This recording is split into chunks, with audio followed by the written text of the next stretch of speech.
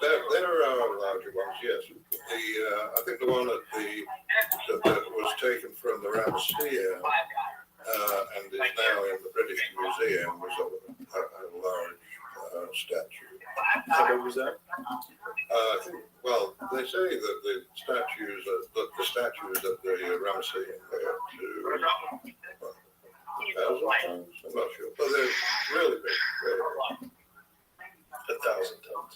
Look at that. Well, I wouldn't want to say 1,000 tons, but I would say they were extremely heavy. Now, what is the conventional speculation as to how the signature was achieved? I've heard different ideas where you take a mirror and then kind of match it to, when it guides your hand, and another one where you take a pointer and you set a depth and then you transfer that from one side to the other. And those are,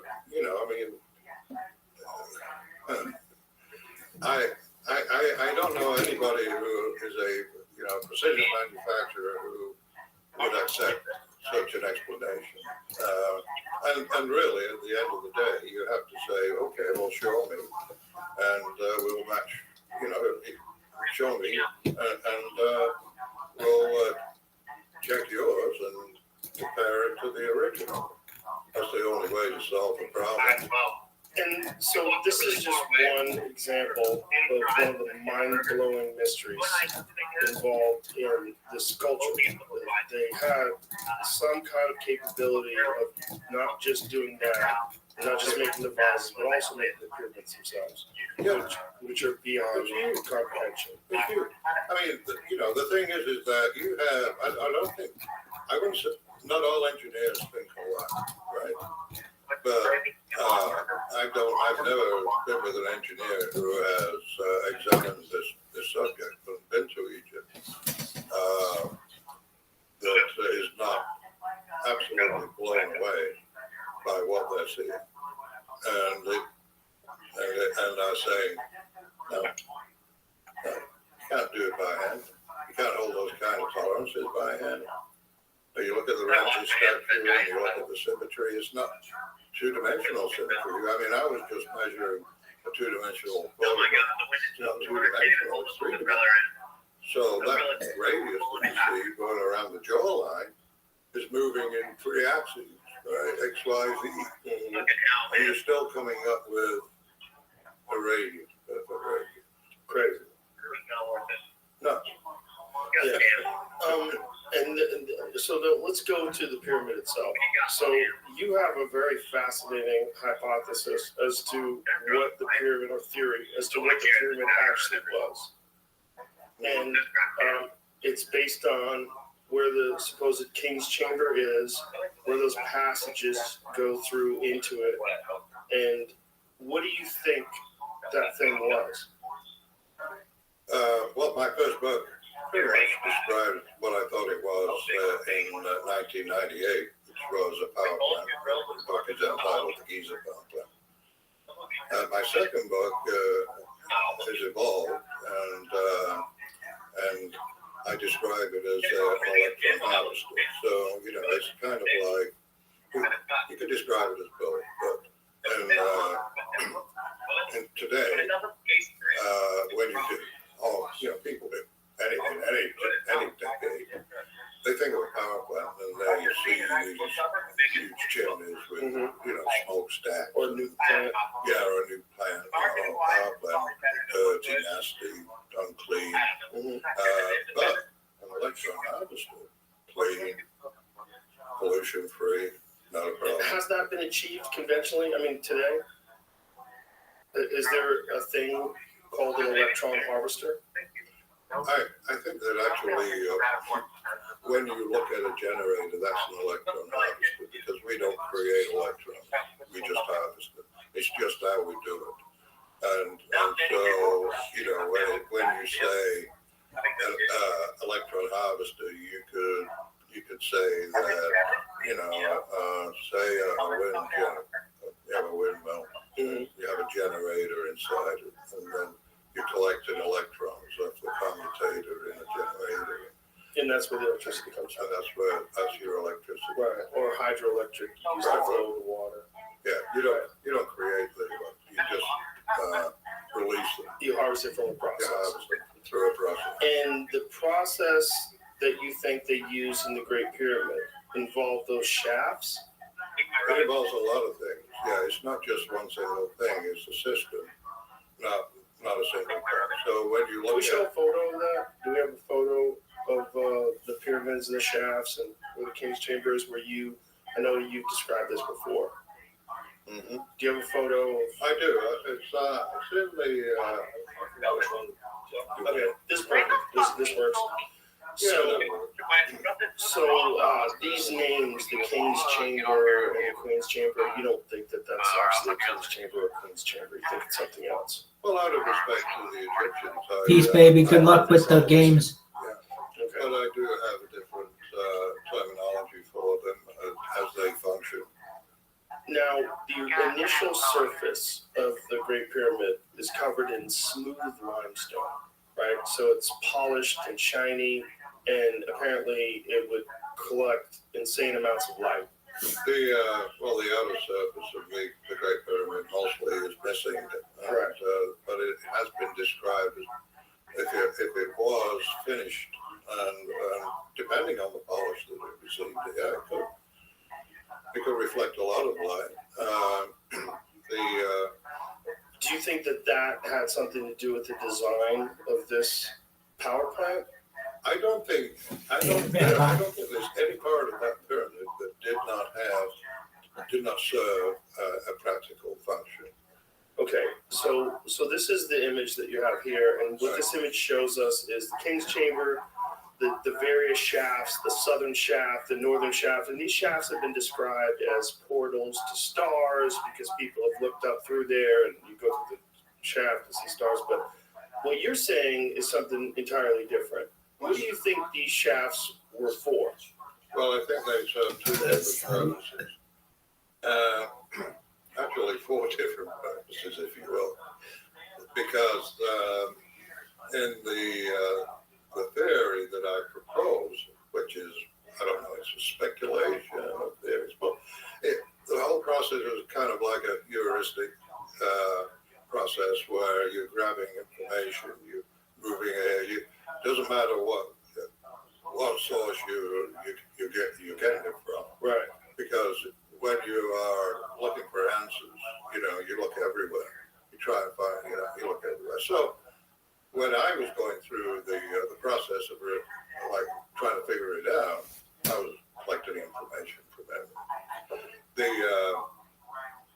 Now one of for the southern shaft and the northern shaft of the Queen's Chamber, that was a huge mystery to me, and I tried to fit it into what were they doing? I mean, if you look at the details, the facts of their design and what the ancient Egyptians were doing, why they designed it that way, you have two conduits coming into a chamber, but they're not connected to the chamber. And we didn't even know they existed until 1872 or Wayman Dixon. Can you show me that image again, please? So they're coming into the chamber, but they don't enter into the chamber. So They stop. Their original design had the shaft ending 5 inches before coming into the chamber. So you had like 5 inches of limestone that was left in the block. So did someone remove that limestone? Yes. Why did they do that? Wayman Dixon, because they were examining the chamber and they were poking around. And Wayman Dixon, it is reported, so the legend goes, noticed a crack in the wall. And so he took a rod and pushed it through the crack. And the rod, it didn't meet any resistance, it kept going. So he had his worker come in, Bill Grundy, with a hammer and chisel, and say, chisel the limestone around that. People are stupid. So, well, they did Yeah, they didn't have ultrasonic fitness test. No. But still, goddamn, to have the arrogance to go and chip away at the pyramid. Well, I'm curious. look at how it, I don't care for revisionist historians because, you have to consider what people were doing, their mindset in the day. And then I try to look at on the bright side, right? It's like, I don't look at it as a negative thing because if somebody hadn't opened up those shops, we wouldn't know about them. Right. And it's the same with the chambers above the King's Chamber. Without how advised it is military expedition blasting his way up into the pyramid, we wouldn't know about them either. You won't be able. I mean, there's a lot there. I think there's a lot there right now, and it's being investigated now. But there's things that have been revealed through scanning, like ruography, the Scan Pyramid Project. They found that large void above the Grand Gallery. Right. And so, This is larger than the King's Chamber, right? it's longer than the King's Chamber, yeah. And so that's not even represented here on this. It's about the size of the cabin on a Boeing 707. Wow. So if these shafts came through and then they met limestone at the end, what do you think was going on? In order to answer that question, I had to look at the rest of the pyramid, okay? What was it doing? And how was it functioning? And so one of the key pieces of evidence that I used to propose a process that was going on is the northern shaft. And the northern shaft has dimension and has an appearance that is similar to a waveguide that you would use for microwaves. And the dimensions of it would be an approximate wavelength of hydrogen. So explain a waveguide. How does that work? Yeah, it's like a waveguide is to transmit microwaves. Electromagnetic energy, in the microwave region, and it is passed more efficiently through What's up, baby? How are you? Welcome. That's what they use. I mean, they're very complicated systems, And so how did this represent in your mind what a waveguide looks like? Yo, girl, just one moment. Actually, the idea of a waveguide came to me from. I'm listening to Joe Rogan. How can I help you? What's new? Who? Did I do one? One more time, go. What did you say? I think so at this point. I don't know. What happened, everybody?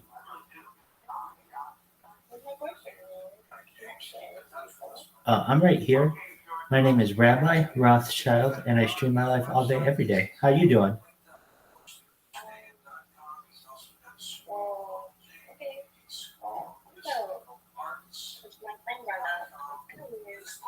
That's cool. That girl and I are going to be banging by the end of the week. You bank on it, baby.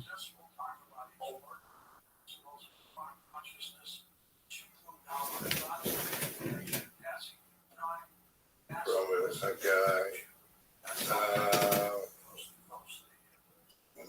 We were talking about the pyramids, and I used to carry schematic of the Great Pyramid in my back pocket, and I meet an engineer, and I go, hey, Honey, son. I start going through.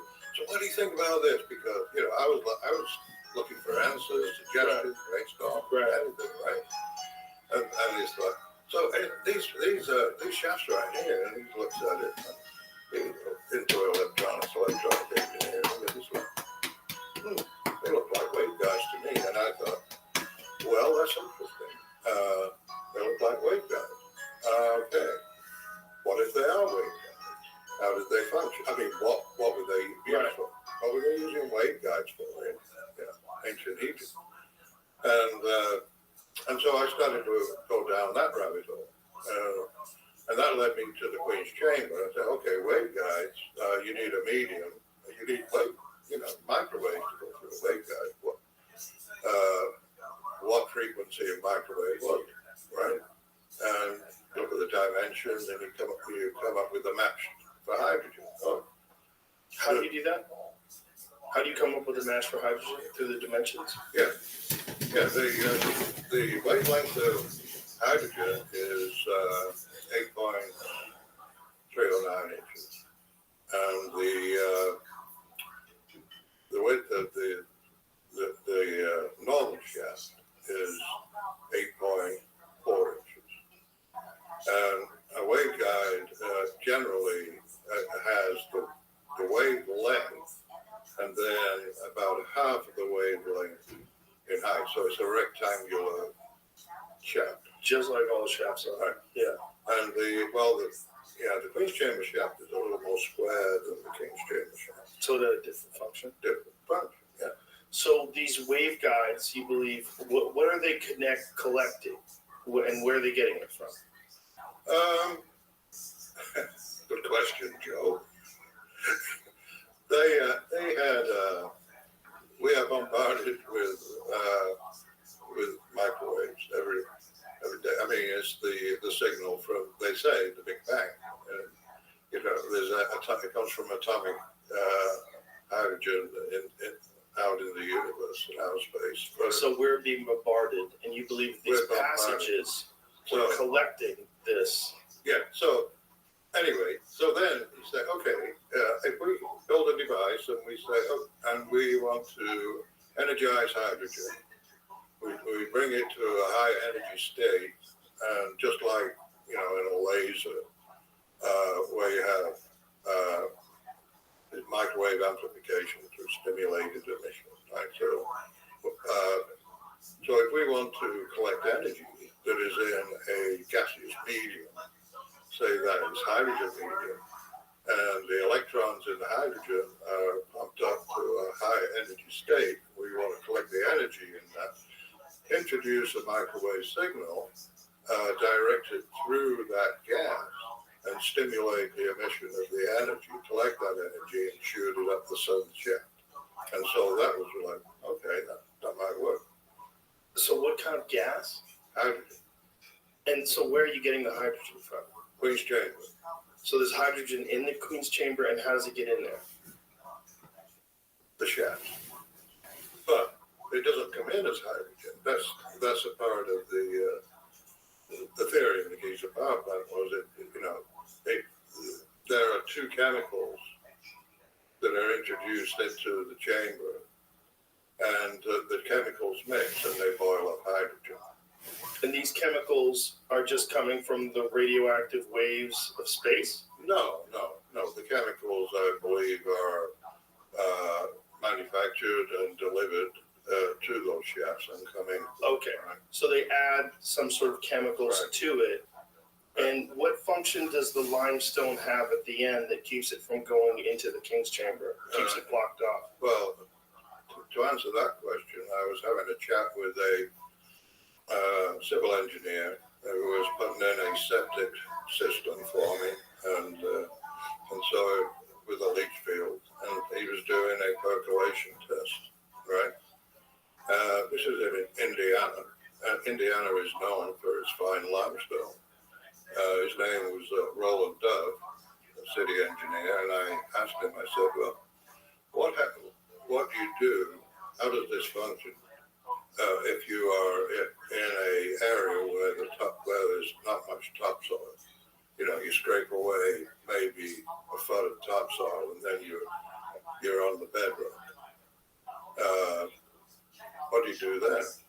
And he said, well, if you are limestone is permeable, and basically you follow the same steps that you would as if you were digging into earth, just dirt. You dig a hole, you put a hole in the limestone, and you determine how quickly the water would disperse or would actually seep out. And I was like, wow, okay. So the limestone acts as a filter. Not a, well, I mean, it would have filtered, yes, but definitely the body of water would not just stay there. Right, it would go Right, through it. it would go through it. But it would go through it at a certain rate. And I said, okay. I said, let me ask you this. How do you determine the flow rate? How would you determine the flow rate of a column of water, right, going through limestone? And he said, well, that would depend on the head pressure. How much pressure, what weight is pushing against the limestone. Right. Right? And I go, okay, that's interesting. So then I go back to the drawing boards. I go back to my blueprints of the Great Pyramid, and I'm looking at the southern northern shaft of the Queen's Chamber, and I see that they both of these shafts go up to an area that nobody knows where it goes. But at that time, when I was doing research, nobody knew where they ended. And, but I was thinking, well,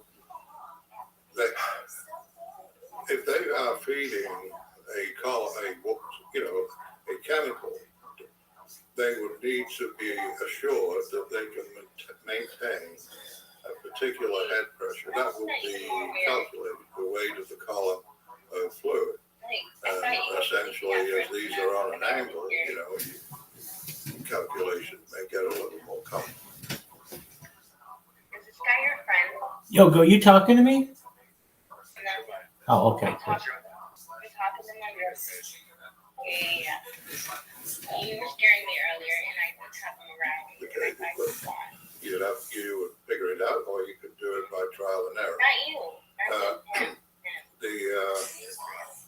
Yeah. I need to. But not all the evidence is in to really kind of solidify theory, right? It's like, okay, I've got this much data. This is what I'm working with. There's a lot of unknowns. I don't know. So what do we do? And then in 1993, a German engineer, Rudolf Gantenbrink, he was invited to when he was working on the German mission in Cairo, and he had permission to, they wanted him to actually get a robot, examine all those shafts, both the King's Chamber and the Queen's Chamber. Actually, no, mostly the King's Chamber. They wanted to ventilate the pyramid, and so they wanted to make sure that the shafts were clear, and that when they install their fans, that there won't be any obstruction. And so he built a robot to go through these, clean the shafts out, and then install fans in the King's Chamber. But it's always been a mystery in as far as the Queen's Chamber. Where did they end? Nobody knew. Nobody had explored them.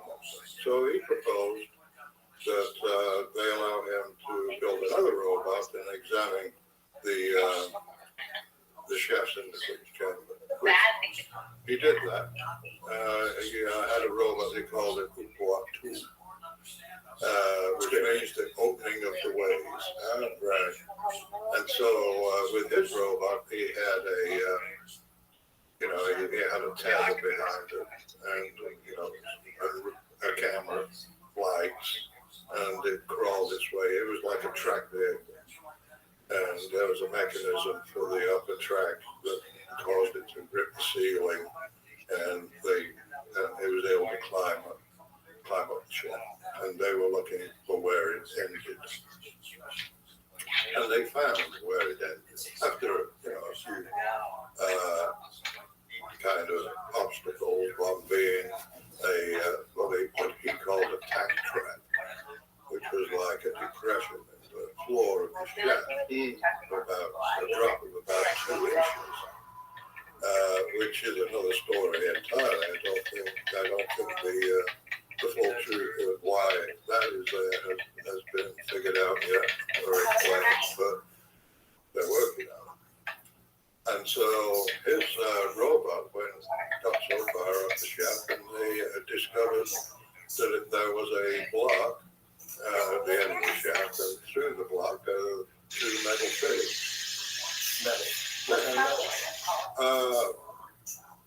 I don't know. So a person hasn't gone up there and got a sample of it. It's just I don't know. there's some kind of metal fittings. They assumed that they were top. And how far is it from the outside edge of the pyramid? You do have some more good questions. I don't have that information in front of me. But I would say that if you are wanting to reach the end of where that southern shaft is, the shortest route that you can take would be through a horizontal passage that goes directly out to the outer surface of the Great Pyramid. Just a horizontal passage. Okay. Going up, going down. Can I see it again? Please? So what we're looking at when you're seeing the shafts.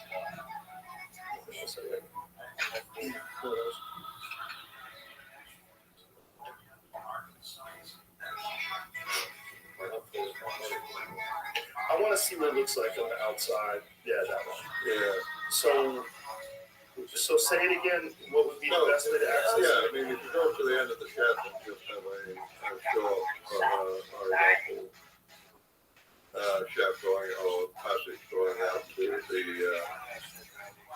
the outer face, you would have a shorter distance than if you went up, or down.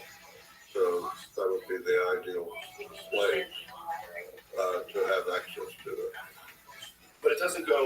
This makes it look like it goes all the way to the outside edge of the pyramid. That's not the case. Well, the Queen's Chamber shaft? No, the King's Chamber shaft. Well, the King's Chamber shaft does go to the outside. It goes all the way It outside. goes all the way to the outside. Okay. And so the Queen's Chamber shaft, it stops quite a bit before the outside edge of the pyramid. Right. So both of them function in a different way. Yeah. And so you feel like in the King's Chamber shaft that something was poured in, some kind of chemicals was poured into those shafts. Queen's Chamber shaft, but not the King's Chamber shaft. Not the King's Chamber. Okay. So the Queen's Chamber shaft, what is the difference and why do you think there's chemicals poured in that and not the King's Chamber? Because the Queen's Chamber was a reaction chamber, so that's where the hydrogen was produced. The hydrogen filled the interior spaces of the Great Pyramid, and also which included the King's Chamber. And then through the different actions, whether it be the Freund effect, which we can talk about, and that's the release of electrons from the lithosphere, or the accumulation of vibration, or the collection of vibration, and how it was centered or focused into the King's Chamber. It created a highly energized atmosphere. So it was. Have they found access to the northern and southern shafts in the Queen's Chamber? To the shafts. Have they found access where the Egyptians would have been able to pour chemicals into those? No, not yet. Not yet. No. But they have found something that's not represented on this image, another chamber, right, which is more recent. Right. I mean, my new book has updated images in it to describe what new has been discovered. And that new chamber is above the King's Chamber, is that correct? It's actually above the Grand Gallery. Okay. And it kind of wraps around or is, close to the golden shaft. That's an interesting place for it to be too. Which prompted my research associate, Eric Wilson, who's an aerospace engineer, to suggest that actually feature is what he thinks it is, would complete my theory, because it would serve as a preamp for the microwaves. so the microwave, he said that was the thing that was missing, and my theory was that there was no freon. So is there an image that we can look at that shows where this new chamber, the newly discovered, I should say, chamber? Could I take a break? Yeah, sure. I need to go to. Yeah, absolutely. We'll be right back. All right. So you were just discussing the chambers and how you believe fluid was in the shafts of the Queen's chamber, and that it somehow or another created hydrogen with these chemicals. How is the microwave going through those chambers if it's blocked off from the outside? Is it penetrating through the stone? Well, it doesn't go into the Queen's chamber, so it does it through the King's chamber shafts, which are open. Okay, so the King's chamber shafts is what's collecting the microwaves. The Queen's chamber shafts have what you believe some chemicals in there. Right. And then what is happening with those chemicals? They're mixing and boiling up hydrogen. Okay, so they're creating hydrogen. Right. And what is the function of the space in those shafts? Is that help the chemical process? Is that what it is? The space in the shafts. Where they're filling them up with liquid? Oh yes, and that is predetermined to make sure that they maintain the head pressure. The fittings, or the metal fittings, I describe as switches, like fluid switches. Mm-hmm. So when the fluid or the chemical was covering those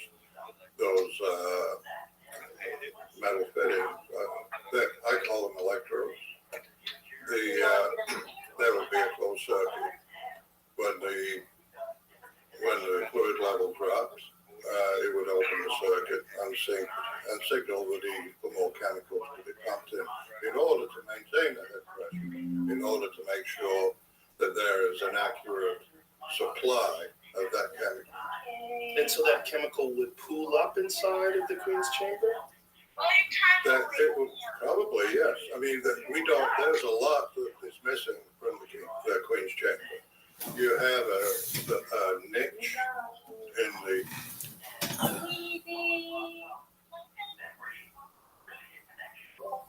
Yo, Bree, you ready for a pickup line? Damn, girl, are you a haunted house? Because I'm going to scream when I come inside. Oh!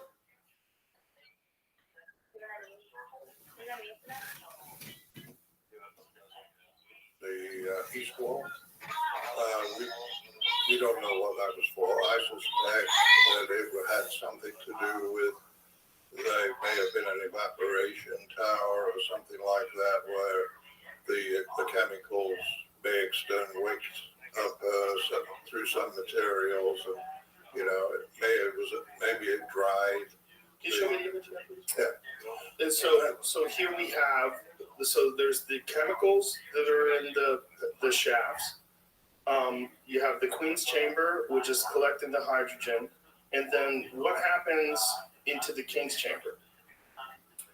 Oh, well, while that is going on, the King's chamber is vibrating in sympathy with the Earth.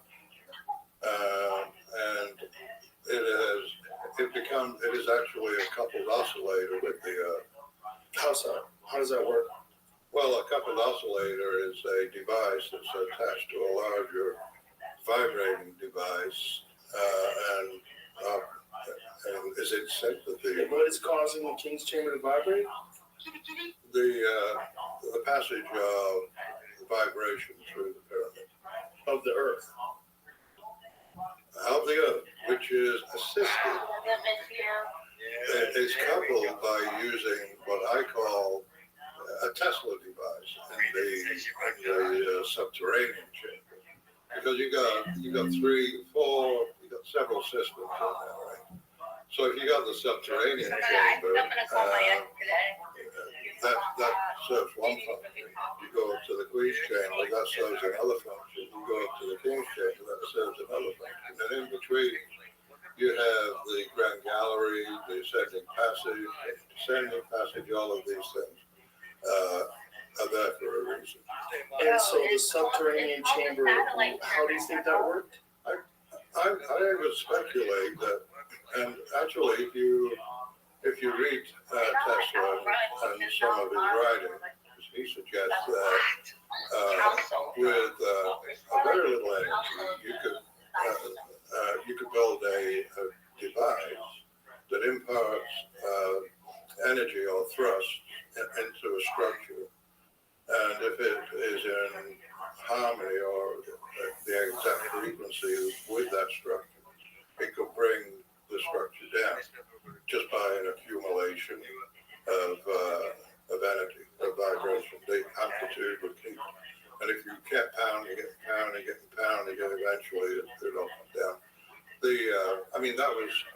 That's why they instructed soldiers when they're on the march to break step when they cross a bridge, because their footsteps might cause the bridge to oscillate and destroy. It's a very destructive force. Is this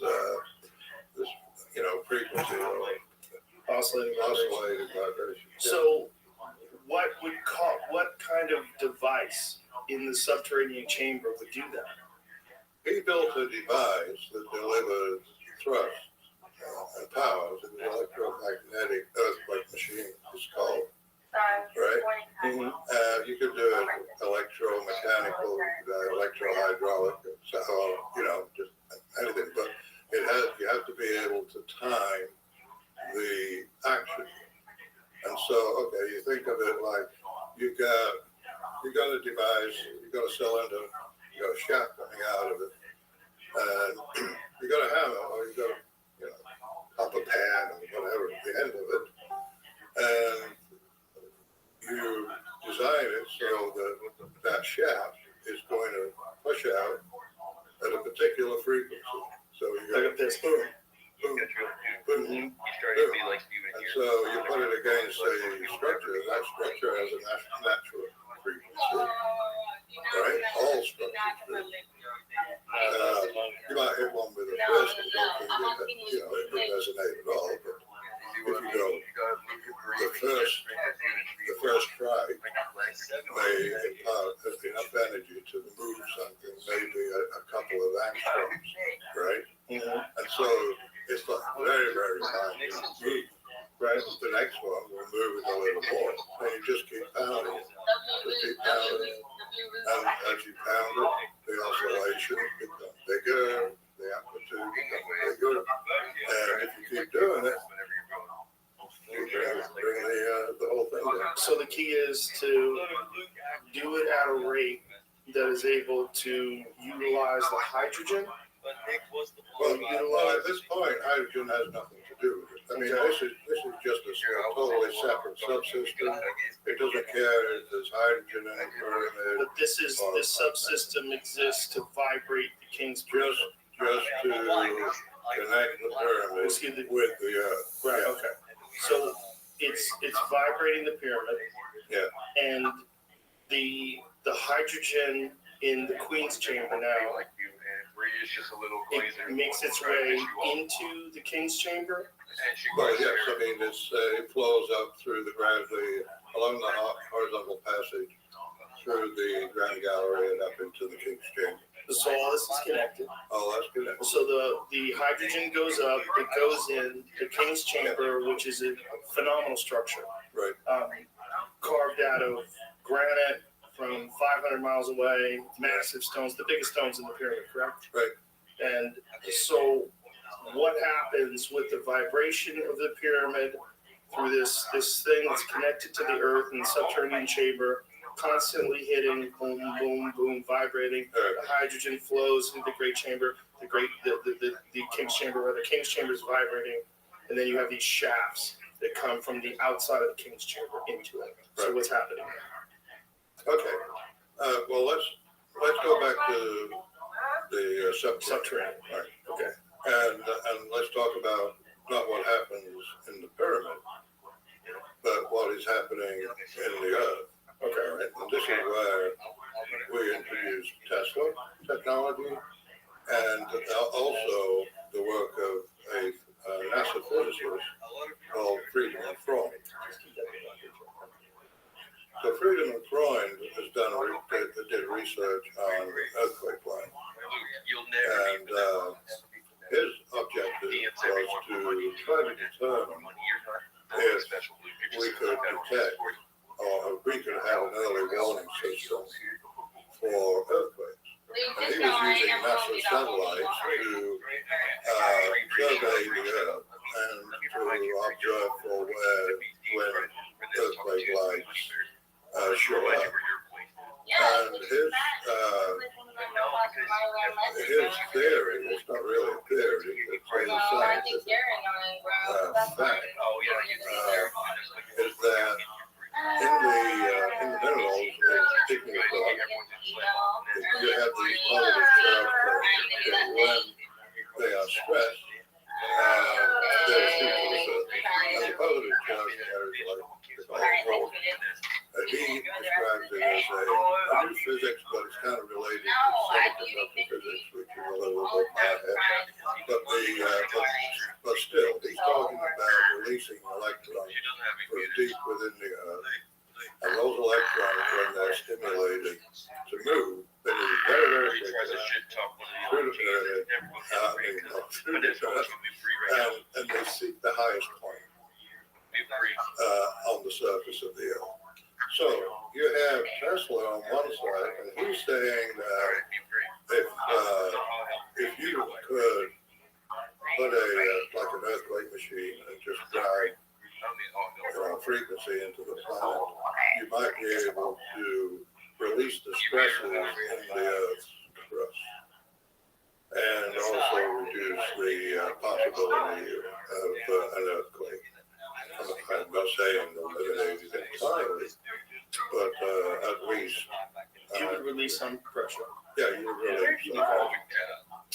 And so, with that, it becomes, you put in these little bits of information together, and you combine them, and you say, oh, maybe there's something here.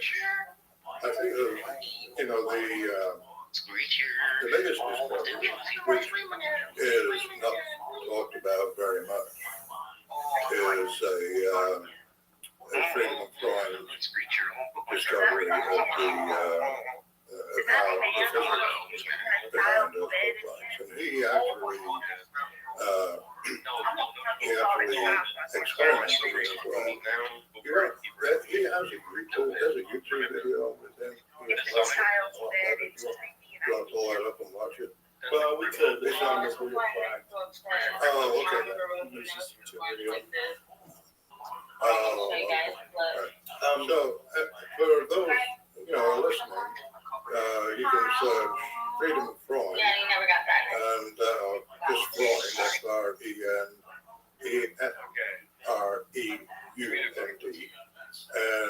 TEDx talk in Christchurch, New Zealand. So it's an excellent video. So something is happening in this subterranean chamber, and this something is causing the pyramid and the earth around it to vibrate. And how is that affecting the hydrogen? And how is that affecting what's happening in the Cambridge chamber? Okay, so you have a combination of, you've got two different kinds of energy now flowing through the Great Pyramid. You've got electromagnetic energy, and you've also got mechanical energy. Right. Okay, so you've got the mechanical energy of this thing that's striking. You have the passages that are filled with chemicals that's causing the accumulation of hydrogen. The hydrogen is making its way into the King's chamber. Right. And then what is the function of these passageways that go into the King's chamber from the outside? Well, the northern shaft carries a microwave signal. That signal passes through an amplifier, and then the signal enters into the chamber and collects the energy that is been accumulating in that space. And it's like a laser. So the chambers are collecting microwave energy from space. It's going through them, and it's going through the passageways, rather. It's going into the chamber, which is vibrating and it's filled with hydrogen. So what is this reaction that happens when these two things meet? Okay, the action of that is the same as a laser, where you have the introduction of a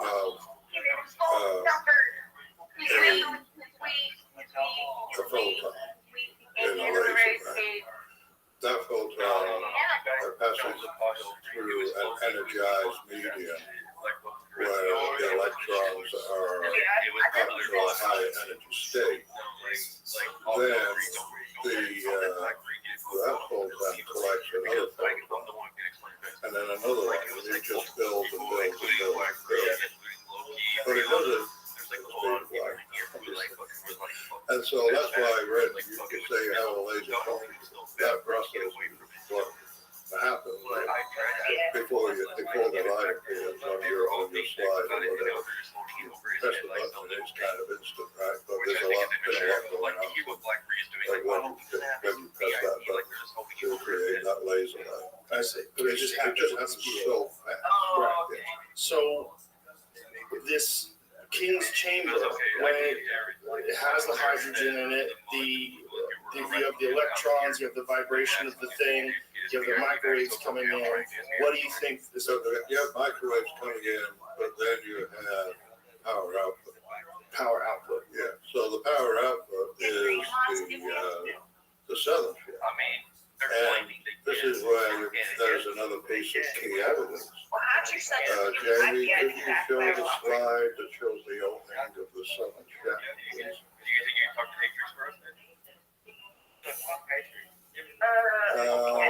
It's crazy that this makes sense. Well, That's what I was trying to get to the bunch of slides. These that's in this agree. He's been told multiple times by other mods.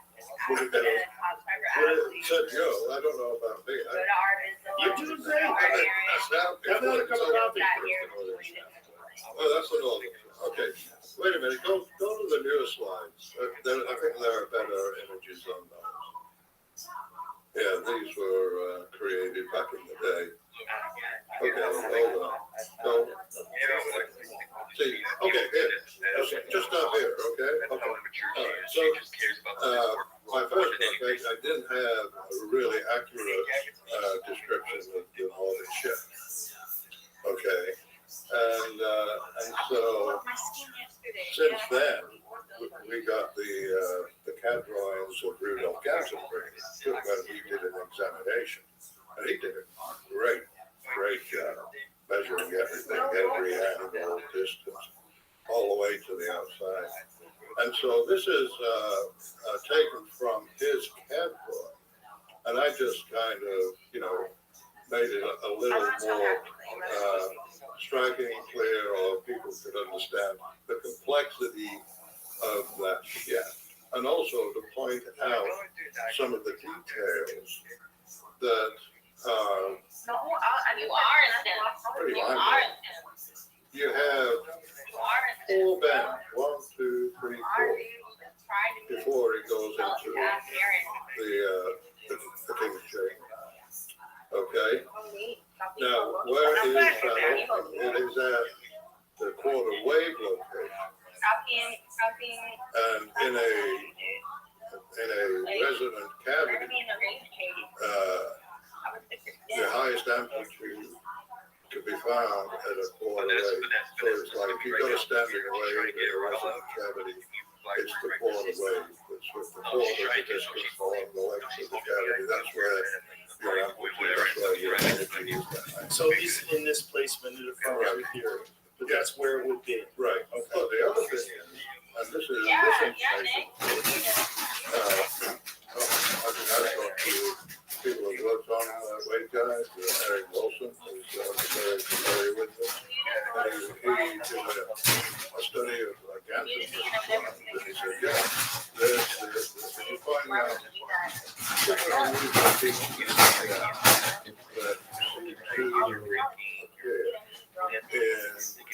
the design of modern weight guys, because you have changes in dimensions, as it steps, there is like a bump in an area, And it's all to kind of manipulate the beam as it comes into the pyramid.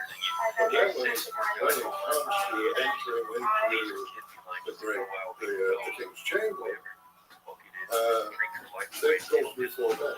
We say that's to be able to correct the beam. So that when it does enter the pyramid, it is coherent and it goes in straight. So it's literally how you would design it. The other thing, yeah, the other thing is that and this is my point, and it will tell you a lot. There is another drawing of a plan here of that shaft, Jim. Hold on, I think. Yeah,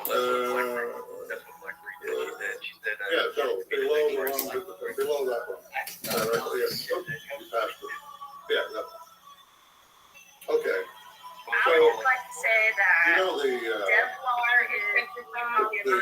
commonly held theory about why they shut their ships is to eventually address pyramids, right? Okay. And that the reason why that's they where I have talk shit. I can't talk shit at Des reading him. is for it to encircle the Grand Gallery so that it doesn't interfere with the Grand Gallery. Now, if you're just going to ventilate the place, would you need that many beds? But look at the distance between the Grand Gallery wall and the North Shaft. It is 13.6 feet. Right?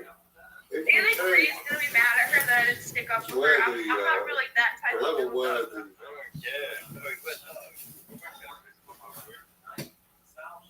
I mean, it's because I talked about how the other day trying to start shit with Honey Bear because she's jealous over Melissa because of what Vanessa her had, and then like I got the whole BC. I mean, I don't really like sweet honey bears either. It's not bland. No, actually was like, yeah, but like, do you think it's I find her white girl life like slightly fascinating. How she goes to yoga and like goes on dates, but like never finds a boyfriend. It's kind of interesting.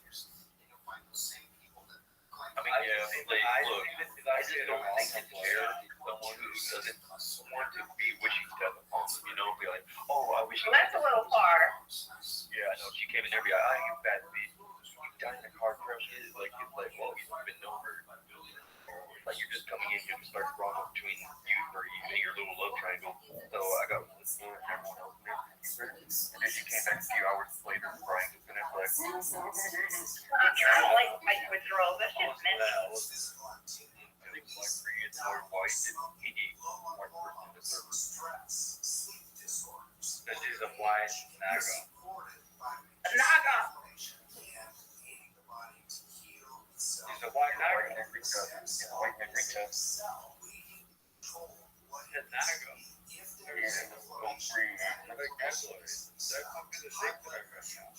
That's just fucking boss.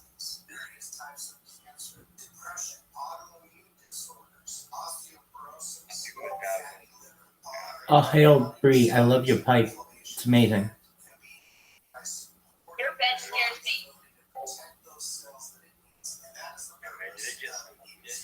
Hey, what about my bed scares you, girl? It looks like you're in a she's The bed Oh, well, I didn't pick it. It's the cryptocurrency that sponsors me.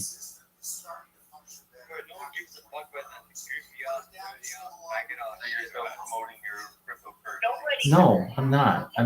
I can move my covers if you want. I used to pretend I was on a reality show when I was a teen. Well, Cool. What was it? 16 and pregnant. Oh, cool.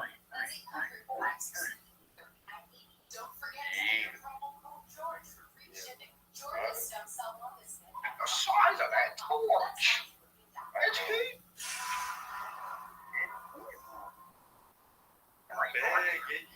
Get it, Nick.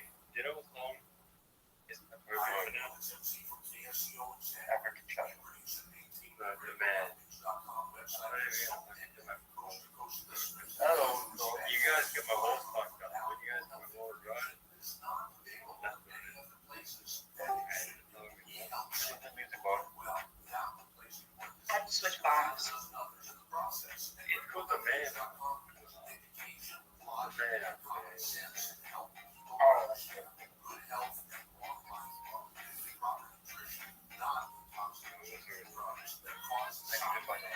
Yes, Play Barbara Rhubarb.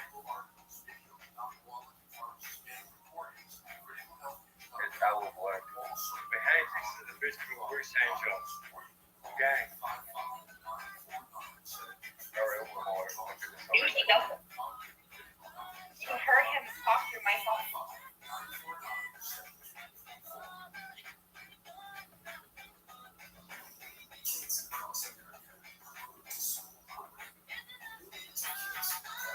Yeah, I gotta go.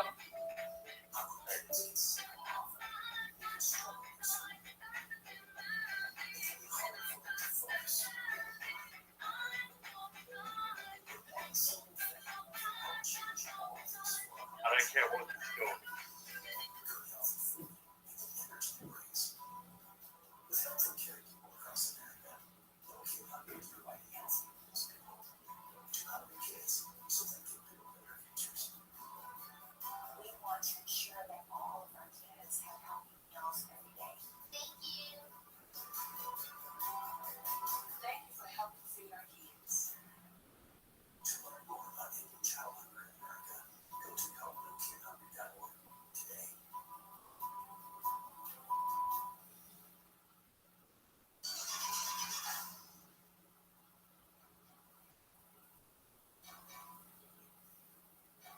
Is that what it?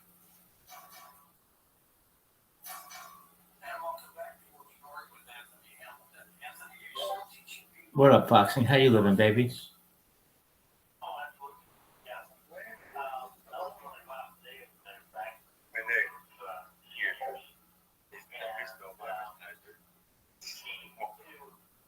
What is that picture?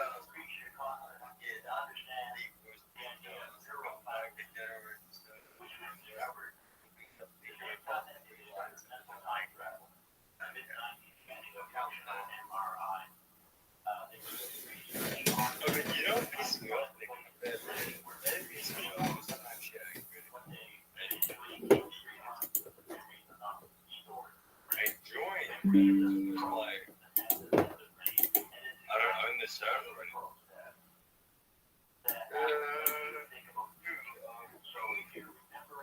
Like, where's you? Like, where's our business? Like, where's those guys? There you go. Like, right now, to be honest. Like, this was a while ago.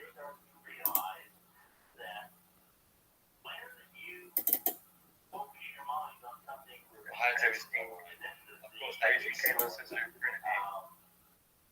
Wait, what's happening to you?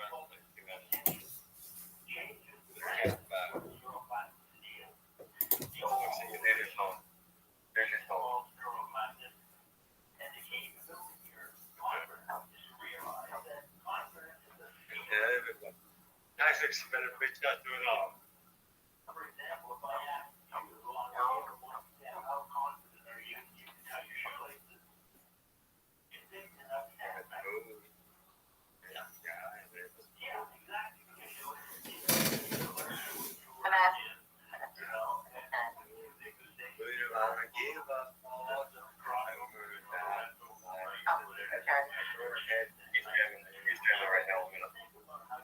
Okay, I didn't know.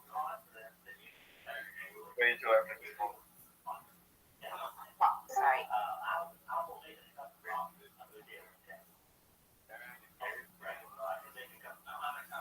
Yeah, there you go. Ready? Everybody. Come on. What's the meaning of it? Italy?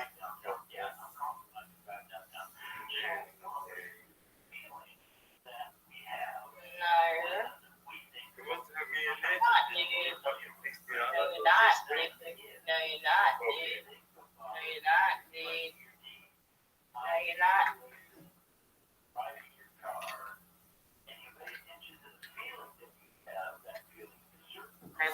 I'm on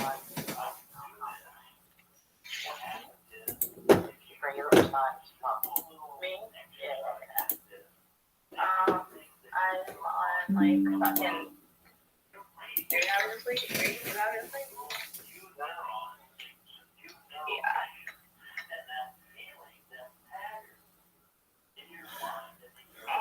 That coffee was yesterday.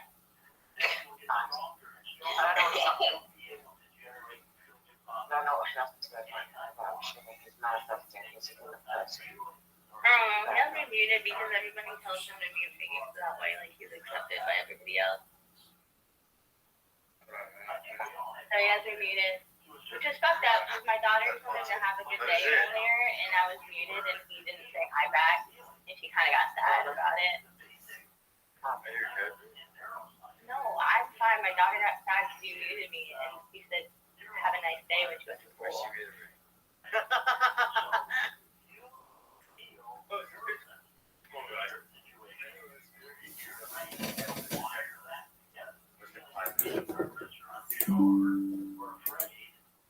You also made my kid get upset.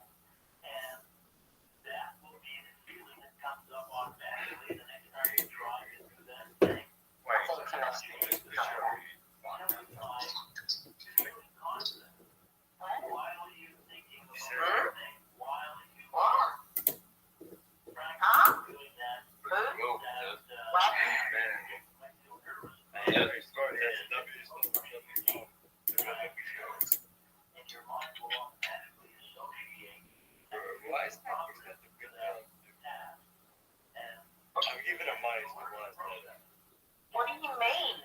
What's so happening?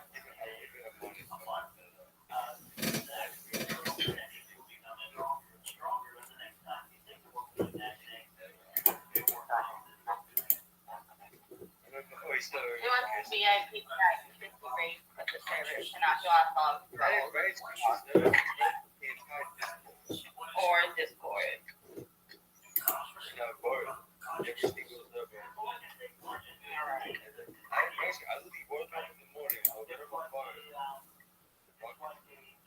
Let's go. I said, I'll do the first one ever. We had a mini moment. We had a mini moment. And acted on it. Did not unmute Blackberry, did you? I know you didn't unmute Blackberry.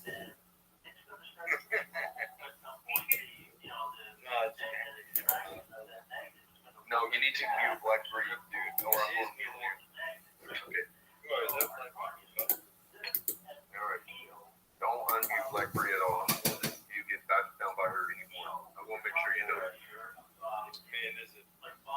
People like that will want you to be as low as you. Imagine Nick getting so upset because Vanessa's talking to me. Like, imagine being that insecure.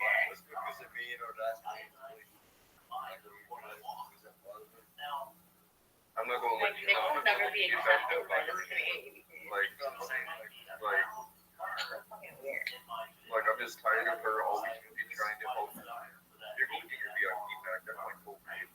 I'm going to get your VIP back. Which VIP and eat it. I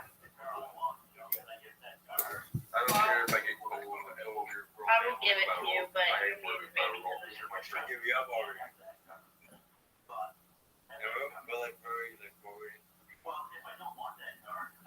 Remember back then? Imagine I could really just give I Aaron a remember quick back hair. then in the day. And you, my friend had a real back. He would be like, yeah, sure. Like, Funny squeak. who is it? But like, I bet do. Why would I do it for somebody who's not? You know? Guess the most had time now like you and No, you kicked them from the server and I got like 5 people. Why did you give this one? I was like, I didn't give him 5%. The thing is that I kicked him out for like a year or something. Yeah, you're on the time. You're time out.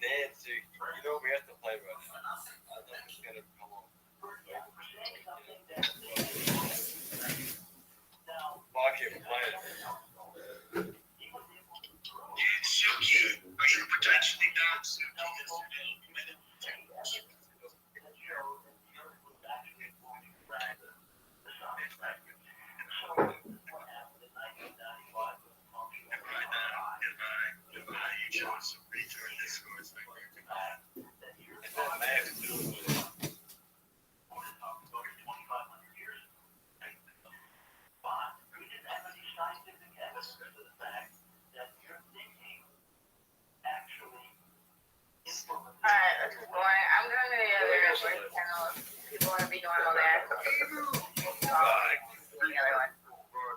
Thanks for the cast, you asshole. I'm not gonna lie.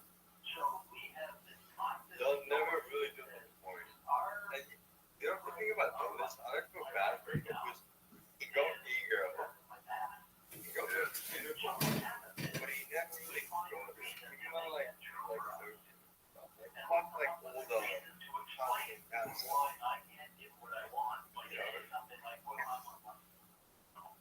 He's a great guy, smart. I mean, smart as it. I tried talking to him back in the year. Don't talk to Don. He's just ducking his own world. Dude, I know the. I don't think him and Ari broke up for a second. I don't think him and Ari broke up at all. You think I should just fuck Ari? I was like, no. I was in America. No. Don't let Suki do your thing. Yeah. Whatever you're doing, that he'll cast a spell on you. He'll put a bad omen on you. That actually really nice. What?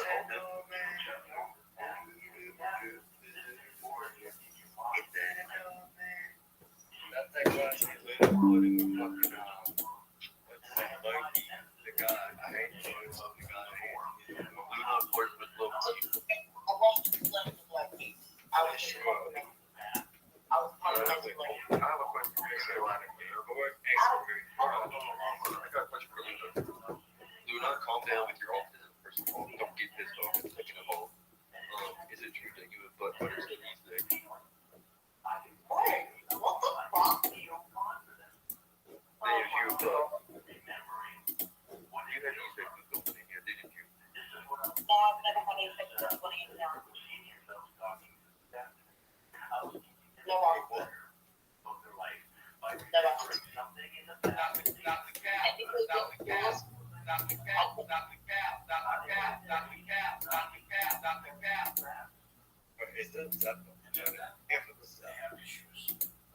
technically, I got a board on camera for JD.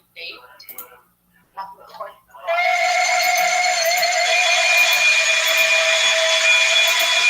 I generally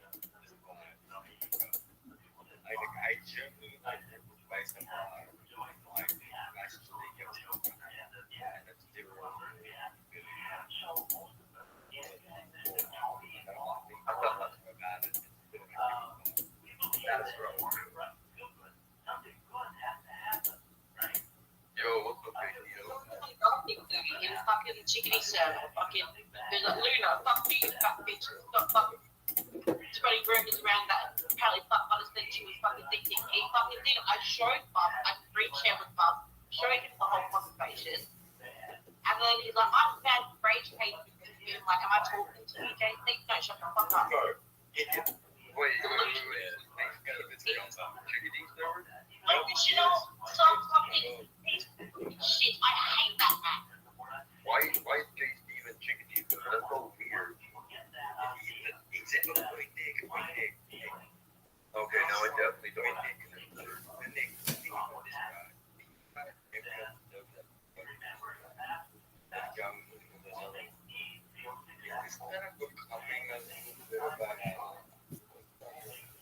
No, dude, this place is turning into a looking to get their point over.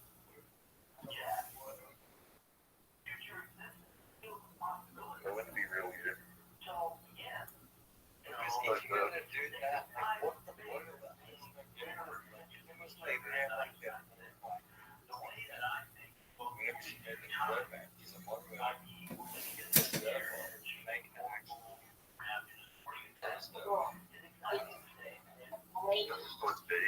If action men do, if the mods in here were to declare or have a river for their own, he'll be pissed. We just gotta bring the fuck out. I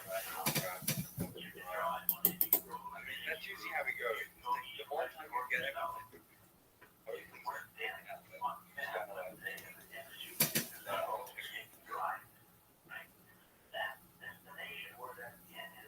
okay, so you're not getting up by the now. I'm only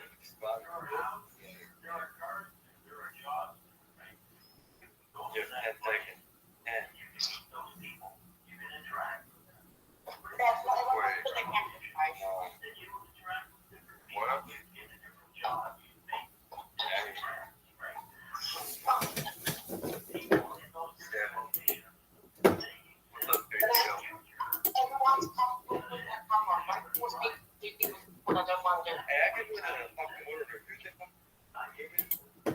Zero. If I read this book, it would be zero. What is that wrong? That they would have like, hey, come to the tree. That'd be their one goal. That's it. Boom. That's the computer. That'd be it. Because I'll make it just. They come on. Like, I'm alive. How come this like in the inventory? They can't make good decisions under pressure. Everything came out policy like right on the dot. Not even a decision. Exactly.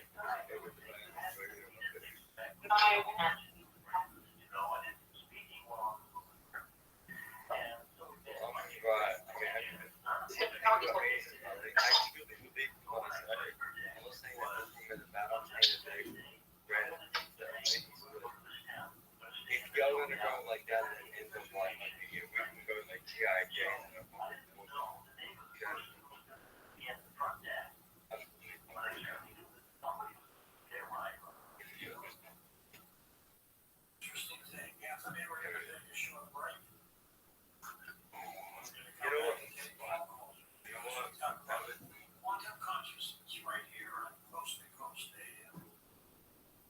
Find out more about tonight's guest. Log on to coasttocoastam.com.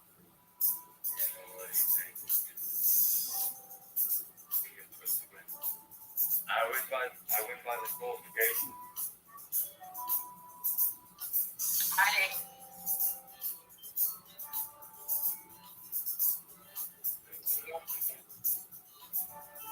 I'm gonna miss that.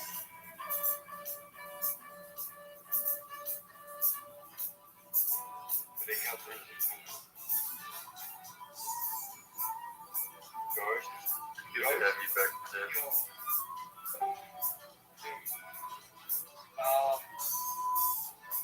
Well, losers, you got me back again. They'll do it. But I missed you. Yeah, I missed you too, man. It feels so much better to have you in here. Give me a hug. Yeah. Ew, I just don't doing this weird romance thing, dude. That one day, bro. You like it. Alright, I'm just gonna mute for now. I can't take the bromance. I can't take it, dude. The only bromance people that accept is money. Like, weird. The thing is, like, we're just broke. We can fucking fight with each other for fun and still make money. But, like, with anyone else, it's like, Hey, you guys, just so you know, if you become friends with Vanessa and you just like boost his ego every so often, he might send you some money. But like, you have to make sure you boost his ego 24/7.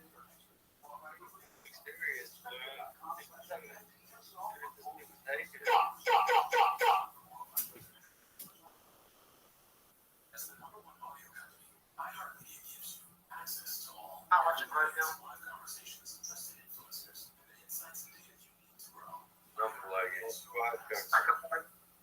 a horror film of like the dark web or some shit. Scare the fuck out of myself.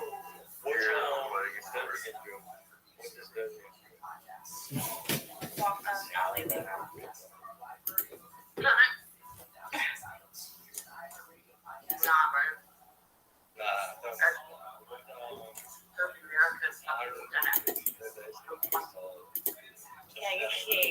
Yeah.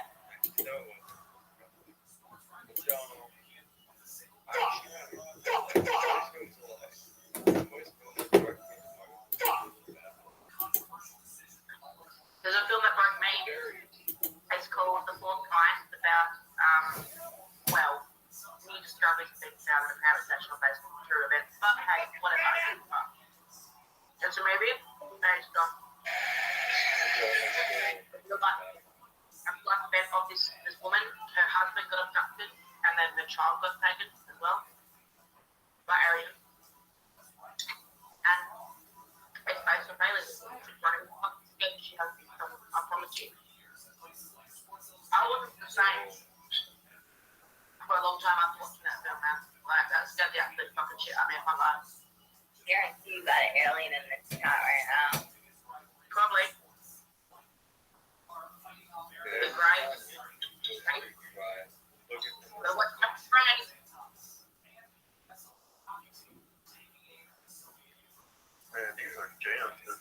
that you screenshot what you going?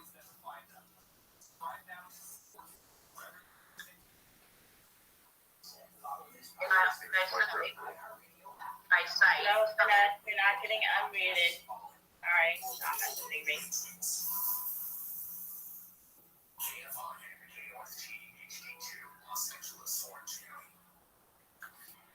They say that apparently, if you have a dream about being abducted, that's abducted. It's a theory. Don't point me to it. But I've heard that theory. So what, you trying to tell me I've been abducted before? What was your dream? I don't know. I don't remember it. I used to get a lot of them when I was little. Like download it.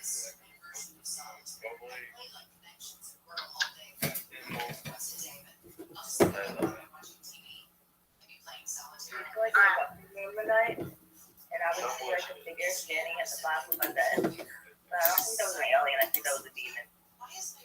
so there's a really good theory. So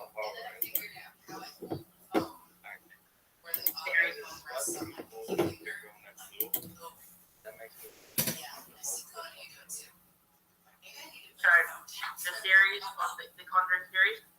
So it goes The Conjuring, and then it goes The Conjuring series and Annabelle Coming Home, Annabelle, yeah, or something, or Annabelle Creation or something. Yeah.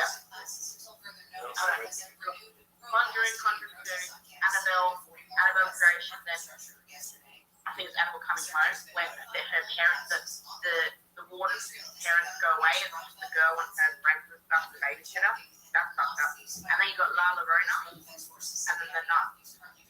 All of those are like the Conjuring universe. I was really When nobody pays attention to the nest, he decides he's gonna show his house. Crazy. Yeah. Dude, I can't watch movies like that. Especially like movies where it's like demonic. I've never watched the horror film Lucky Craft 23. I started watching horror film. I was like, you know what? It ain't that bad. I mean, some important things, but I still not watch that film. But Like what? I can watch like if it's like a good old classic like Chucky movie, Jason movie, Freddy, like I can watch those because like you know like serial killer vibe, like they're literally just like killing like to me like The Shining, like movies like that I don't find scary, I find entertaining, but movies that are like the Blair Witch Project, Insidious is kind of creepy for me, but not that creepy. Like movies where it's like, alright, this shit might actually happen. Like I totally didn't lose everything. $10 won 130. It's not bad. I saw lost 100 bucks. I'm at 400 bucks. I lost 100 bucks. That's alright. I was wasting more. I'm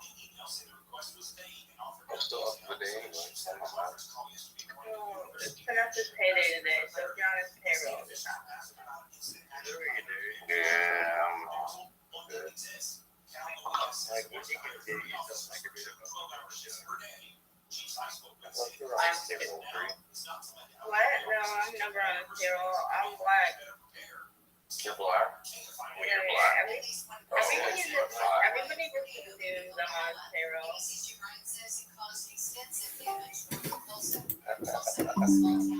just kidding. I'm just terrible. Like, no, shit. Gary Coleman doesn't pay back people. Even if, you know, we're just love with them. Pretty sure helping people with their fake money on here. Like Dan said, my crypto wallet. And I have some cash or something. Blackberry. Oh yeah, that's doing that weird thing again. He's doing that weird like ego. He doesn't ego threat.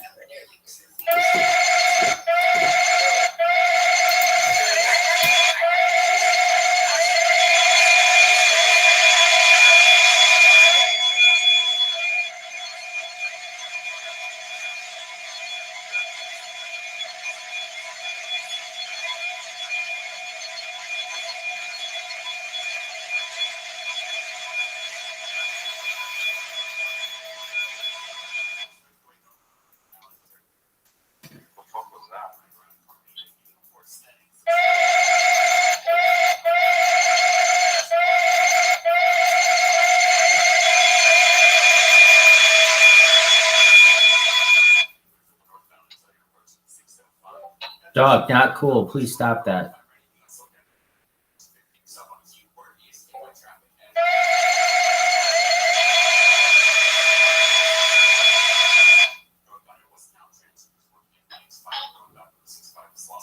Yeah, the movie that just scared me the most.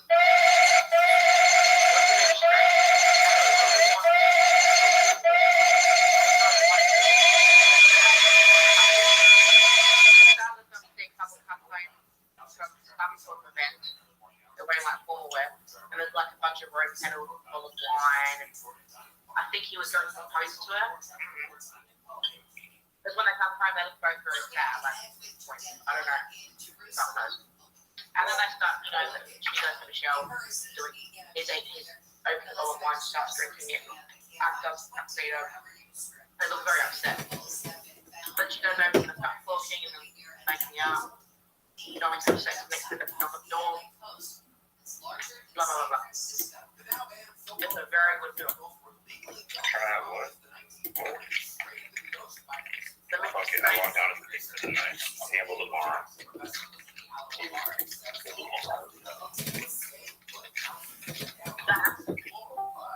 all-time favorite scary movie. Scary movie. My all-time favorite horror film. Only because it's Watch that. my all-time favorite horror film. Tradition by many like that is Bro, that movie. Have you ever played video games, or are you just like a non-gamer? Bro, you guys listen, I made more gambling. I make like maybe 4K a month from my work, but I made more gambling than I have from my work. I play So video games. do I just quit working and gamble? No. I don't think I did. I mean, realistically though, I already have one company that's trying to have, never mind that you guys are on stake, it wouldn't even matter, but yeah, never mind, big deal. Okay. Bring money in, thank you, idiot. I play things like Yeah, I can hear you. combat. My bad. It's the head, yeah, like that one. What else? What's that? Oh, man, I think that always does good. Yeah. Outlet thing.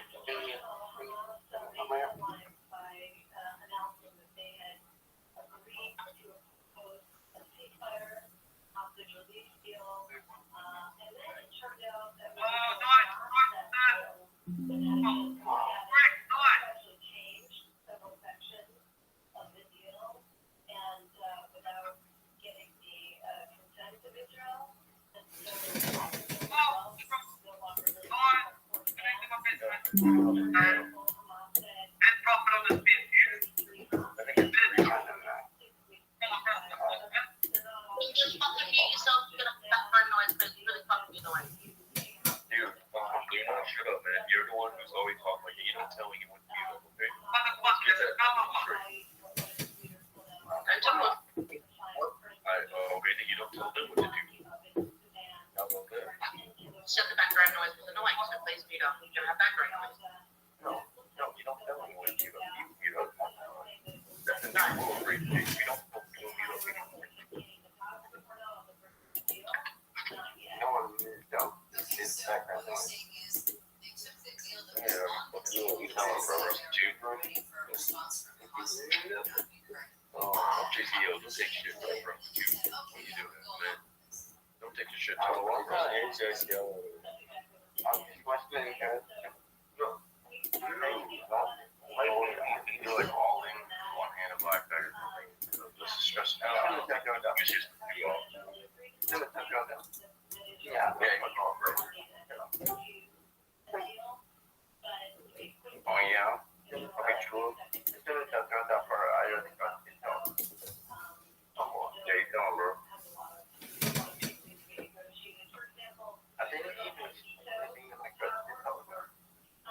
Like, it's in the dust and that's the fixed out. This looks all okay. Don't worry, please deal with it. She's always like, can't hear from him. She's Oreos, like, making some food on camera. If she's not center of attention. Seems like you're always trying to be the center of attention, Nick. Don't get it twisted now.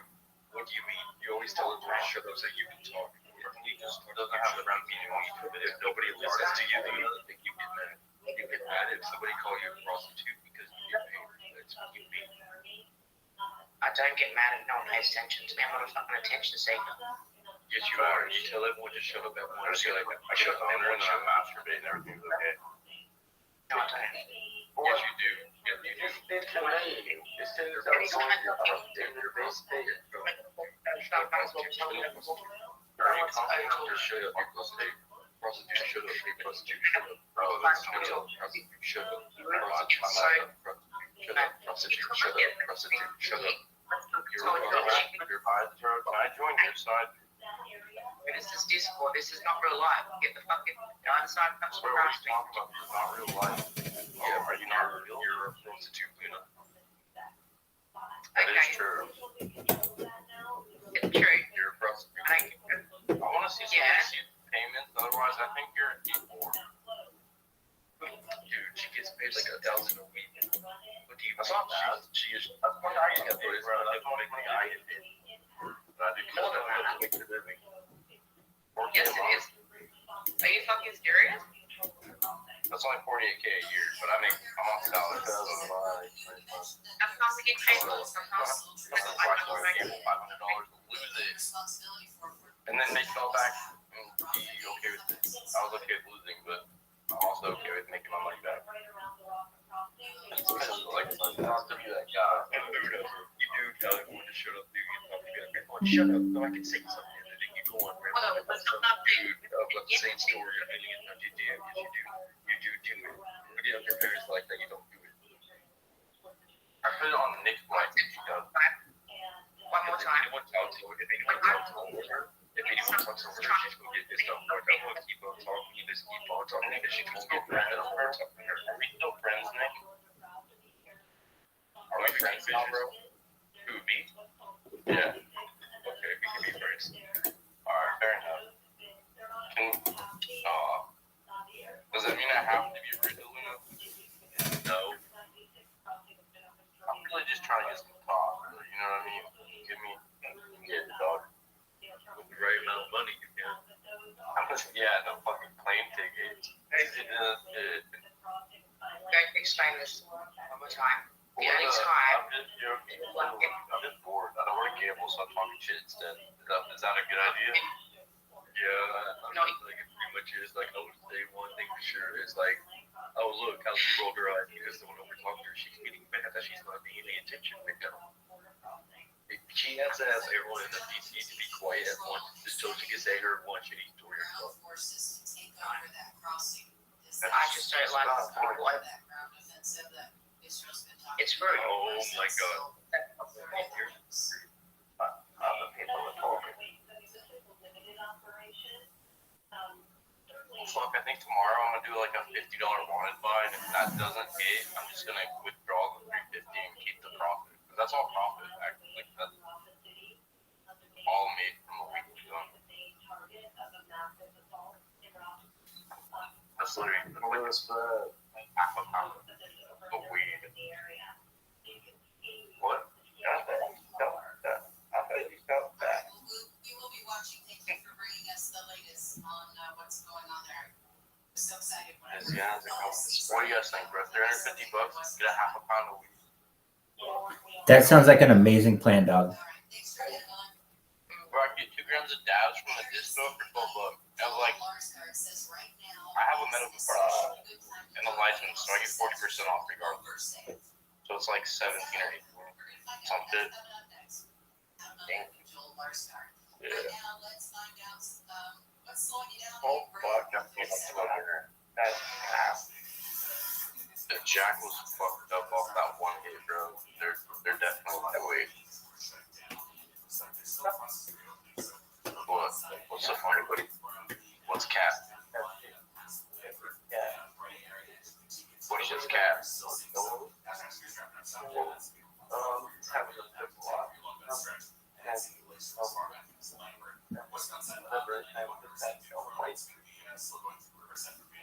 Yeah, I guess.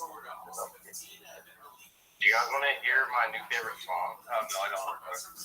Absolutely. There's nothing in this world I want to do more than that. I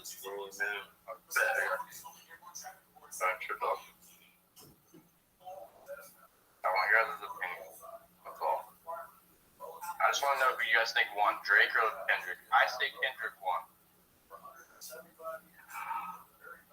Yeah, dog. Not like this was low-key a slap.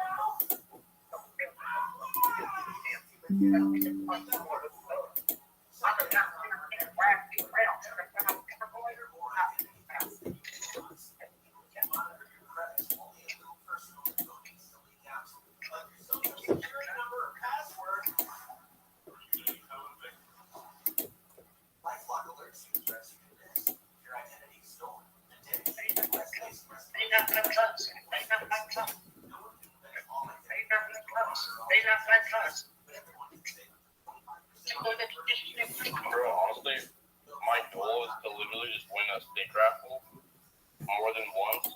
I already won one, but if I win again, I'm quitting steak rabbit.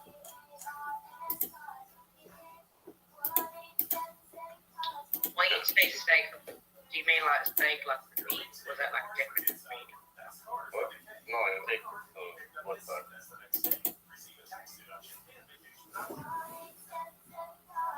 Oh yeah, not that. I can say that, yeah.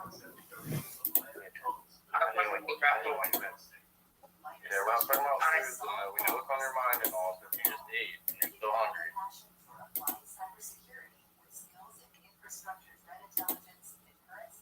I ate two meals a day.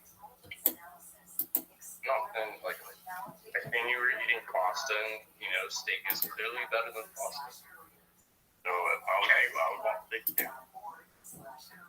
I was just saying that I entered the meat raffle once to win like a massive like steak, sausages, roast, I'm giving shit, I'm sorry.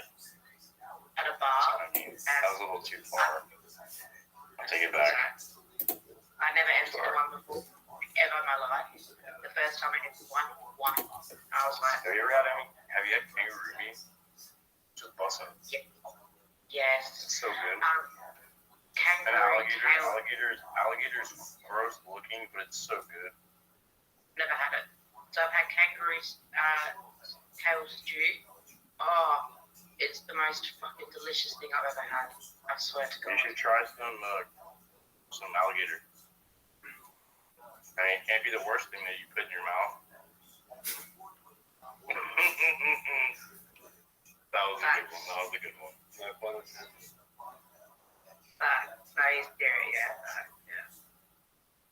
I'd say, yeah. Well, bro, I literally lost $100 trying to get. So the ticket to go 700 at 400 now.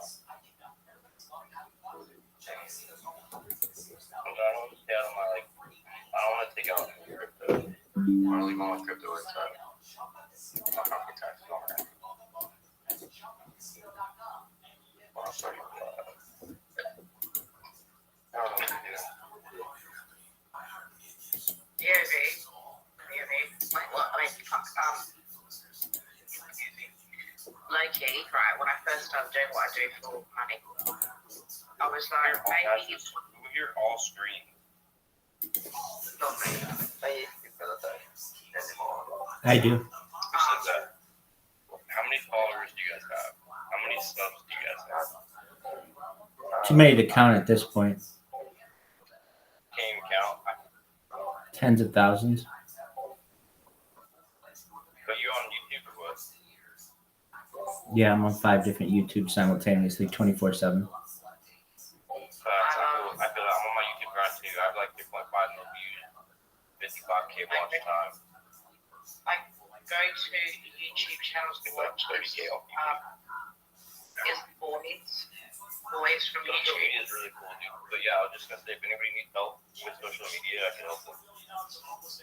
I need a ton of it. If you take a look at my link tree, it's in my profile. Let me know what suggestions you have. All of my social medias are monetized. Facebook, Instagram, YouTube, okay. I'll take any advice you can give me, man. How many views do you get usually? Like 0, because I literally have 5 different streams going at any given time. I mean, I get some, but like 15, 20. Oh, you were being part Catholics. You were like, they do. Okay, I get it. My bad. Yeah, I can look at your channel and give you some advice. 2023 was the 8th winnest. I go to YouTube. Okay. I go Go to ahead and YouTube. send me a message, Rabbi, and send me your link, and I'll go check it out. You got it. I'll do it right now. Make sure it's a YouTube link, though. If it's not, if it's any other link, I'm not clicking. Okay. Sounds good. I can go to When's YouTube. after this, we're gonna hold that down. It used to be PewDiePie, but PewDiePie's come just doing his own thing. Talk with him in our Discord. There's a in-depth Discord chat fixing some stuff. The Tipbot working again now. If anybody knows what Tipbot is, it's like a wallet for crypto on Discord. You can send it and receive it. You can get tips from your whoever. Like say Aaron set it up. He can basically tip. He can mass tip everybody. Like say he wanted to tip everybody like a split 10 people. Say he wanted to split $50 between 10 people, $5 each. He would just put $50 and it would automatically pick 10 people. And the LPC is already there and it would just go there. And then they can go cash it out. Pretty dope. I just gotta go fix it. Well, I mean like 4 other people had to go fix it. Yeah, well, like 4 days. so my favourite people to go watching YouTube is the boys, but it used to be PewDiePie, but PewDiePie, like I said, is doing his own thing now. But the boys is a group of these guys. You got Eddie VR, Sully, Juicy, Fruit Snack, Josh Stubb, and Narrow. That's what you're doing. And I love all of them. Eddie VR, very good. One more thing, if you have a cake and you're monetized on cake, you have a bank account or a credit, you're trying to build your credit up. What you can do is, because technically Kick is a business, when you work for Kick, when they deposit the money into your account on the 3rd of every month, it counts as a direct deposit. What you can do is you can open a bank account or a credit card and just use that credit card to gift yourself subs. And then you lose 20 cents off of every $5. So you only lose maybe, 5%. But what you're doing is you're paying that 5% to build your credit. And over time, your credit is getting higher and higher. This is how Neon got his credit so high, is he bought his channel. He had his dad pay for his subs. His subs went direct deposit to his bank account. And that counted as a direct deposit from his work. And over time, a steady, 6 months of that's going to count for your credit. Your credit's going to jump at least 50 points, just like his did. My credit's chilling already, but yeah, that's a little tip for you guys. You wanted to build your credit and, get a credit card. Maybe if you needed like a new PC or something for stream, that would help you get that. Also, while maintaining your community and yourself, your community.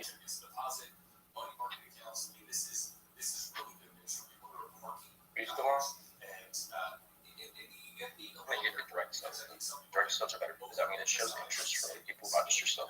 Like if you just have a channel, all your subs are from yourself. You're not getting KCIP.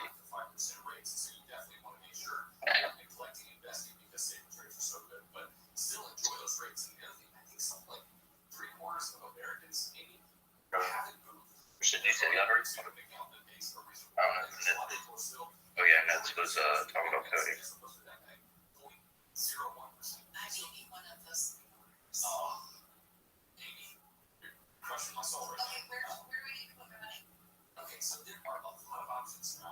Damn, I'm definitely still now. Yo, lay down. Chill with you guys a little bit. Pass out. JCL, I just sent you that link. Why does sitting in the rage cage, Aaron with the microphone saying, "Don't be nervous, we will listen to it if you like mouthing the Joker or something like that." Like, That's retarded. Wow, how crazy. People on Action Man servers quit posting Action Man. How crazy is that? Just not expecting it's so toxic. Mr. Nick.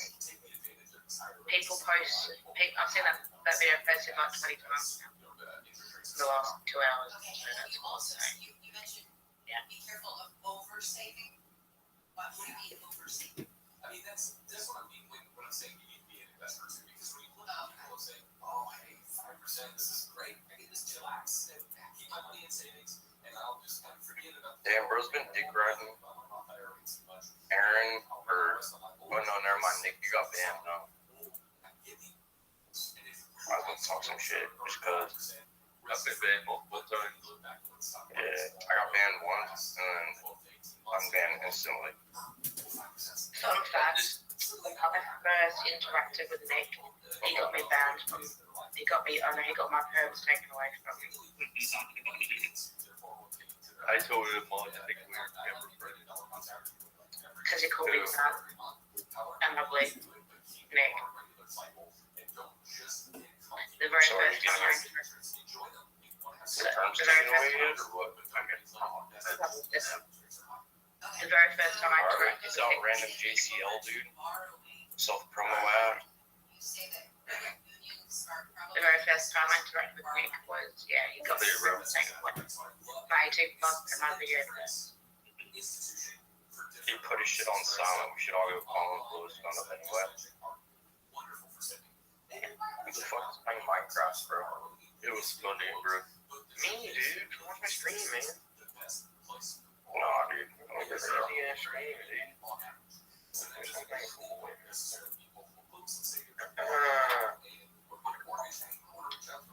Bro, you're playing, bro. You're playing Minecraft.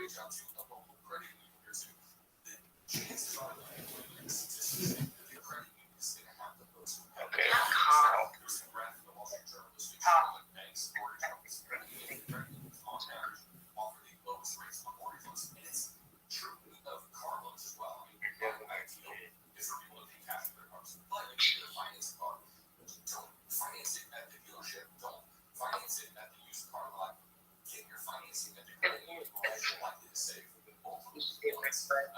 You should do breath work for now. Or you should do some Kalani healing. Okay, and for more great advice on how to save. Breath work, and spend Kalani healing, look it up. more money, listen to How Money with Joel Larson. No. Alright. Sundays, noon to 2, you can also follow Joel at Breath work is like a form of meditation, and it helps you release the top of the trauma. Some people it's trauma, some people react in different ways. Personally, for me, I really started breath work. I'll give more person and energy healing and I do breath work. You don't talk for me, shut up. Because of calls to defund the police in 2020, George Floyd. No. LA's proposed elimination of 2,000 city councils, creating some challenges for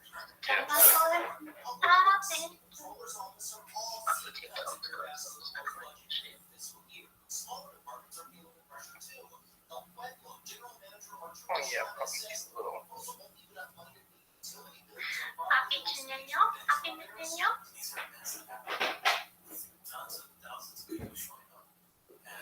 I love following him on TikTok. He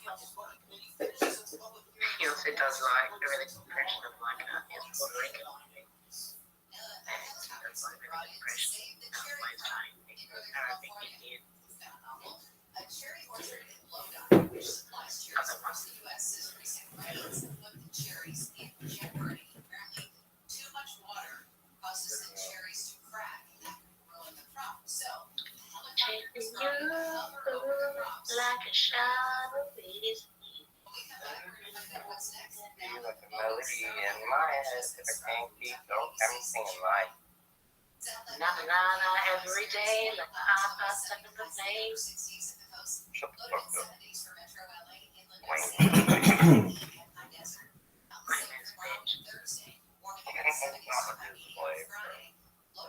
Like you talk. Really not actually.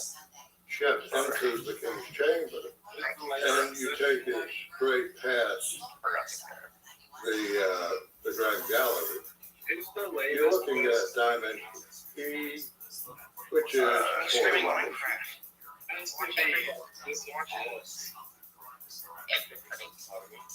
Shut your Smokey the Bear looking ass up.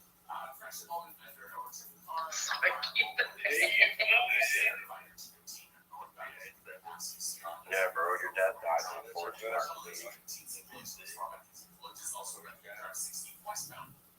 I feel like it was cool. I guarantee Finesse thinks I'm talking about him. I can't hear it. We can turn it down. Totally line my ass off. Oh, no, thing. Totally didn't. He's looking supposed to lie there, but okay. So it would clear the grand gallery. It didn't have to go through all those bends unless the wall blocks of the grand gallery were so large that they didn't want to interfere with it. And so does that suggest that the wall block thickness, because we don't know how thick it is. We don't know how thick it is. But that suggests that they are maybe just a little less than 13 feet thick. That is mind blowing. How heavy are those things? Yeah. So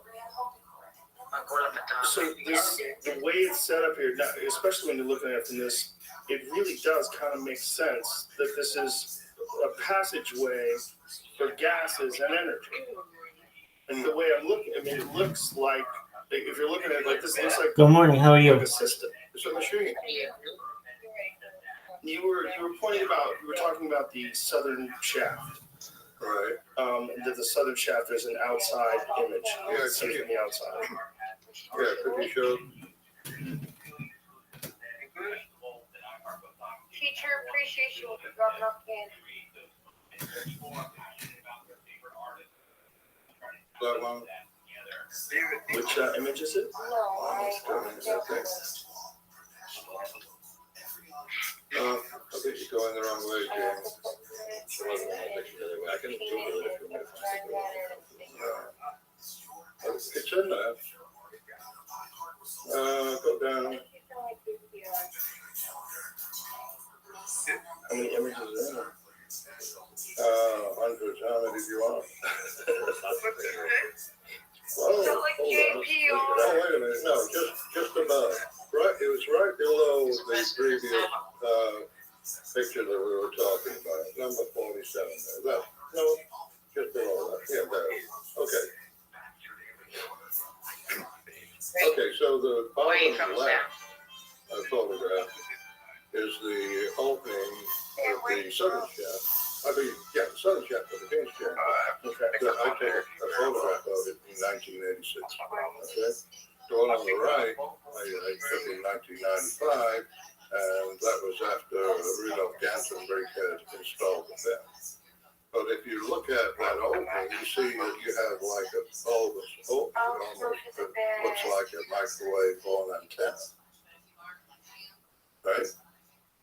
So it's not just a straight, simple shaft. It's like a capture. Okay. Yeah. Right? I mean, it's just all of these different features of this chamber that, I mean, you would overlook it. Right? But you would design it that way if you were trying to catch microwaves. Yeah. And so the southern shaft and the northern shaft have different functions. And you believe that the northern shaft is collecting the microwave energy, It is channeling the microwave. Yeah, I mean, they would have some system on the other side to collect them. You know, I mean, they may have a very large area actually collecting microwaves and feeding it to a reflector that is directed down the northern shaft.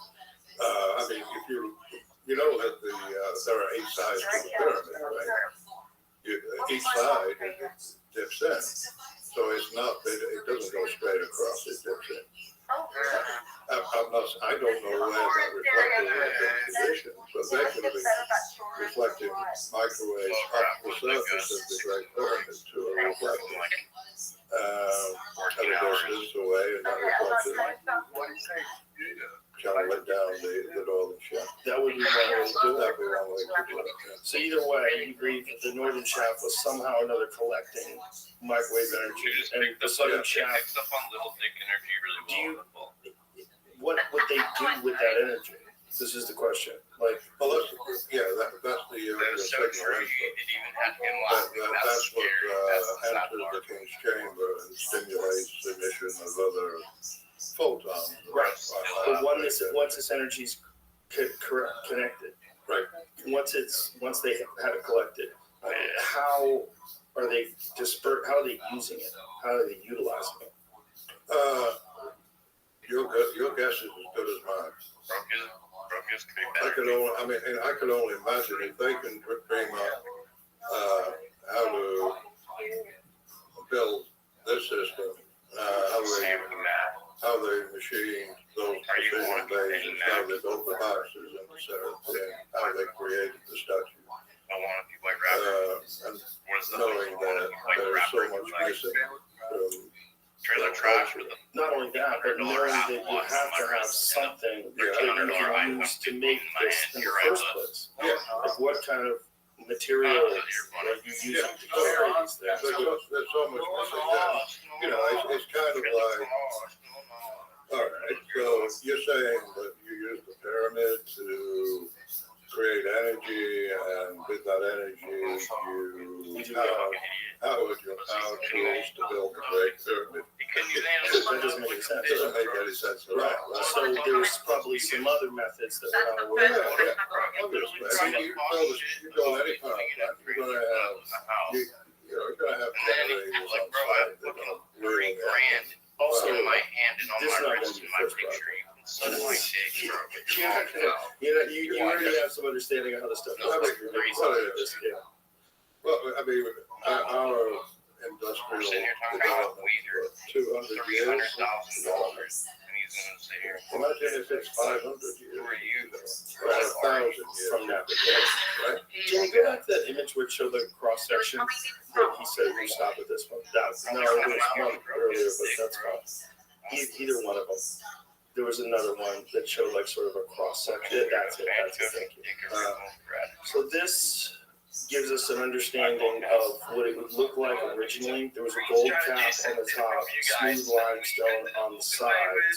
What do you think the function of that gold cap was? Because gold is used in electricity. It's got in electronic components to extract the electricity. Well, this is where you combine the Tesla's technology and also fluorine laboratory experiments. And in the laboratory, what Freud did, he got a granite slab, a couple of meters deep off teaching line, and he put it in a hydraulic press in order to test the stairs. Pretty well last time, from what I remember. We're gonna start down with $100. So he wanted to Is test our it. base bet. And If we he lose, we're said going up to the 3x, ground and if we lose is a again, it's concrete up to press. 4x. You guys get the idea. Press. That first metal day coming in, 3, 2, And 1. then he went There we along go. We're starting out with the wind. It shoved out through the a designer. I'm gonna give you the credit here. Here comes the next one. and then attached it Yo, to a copper cap Three times in a row. on the other hand of the It's a ground. beautiful So sight. there Right? has to We be don't some kind normally of connection. hold this. All right, so you got This is electrons definitely moving, broken. Anyway, we don't normally start down this shooting story. through the ground, Let me make it and more then as the the handshake at the question. end with the negative electrons. And everybody does 1.853x coming in. fires 3, up there that are What? microwave. Yo,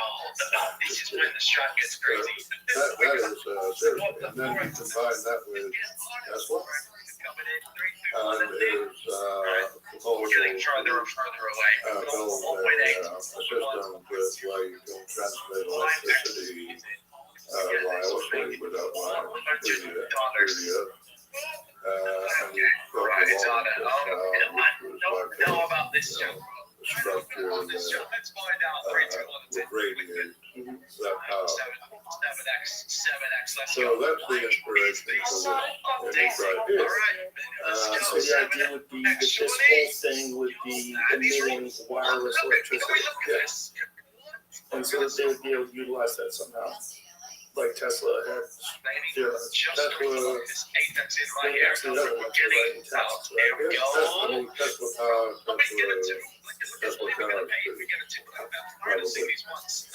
So, have you debated anyone about this? Has any Egyptologist or any person who doesn't agree with your theory sat down with you and tried to pick it apart?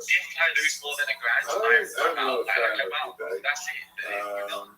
Myself.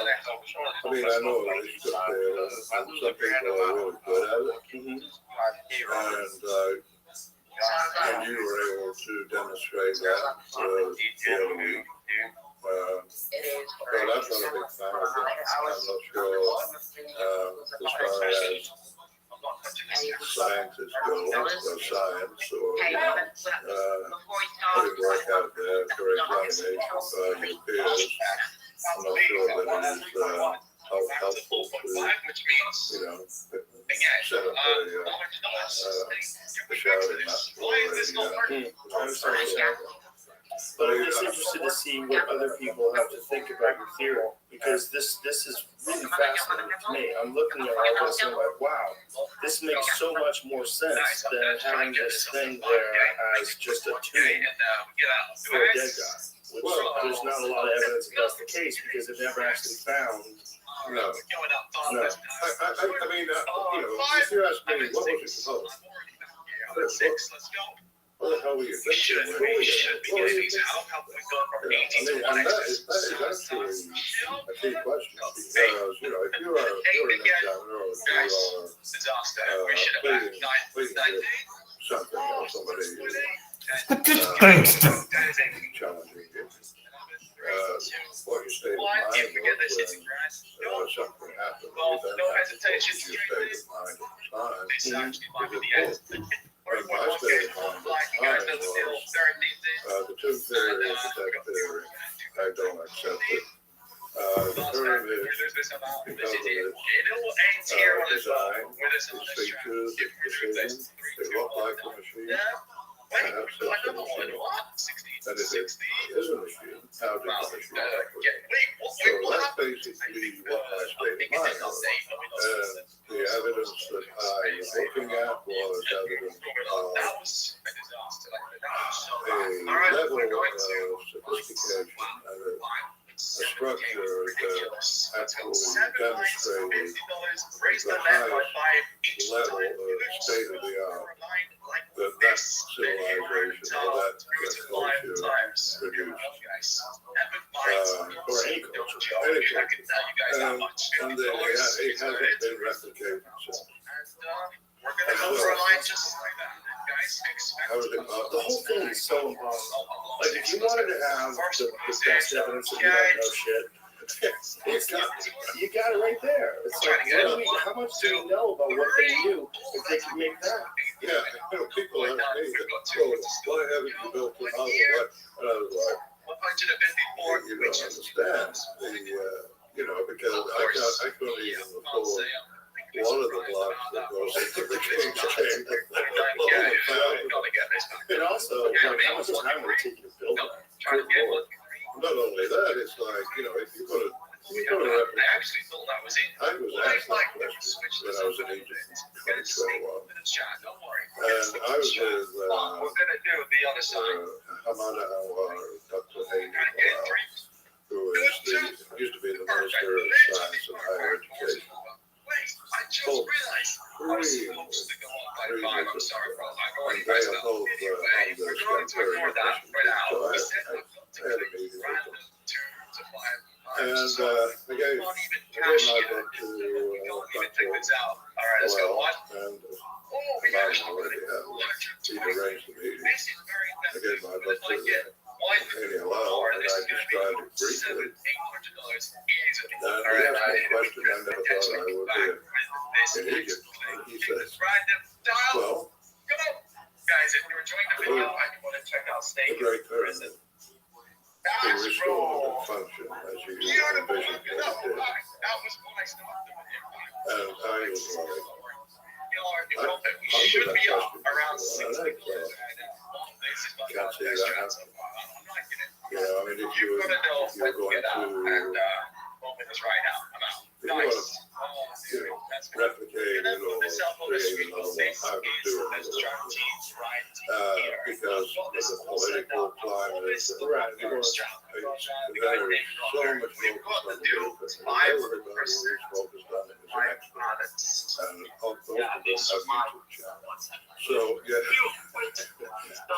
have hyper focus on that area. It's just the simple thing like, okay, we're going to recover the third floor, and we're going to restore it, we're going to recover it, blah, blah, blah. So, and then, it was a whole shit storm that came after that. They finally killed the project. Do you think that it's good they killed the project? I mean, isn't it good to leave that stuff in the state in which we found it? I think, people with the best of intentions and working with the information that they have, make mistakes. And a lot of times, and I've made them myself, a lot of times just because I'm making decisions, not having sufficient information. Right? So it's kind of like they were, there's the new chief of the Supreme Council elected, the chairman of the Supreme Council elected. And so he was, he had a gentleman who was going to help restore the third pyramid. And so he goes out, calls a press conference, tells everybody what they're going to do. And then there was a firestorm that just flooded it. And then finally,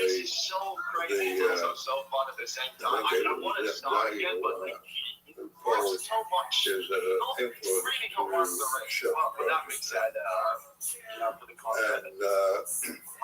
And then, so that's but I think if he had touched all the bases, I mean, you just never know, because relationships in any culture, you don't understand. You don't know who knows who's related to who. You got all this activity. But I think people rightly so were upset at the idea of covering that thing, just like they covered up the cause of the Sphinx. Well, it wasn't really controversial. We're not necessarily covering it. Restoring. But you are covering it, right? Because you're doing modern humans. You're ruining what is left. In the state that it is, it represents the erosion and the earthquakes, the looting of the limestone. This is what it is. So this is, But to cover it up with 2024 work seems gross. right, and that's what a lot of people think, is that it is not respecting history or, Right. So if they did that with the Great Pyramid, it covers the whole thing. Well, That would certainly be more possible than building another one. oh, right, well, you would certainly, you wouldn't have to acquire as much limestone. So if they did that, let's just imagine a world where people say, hey, we're going to do this, but we could always reverse it. We're not going to do any permanent damage to the pyramid, but it's possible to restore it to the exact state and find out if this theory is correct. Yeah, but how do you do that? I mean, I don't think, you would have to have a lot more research and evidence produced. That's to its original state. To convince people to invest so much money. Right. Because, I mean, this is a process, okay? So, These are power plants and these are the Tesla because my job, right, it's you a think I was process. making Right, and I'm pretty much at the end of that process. I So I put your phone out in the universe and then other people are picking it up, like I'm a dad. You know, Sabine, luxuries in my life University. Well, let's imagine we enter into a world where people say, you know what, it's better if we know, and there's only one way to know, and it's possible to do. So let's cover that thing the way it was done before. Let's put a gold cap on it. Let's follow the plans as if this is a power plant. Right, but first you have to qualify, verify all the systems, the subsystems, right, and their functions. Right. It's complicated. And would you qualify that? Could it be more possible today through use of AI? You would need, well, whoever is in control of AI, who's driving. Right, but I mean, let's look at best case scenario. Let's pretend some objective scientists that are not ideologically driven at all, and they're in control of this AI, and they utilize it the exact way we would like it to be utilized. What I would like is for some PhDs to take on a dissertation project, the acoustic modeling of the interior of the Great Pyramid. Get all the dimensions, scan everything, find out all the dimensions, what they are, and then you start to simulate the behavior of the movement of sound within that space.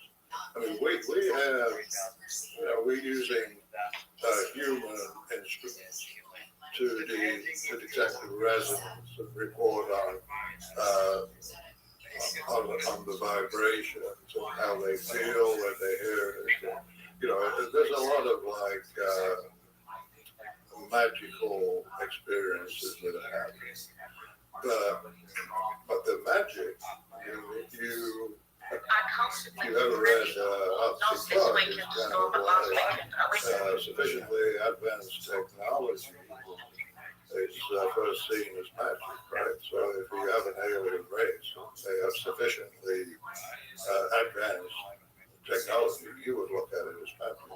Right. Our cell phones, sure, if they appeared in our culture 100 years ago, magic. Yeah. People wouldn't know what to do with it. And if this culture had something that's not where we are, but 500 years more advanced, which is why they were able to create something like that. Right. I mean, I talk about the recent disclosure by the ODI. Really? Yeah. Think they're connected? As an example of what is possible physically. Because if you consider that, you know, those little pieces, to send from 80,000 feet to sea level in a few seconds, the G-forces that they could pull on a 90-degree turn would be like 1,000 Gs. Destroy any of our craft and the people inside it.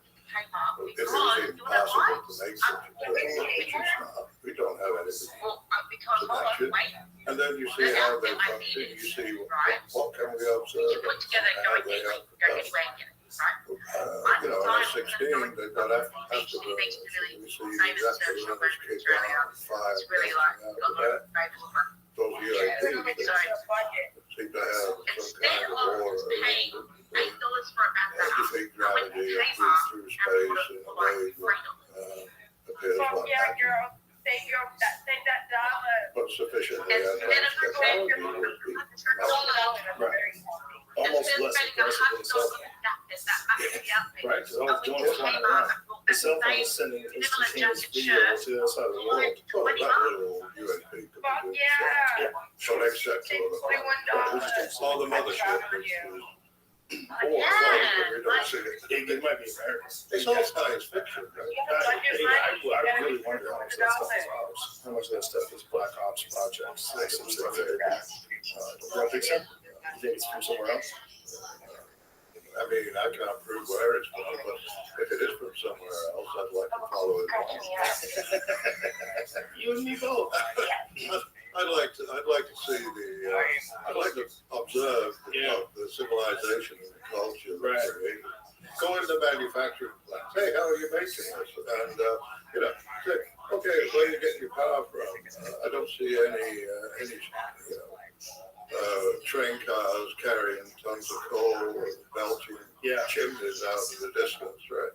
Well, if there's a time machine, if there was ever a time machine, I've always said if I could go back to one place, it would be I'd go back to Africa when they were doing that. I'd go to Egypt. Oh, for sure. What were you doing? For sure. What were you doing? How are you guys doing this? What the hell's going on over here? Right. And where did it all go? I mean, I know the burning of the Library of Alexandria, they lost so much. Right. We have no idea what was in there and what knowledge they had preserved. Right. So now it's all lost. And if you're correct, if they really did have some sort of a machine that makes electricity that to this day, you want renewable electricity? There you go, kids. Right. It's right there. And someone did it 4,500 years ago. Right. How? What did you guys do? And how are you so much more advanced than all the other humans on Earth? So much more. Getting to an article right now from audio engineers that have access to the Great Pyramids. Like they plug in a bunch of high-powered speakers and whatnot. The very first thing this guy recognized here, he says he noticed that there's a very specific, precise frequency when the wind blows across some of the air shafts, and it's a F sharp. Yeah, and that appears in I think Tom Downley, who was a NASA engineer, and he was on the AT and did acoustic testing inside the Great Pyramid. Measured the frequencies in January and reported that even with all his equipment turned off, the King's January was still vibrating, and he actually go back to look at this right here. It says ancient Egyptian texts indicate that this F sharp was the resident harmonic center of planet Earth. Yeah, that's the connection. That's the seismic connection. The F sharp is also coincidentally, it says in question marks, the tuning reference for the sacred flutes of many North American shamans. Yeah, so the F sharp is very important. It's also found in human DNA, believe it. And there was a Dr. David Dealer who actually mapped the frequencies of DNA. As an engineer, I will know 16 hertz is just below the human threshold of hearing. The best you can hear is 20. Interesting. So no one can talk through that? There's no one for hearing higher. I suppose they can talk here low.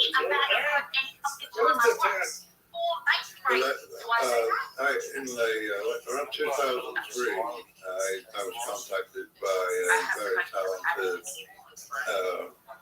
physicist. His name is Dustin Carr. You can Google Dustin Carr if you like. He got his PhD at Cornell University, and his thesis dissertation was actually creating a nano guitar. The nano guitar, the strings are just about 100 patterns wide. Well, and you have to have a electron microscope to be able to see it. Damn, man. And so, anyway, he contacted me, and I'm really impressed with this guy. How did you strum that guitar? With laser light. Whoa! It's 2 microns? Oh my God, that scale is 2 microns? Yeah. Wow, that's bananas. And so you used a laser to play this guitar? You would need, just a very, very subtle laser, which, like micro heat, expand the string, then you would get, they would vibrate. But you couldn't hear it, of course. Right. Of course, no way. Right, but it exists. So the frequency that's in the Great Chamber is below the threshold for humans to hear. Yeah. It's Current. infrasound, yeah. Right, but if this machine was running, it would probably be a different frequency, right? That, all those frequencies would, It doesn't look would like white be, played a part, well, more, I would say. You know, and besides, it's not over to when we were communicating. Dr. Carr did a marvelous finite element analysis of the great pyramid. And guess what? 16 hertz showed up in that. Fascinating. So The whole thing is just so crazy. it blows your mind. It really does. There's so many questions and so many places to take it to. It's the real question is like, how did they do it? Where did they learn all this stuff from? And did they implement this somewhere else? Is this the only power plant they ever created? The other pyramids, do they have similar function? I think fundamentally, perhaps they, you know, the science of tapping into or harvesting electrons through stimulating movement in the lithosphere was probably known, and that knowledge was advanced and developed. Right, but if you have with this design, what you believe the Great Pyramid, how it was used as a power plant, what do you think is going on with the other two pyramids that are near it? Same thing, except they have different interior designs. They're all part of the system. So it's all connected. All three of them are connected somehow. Yeah. And have you observed similar situations in those smaller pyramids where it seems like they would be utilized in a similar fashion? Is there shafts and No, I just think, you know, if you are considering it as a project, okay, so you design a project, you propose a project, you gather the resources to complete the project, you describe it to, you know, your investors. I mean, ultimately, follow the money. How much is it going to cost, and what's the return on investment? And so you have, okay, I want to build a great building, and we're going to have all this, you know, we're going to have all this energy, and build another few pyramids around it, and they'll just be tourist attractions. No, I mean, if you got the whole plateau and the lithosphere beneath it, I mean, the lithosphere is actually a giant battery. It can turn into a giant battery if it is stimulated, right? And so if you got that condition, you got all that potential energy under your feet, all you got to do is shake it a little bit, you know, and just go, hey, send me a few more electrons, and you build a system on the surface. Perhaps you survey the area just like, you know, NASA satellites survey the area for the freedom of thought. And you build a pulse generator deep under the Giza plateau. And you start where the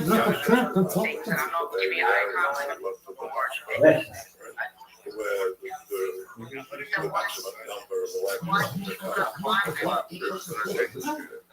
and then you say, okay, we'll build a circuit there, build on that, we'll build on that, we'll build a hotspot. You know, you got a hotspot in Texas. So it's a, Oh no, I know Martha, but how's that? Martha lights, you know those. No, Yeah, pull up the Martha lights. is it a ball lightning? No, it's kind of like a light show. Really? Yeah, it's very famous. And it's from the Not electronics. famous, Austin. Well, I know Martha. I have a friend who has a house. Yeah, he loves it there. So it's like kind of an artist community, right? Probably the energy's right. Mm-hmm. Like Sedona, right? That's all the weirdos go. Yeah, I can't afford to live there. Oh, it's It's gorgeous place. Sedona's gorgeous. So what is this? I'm imagining what they're trying to say here without listening to it. So these lights, what's going on with these lights? It's a Martha video lights. interview on the Martha lights. Oh, okay. So when you see those things flying around the sky, what are they? Is that like ball lightning? Yeah, I mean, it's electrons going from the earth and ionizing the air. It says, according to Judith Bruesque, the Martha lights of West Texas have been called many names over the years, such as ghost lights, weird lights, strange lights, car lights, mystery lights, or Chianti lights. My favorite place from which to view the lights is a widened shoulder on Highway 90, about 9 miles east of Martha. The lights are most often reported at distant spots of brightness, distinguishable from branch lights and automotive headlights on the 67. So primarily distinguished by the outlet movements. So these things just sort of fly around. The first historical record of the Martha lights was 1883 when the young cowhand Robert Reed Ellison saw a flickering light while he was driving cattle through the Paisano Pass and wondered if it was a campfire of the Apache. Other settlers told him they often saw the lights. When they investigated, they found no ashes or evidence of campsite. So what is happening again with these lights? How is it? It's electrons going through the earth. If you picture the drawing effect, it's the release of positive charge carriers from the record shooting up to the sun and ionizing the air. Okay. And so it creates a light that way. It creates a light. A lot of people have speculated that it could be like piezoelectric activity and course bearing rock. But it would that idea, I don't think. But it would sort of support this theory that if you could find places where that is happening naturally, like Martha, and you established right there. You had one other thing that you just said to me when we took a break, that there was some evidence that you knew about this Dibble Hancock debate that had come to light. Yeah, that was interesting. A fellow researcher, Manju Sefade, under the state, he had posted on Facebook a paper that had been published, and I think the discussion was the existence of industrial activity during the Ice Age. Right. And so, I talked to him, and he sent me several papers where other studies have been done, and it shows the same kind of markers that you see in that period of time in the paper that he presented on the podcast.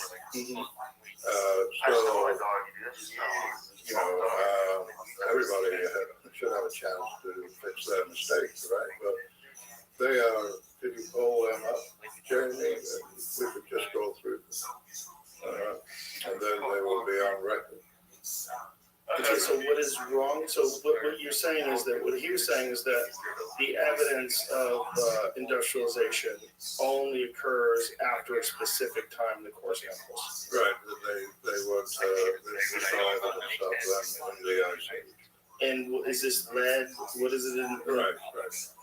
I mean, this is out of my wheelhouse. Right. I'm not an expert. But this gentleman posted this in response. I'm just saying that if there is, another body of evidence on other papers that have been conducted, that research has been conducted that go further back into the past in the period of time that Dibble's paper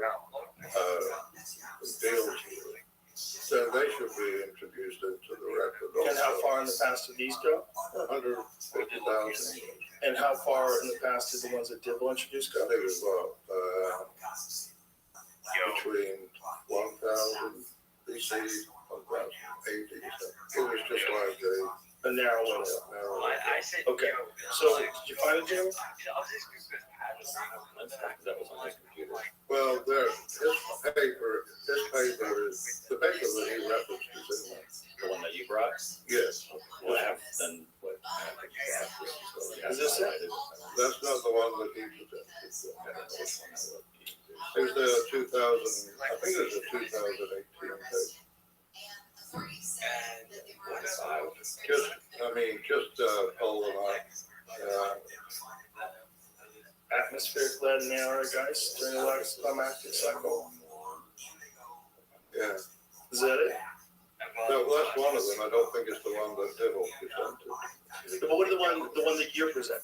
The one that you, The one that Manu sent me, let's see what she's that one. See, that one, I think it goes back on the 49th day. So, yeah, just send it this Oh, way. this is the one, yeah, this is the one I think that, what date is on that? 2018 maybe. 20, yeah, I think it's 20. Okay. Right. so it says the title of this is, for anybody who wants to find it, is Lead Pollution Recorded in Greenland Ice Indicates European Emissions Track Plagues, Wars, and Imperial Expansion During Antiquity. Right, Okay? okay. So if you look at the other papers, they treat a different period of time. And when you go back to the Ice Age, you do find that's the same kind of evidence. Is that what this paper is showing? This is, is this the same? This is the one we were just looking at. Oh, no, this is that short time period. So this, 1100 BC to 800. this is the one that Dibble presented then? Yeah. Okay, so what's the one that you're presenting? I'm not presenting. Okay, but what was the one that you referenced? The ones that were sent to me, Okay, where are those? they're in the folder, Jane. Okay, and what is that one called? Okay, go down to the next one. I believe it's this one, right? That's just highlighted, it's like the house number. Yeah, I think they're kind of similar. Yeah, the first two, you sent me 5 things, the first 2 are the same, it's just this is highlighted. Oh, I see, okay. Okay, let's go to that and make it a little bigger. I sent them to you, they're on there as they were sent to me. But it says very low during the Holocene era, probably during the last interglacial and part of the last ice age.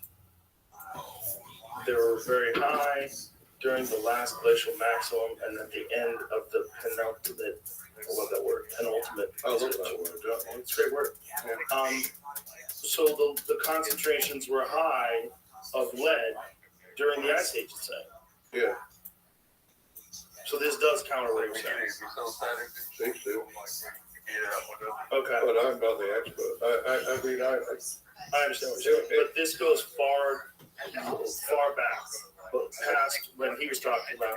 So the possibility could be that what Graham was saying might actually have some weight to it, that there was a highly advanced civilization before the Ice Age, and that it went away. And then when you see lead in the future, you're just seeing sort of a re-understanding of this process. that's one way to put it. That could, Yeah, and it doesn't have to be a really highly advanced civilization like ours. It means that there is industrial activity, whatever that shape or form that takes. well, the real fascinating thing is if the Egyptians had figured out how to generate power without any damage to the environment. Which is really wild. We haven't yet. No, but if they figured that out with that Great Pyramid, that process is how they generated electricity. I mean, that's about as green as you're ever going to get. I mean, pretty amazing. Yeah. Here's a little factoid for you. But do you know in 2021 they quarried enough coal by weight to build a pyramid 76 times bigger than the Great Pyramid. Wow. Well, so we know how to extract rock. Yeah, Right? that collectively at least. Yeah. Yeah, especially in China, right? Oh, yeah. Which is hilarious. Very efficient. They're not just that; they're really good at making coal plants. They have hundreds of new ones opening up. Yeah. While we're over here freaking out. Anything else before we get out of here, Jamie? You said that there was a couple other slides you thought were really interesting. I was Okay. kind of really curious what that fan was all about, but you described what. Yeah. There was one other thing I would like to address, if you don't. Please. Okay. So the other thing that Dr. Diddle mentioned was when you raised the question about the core drilling. Right. And Dr. Diddle said that, well, that's been debunked. I'm just paraphrasing now. That's been debunked. And he referenced two sources. He referenced Scientists Against Men and World of Antiquity. Okay. So, scientists, this is where, if you don't give it enough information, people will fill in the gaps. You leave it back. Engineers are very well known for reading all kinds of that. They don't explain everything completely because they assume everybody knows it because they know it, right? And so it's the simplest thing. And basically, Scientists Against Men, they sent me that paper on the methods that they used, which contradicted my method. And what they did is they got these photographs, two-dimensional photographs of the Petri core, and they rejected the method that I used, which was just a simple string, cotton thread, with magnification, and with the artifact of light. You've got best evidence in your hand, and against evidence secondhand taken with photographs. So what's wrong? What is the problem with that? And when I saw what method they used, I didn't take it seriously. Perhaps I should have known what they had talking about it, but I did take it seriously, and it's like it kind of failed on its face just after the first two pages. Plus, it was very insulting and mocking, right? Not very professional. But basically, what they did is they took a 2D photograph with a 3D photograph. Okay, I want to show you two things. This is a flat blank, and this is a cone. Okay? So, aerospace manufacturing engineers know all about how cones are made, and they know how to measure them, and they know how to transmit geometric data to the customer. Right? Our customers would never accept a 2D photograph of a 3D object as evidence of geometric accuracy. I mean, a 3D camera would, like a scanner or something like that, but just a simple two-dimensional photographic. Too limited. Well, what happens to the evidence? I can't have a 2D photograph. I'll show you. I am an Australian. What are you talking about? You told me you were brushing your teeth. A corruption of the evidence, right away. What happens with a 2D photograph taken a 3D object? She just said that to me yesterday. Go through the series of cones that are made. This is a cone that has horizontal lines around it, right? And you can see that they're horizontal. So you can assume, okay, I took a 2D photograph of this. Okay. I took a 2D photograph here, and then I brought it into my computer. But there are some things that happen to the arc length. The arc length on the original, if you take a 2D photograph, you are using the chord length as the arc length. You got all that on camera, Jimmy? Is it on both cameras? Oh, the other one, take it out? Oh, okay, right. Well, there's another problem with it, and it's not just geometric. Then I like your feet. Well, ultimately it's geometric, but it's more involved with how the eye works and how a camera functions, and that's the lens. And basically what you're doing is you're capturing an image and with a cone, and if you focus your camera here, Why? What are right, the lines here curve that way, the lines down here curve this way. None of us have time for forever. So you take those and you lay them out flat, whatever. You project those images onto a cone in the computer, and this is what happens. You got a bunch of wavy lines. Did you get that? See, Which indicates that it's a spiral. no, it doesn't. This is not to prove that it's a spy. This is to prove that the evidence that they have produced is not the best evidence. Right, because it's only two-dimensional. So right. To really get to refute your evidence, they should look at the thing and measure it, Right. accurately scan it.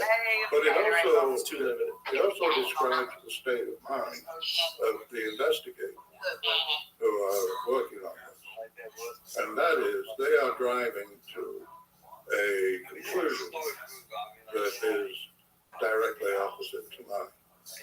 So they're not acting in good faith. If you read a scientific paper, or if you are working on a scientific project, if you're in school or if you're anywhere, and so you prepare your report, you publish your report, you describe the methods that you use, and the tools that you use, how you did it, and then you publish your results. I did that. And then somebody comes along behind you, and they say, well, I want to see that for myself. That's what you call falsification process, where, science has any theory, it has to be falsified. Well, if somebody, if they can find anything wrong with what you did, then, they have to follow the same steps you did. Right. To the letter. But they didn't do that. They didn't, clearly.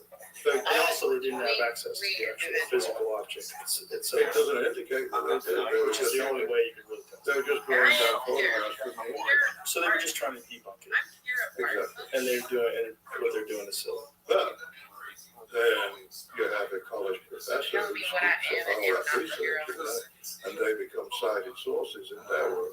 Well, he probably was just respecting their work and thinking that your work is one of those alternative guys that's not a part of the system, not a part of the academic system. And so he just, and he obviously he works with seeds and funds on, so that's his area of archaeology. So he trusts the other guys. I'm not saying that. I'm not saying that what he said. Right, you're just saying that the sources are I'm just saying that. He was certainly well schooled, and he had the answers to some of these mysteries, right? And he has been given information, and pretty much he ruled it out when the question was raised. The other thing that I thought of after the fact, and we actually kind of covered it, but I know we connected the dots, was that one of the things that we were talking about when we were talking about Göbekli Tepe. That Göbekli Tepe was created by these people that didn't need agriculture because the place they lived was so bountiful. Yeah. But what if they just didn't? What if agriculture to them wasn't plants? What if agriculture was animal agriculture and they fed their animals with wild plants? If the wild plants were in such abundance that they could just go out and chop down the wild plants and use them to feed their animals, that's still agriculture. But it's not it's not plant agriculture. Yeah, I don't. So that's the difference. I forgot that while it was happening, and then afterwards, like, why didn't I connect those dots? Because Göbekli Tepe, no one is disputing the time period of it. It's 11,000 years ago, right? That's when it was covered intentionally, 11,000 years ago. So no one's disputing that, but that puts it into the term of pre-agriculture. And so what he was saying was that maybe where they lived was so bountiful with food that they didn't need agriculture at the time. Possible. But also, are we only thinking of agriculture as plant agriculture? And do we have to grow plants in an agricultural setting to feed animals?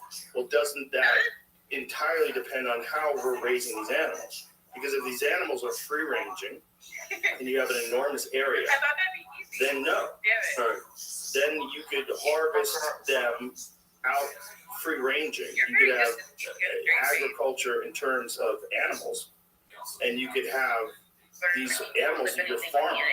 You're just farming them with wild plants. And if you could do that for Göbekli Tepe, which is what they're saying, and at least they're saying that either they just hunted all the animals that were around them. There were so many animals around them, they could hunt them very easily to feed everybody, so they'd have enough resources to build this thing. Or maybe they had some kind of agriculture in terms of animal agriculture, but just hadn't planted. Yeah. Or hadn't had the need to plant things if they're living in such abundance. Yeah, I don't know. It's a good question, though. It is a good question. Yeah, All of it is good questions. all these good questions. Yes. Citizens coming forward and asking, raising their hands and saying, "Oh, wait a minute, what about this? What about this?" And that's what you've done. And listen, I think you've done an amazing job of it. And the way you explained it today, I really appreciate it. It's great for a person like myself to be able to ask a person like you questions and get to the heart of how this whole thing would work. And I think you laid it out amazingly. It's such a fascinating subject, and so many mysteries and so many questions. And I just want to thank you for putting in so much time and having so much energy, your life dedicated to trying to figure this thing out. Yeah. Right. Shall I go take a nap? Yes, you can go take a nap. You did great. Tell everybody about your books, though, so they can get them. So anyway, we've The got first one was Here's a Power Plant, okay, Technology of Ancient Egypt. and then the newest one is what does it say on that one? These are the Tesla. Can they see from there? Yeah. Okay. Cool. These are the test dimensions. Okay. And those are better. Acoustical science and harvesting of clean energy. All right. Well, thank you, sir. I really appreciate you coming here. I really enjoyed it, and it's you're doing great service. You should give those to Elon Musk. Why he needs it? Well, if he's going to build electric cars, he's going to need electricity. All right. Well, I'll love that. All right. Thank you.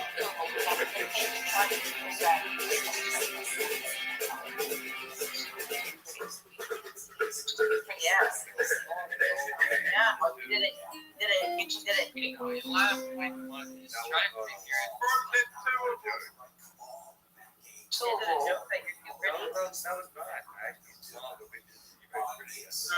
Exactly, and that's the point. I want to announce some upcoming tour dates. I'll be coming to see you with the Return of the Rat Tour. October 12th in Wichita, Kansas at the Orpheum.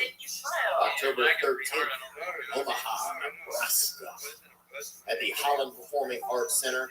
And October 14th, Denver, Colorado at the Paramount Theater.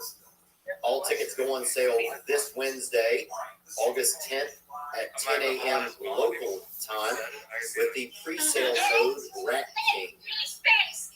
And then Friday, August 12th, they will be on sale generally with no pre-sale code. You can get all tickets through theovon.com/tour. Those are trusted links on there. If you go elsewhere, you may get an untrustworthy link, and that could lead to upselling prices. So theovon.com/tour. I also want to tell you we have some new Be Good to Yourself tees in new summertime colorways like banana, salmon, and more. You can check those out and more at theovonstore.com. Thank you. Today's guest was grateful enough to let us tape out of his studio down in Austin, Texas. Texas.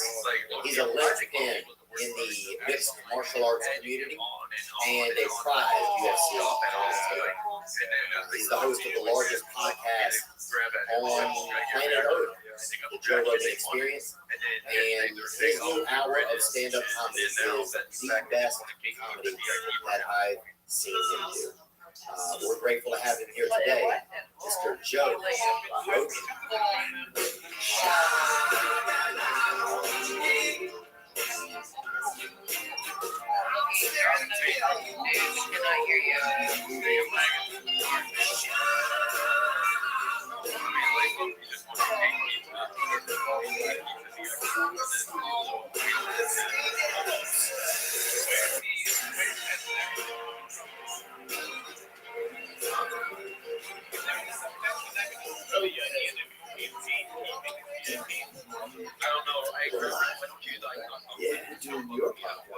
Yeah, thank you, man. Thank you for the hospitality and for jumping on. I appreciate it. I love this dude.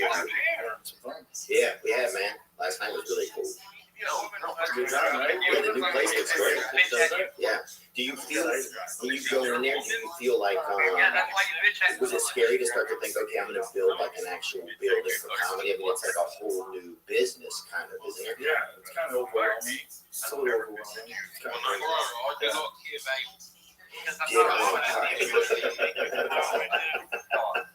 it's exciting, but it's part of me like, what the fuck? Yeah, because I was listening to you show it to me, and I was like, damn, Joe, it felt like you were like a contractor, like a, you know, like a landlord kind of. It was like, oh, this is a whole, it feels like a whole different uniform kind of. It's a totally different thing.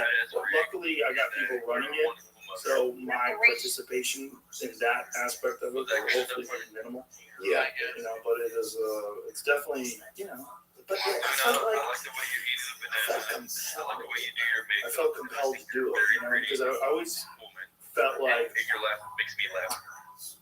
if you know, I never wanted to own a comic book, but I always felt like you have to be nice to comic book owners, so you never want to be one of those fucking people. Right. But then I knew I was moving here, and Cap City was already closed. I should buy a fucking club and start a club. And so that became my focus. It became this thing where I was thinking, I really should do that. I really should set it up so that I'm setting it up the right way. So I'm not setting it up to try to make money. I'm just setting it up to make an amazing environment for comedy and have a home for comedians where you just feel good. Yeah. You can go there, and that's a great spot to hang out. You just feel good about the atmosphere. You perform well, you get treated well, like treated with respect and with fun, and it's a good attitude. Has the city been receptive to it? Has there been like any like kickback like that? Has there been any like barriers to creating a comedy club that you didn't expect just because you never done it before? It's a process. I mean, it took a long time to get the permits and all that stuff, but it wasn't, you know, it's just normal. It's normal for any business.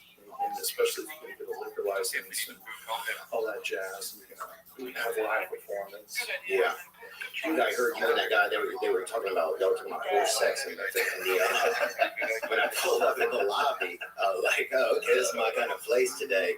Dude, I saw in New Orleans one time they had a lot of the cops from the French Quarter on horseback. Yeah. And two of the horses started fucking with the cops on them, bro.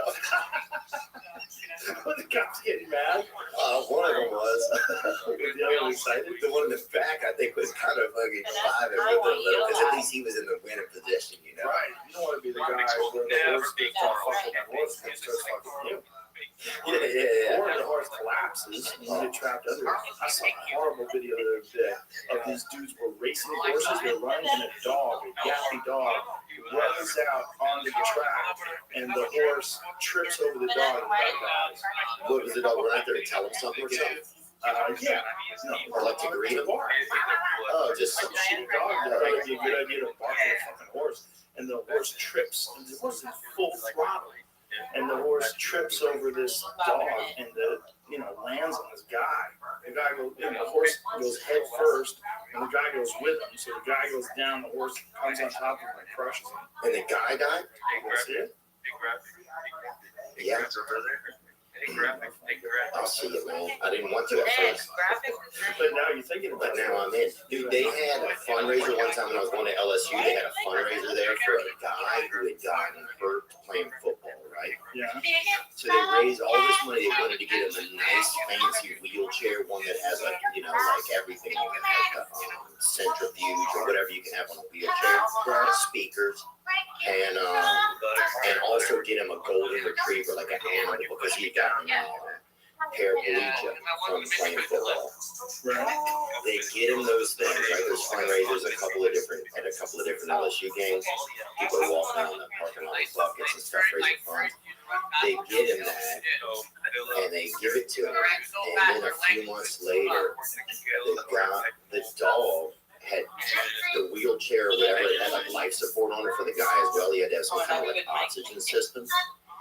The dog pulled the plug out from the thing, and the guy died. So, but yeah, seeing those horses fuck made me want to be a cop dude, for a little while. That shit looked like a party, especially in New Orleans, you know, where people are kind of dancing anyway in the streets. I can't find your video. I can't find your video of a Komodo dragon swallowing up your hole. I was trying to stay in time tonight. Never stayed in If time. that's what I gotta take, dude. That's your second option. Bro, did you see that we made the Fox News last night? I get home, right? I'm looking at some different news sites. The front page of Fox News was Joe Rogan reading the TikTok. Oh, we were reading the terms of service. Yeah. Great. Yeah, but it was the front, it was the main thing. Yeah, it was like, and it almost was like, I was like, Have that problem with everyone else was getting like, what? But you guys don't have that issue with me, right? Here it goes. Watch Yeah, you this. sound about it, right? No, Look who they ate that little deer. you guys aren't speaker like 24/7. I He think it's swallowed because gold. Sorry. I think it is connected. Look at that. No, I think it might be, but I do think it's genuinely like that's the how that goes. like the Wi-Fi It's an or unusual tasting meat. probably have a really good. I had aardvark at a wedding one time. Art? Yeah. What kind of wedding was that? It was, I think it was just like a white wedding or something. Like, they said it was aardvark. It could have been something else. Or they could have Billy misspelled Idol it. type white wedding? No, it was just like a regular, like, two whites getting married. You know? Did they eat aardvark? They said they did. What state was this? This was in Louisiana. It was a fancy French place, and they said they had aardvark over there. Yeah, no, I got So the 13, we believed them. bro. But yeah, I just thought it was crazy that so the head Okay, so see, I didn't realize that. like it was like we did right after we did the interview, same day, right? So the head article is Joe Rogan agreed to TikTok agreement, right? It's like it's almost like someone's like is Joe Rogan interested in reading the terms of service of things in America, and the rest of us are just using shit like right out of the box, like not even paying attention to what's going on. That's what I felt like a little bit. I think a lot of people are now with things like TikTok because there's been a lot of articles written about it and a lot of people calling for I'm it gonna use ban my because it's They're basically gonna run away. Chinese spyware. But if they get us, then what would they like? So say we talked about it a little bit the other day, but say they infiltrate all the electronics, they get all the data and everything. But then how do they get us as people? Like how do they get us into the cages? Well, I don't think it's as simple as get people in the cages.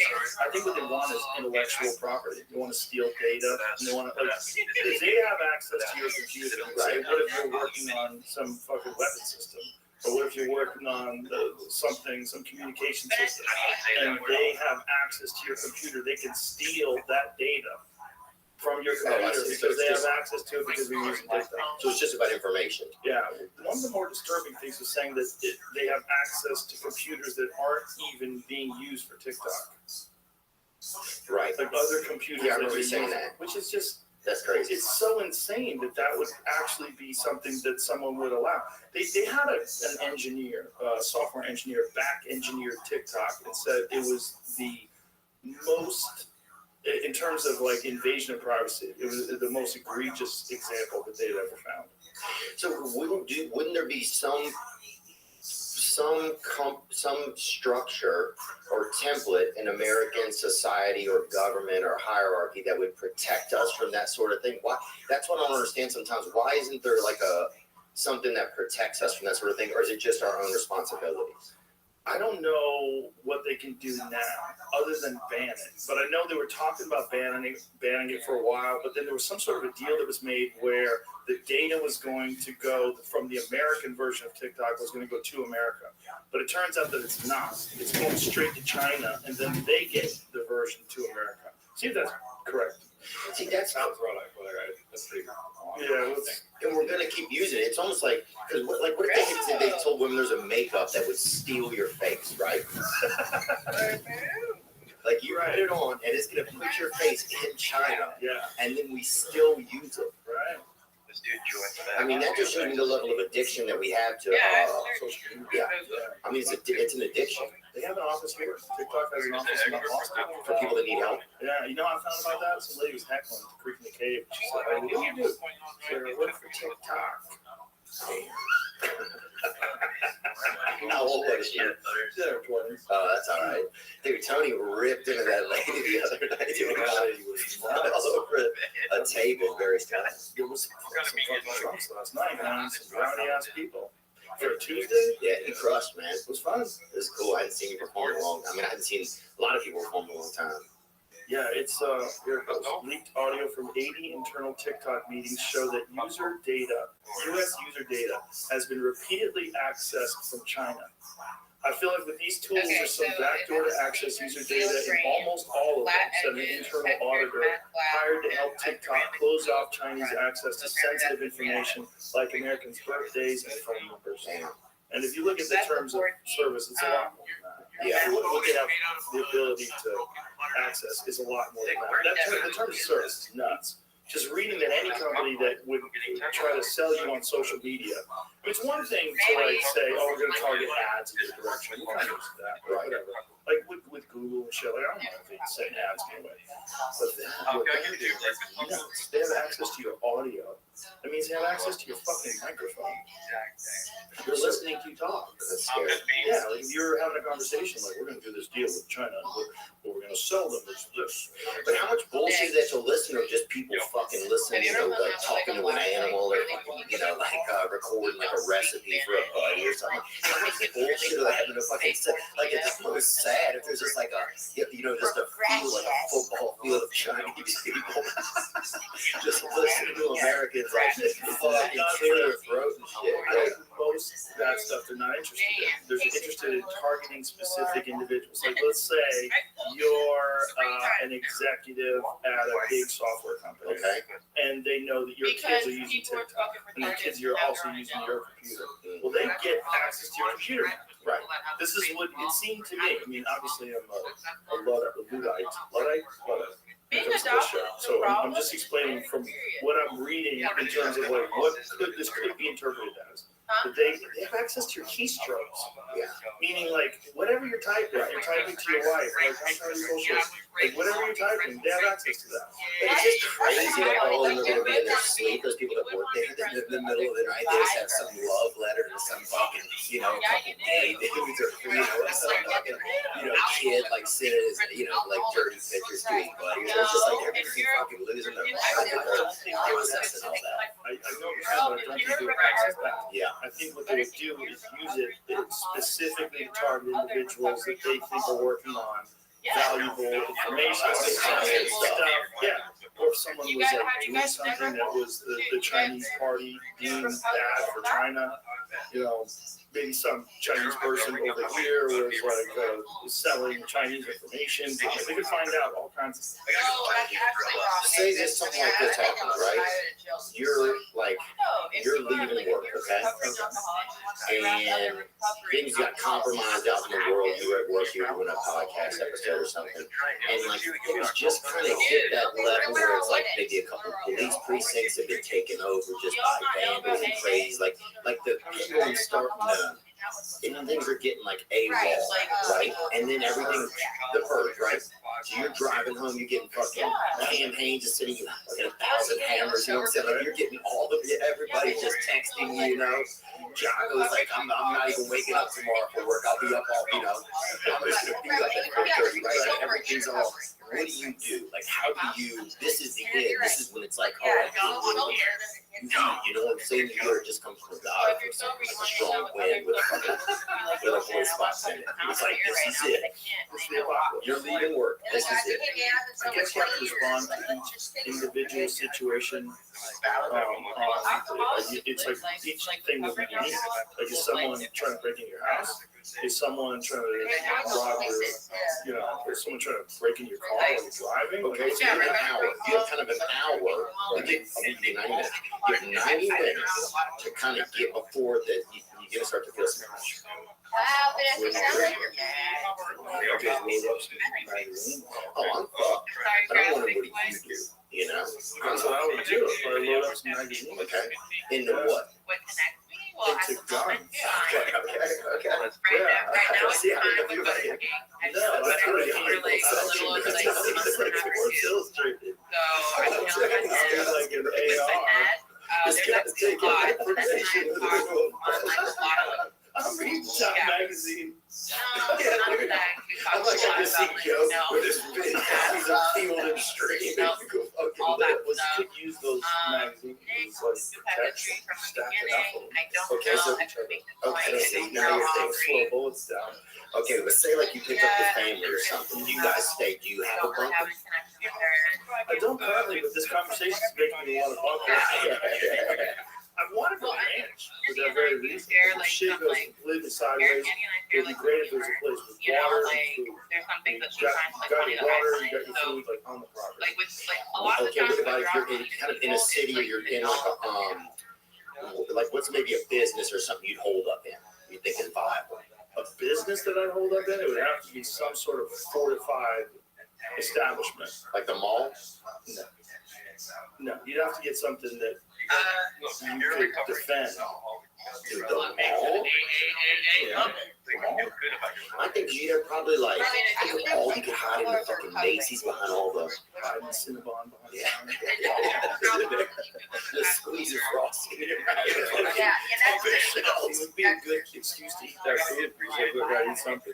And that stuff will keep because a lot of that stuff has like all the preservatives in it. So you have that, you have mannequins in there. Think about that. You could set up like a mirage. Right. Like a fake sort of situation. Yeah. Where people would think that you're behind that. Yeah. So the mall, I think, would be good. Yeah, I've been thinking about that. I would go to the mall. Really? Yeah. The mall.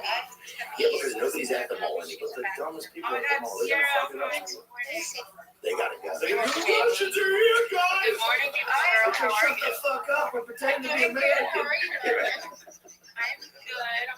I'm like, hey, give me a medium. She was like, I'll arrange it. She's like, Yeah, That's the problem is dumb people. When shit goes south, there's some people that just like, they're they're ditch diggers. They're dumb people. They're fucking, they're minimum wage thinkers. But they're gonna have a lot of weapons. Maybe. I think a lot of people have weapons. But I think if things go sideways, well, a lot of people are gonna panic in the chaos. Right. Oh, immediately people will be panicking. People will be trying to group up. Some people will be trying to salvage shit. That person's gonna go. That person's like, yeah. There's gonna be a lot of people that are gonna fall apart. But that's always like, whenever things go weird, people fall apart. You know, a lot of people don't respond to pressure. Yeah, I know. I got stuck in an elevator one time. I was at Mardi Gras, and we were in there for like 17 minutes. And some dude, there's two girls, there were like 9 people. It was like a busy day at Mardi Gras. And there was like Josh Kelly, a musician, he's playing. We take this elevator, and like 9 of us get stuck in this elevator for like maybe an hour. And you can hear Mardi Gras running over the wind. And we're in there in a little while, and some guy goes to 2 girls there, and he goes, "Don't worry, nobody in here is going to rape you." That's what he said. And suddenly, like, everything in there just changed. We're like, nobody's even thinking about that shit, you know? How big is this elevator? It was probably, honestly, I bet it was almost as big as this table. Big elevator. Big elevator. Yeah, maybe 2 feet smaller on that end, maybe 1 foot. So not so big. Yeah, and some guy kept trying to just pull the door open as hard as he could. And how many people are in there? I would say 7 people. 7 people and 2 of them girls. So again, after that idiot has to say that. Yeah, You dude. just have to think about that. She's cool. What the fuck raping him, then you think he's gonna be wrong, you know. Did anybody tell him to shut the fuck up? People just said, calm down. You know, but it was just interesting how it escalated. Like, you know, things started to escalate. If you are struggling with addiction and you don't know how much help you need, or where you should go for help, or if you need to go to treatment, or anything, if you don't know what to do, I want to recommend Recover Here. Recover Here is a trusted resource that assists motivated individuals searching for addiction treatment to find the best options available. Recover Here provides a professional evaluation at no cost and helps you find the best treatment options with respect to your individual circumstances. Recover Here can save you time, money, and most importantly, your life by helping you navigate comfortably through your recovery journey. If you're struggling with addiction, I've been there, and it can get better. Visit recoverhere.com. That's RECOVERHERE.com to get started on your recovery journey today. Well, boys and girls, it's August, and that means it's National Hair Loss Awareness Month. Did you know that 2 out of 3 guys may experience some form of hair loss by the time they are 35? Kind of a lot, isn't it?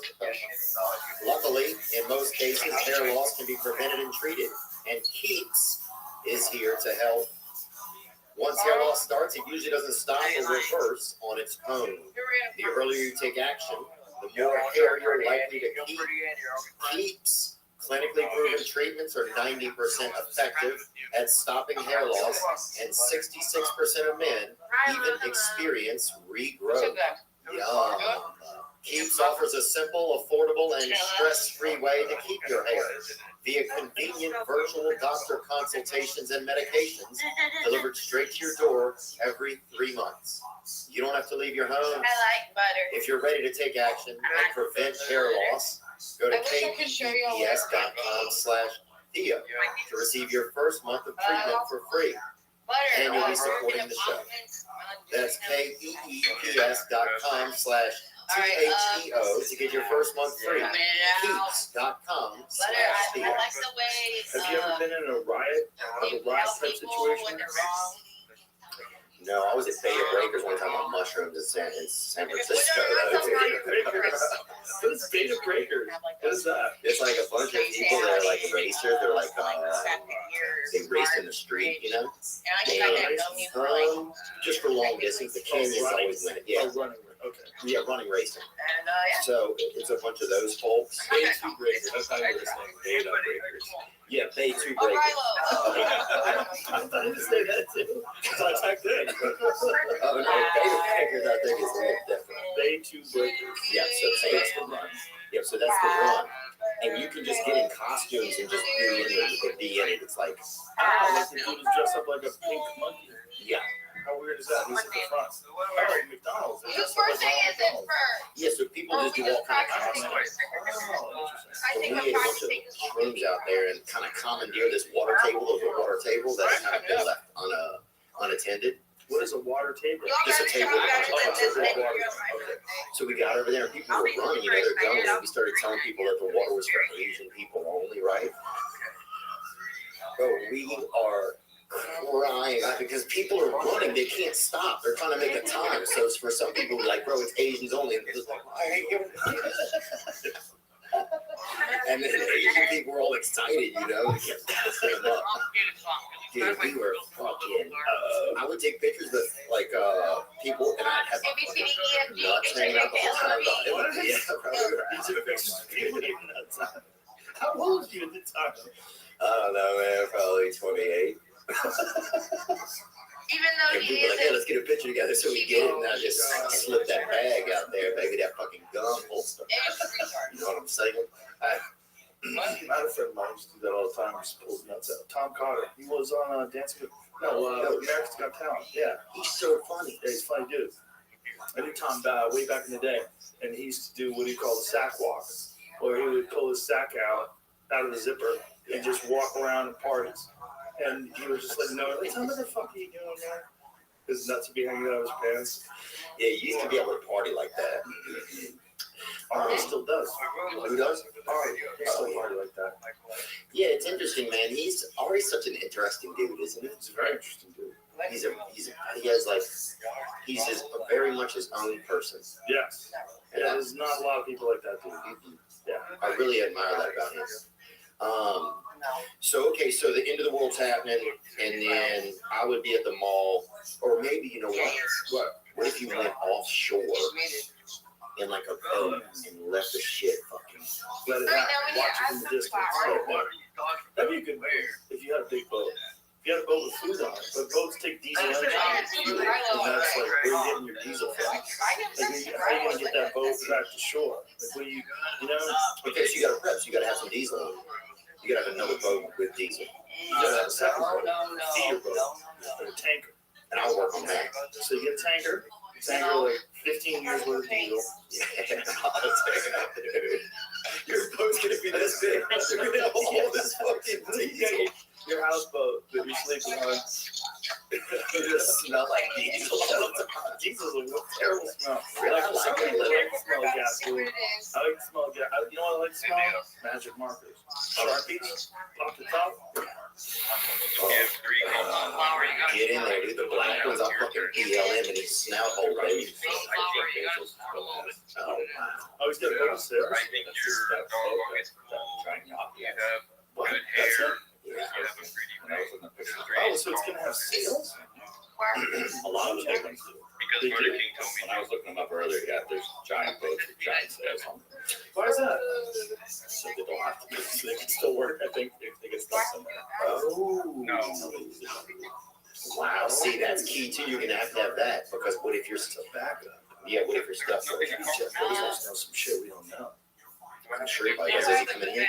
He hasn't, but I've asked him. You would? There you go. I think that'd be I interesting. talked to that dude. My mom works for him. I wonder if he knows some shit that we don't know in terms of like shit going down. How we think it those things. Luis. Yeah, I do. I know. Luis, I have You know, to Stop. Stop. That's how I am, man. If I get something, I get it. You know what I'm saying? Boy? Gasoline, magic marker, Escobar, whatever. I'm gonna hit one more time, dude. Just Feel it. well, Crazy head rush from those, wasn't it? yeah. Yeah, those nicotine vape pens. They're good for thinking. Okay, there we go. Nicotine is a cognitive, it's like a nootropic. Oh, I don't know if I believe that, but to me, it makes me just not be able to sleep that good. It makes me like wake up and being scared. No, but it is. It is like that's one of the things that Stephen King said really affected him in his writing when he quit You know smoking. what's crazy? It's not a lot of people use powdered sugar for chocolate cookies, but it can be. So I got a question for you. So whenever you're like, comics always knew that you were doing well, right? Like, but whenever you got your Spotify deal, was it scary that people, because they attached like such big figures to it in the press, right? Was that scary that people knew that you were wealthy? Was that scary at all? Then we're gonna do I wouldn't say it's scary, but it's just one of those things where people like start debating whether or not you should have that I'm money. really happy Why my don't boss they was give like, that money to I other was gonna make people? Why brownies, don't but you she came fix in the streets and the schools? And It's what is he okay. gonna Yes, ma'am. And then there's some people that just get jealous, so they get Tell me what angry. to do, And there's a lot of I'll do angry, it.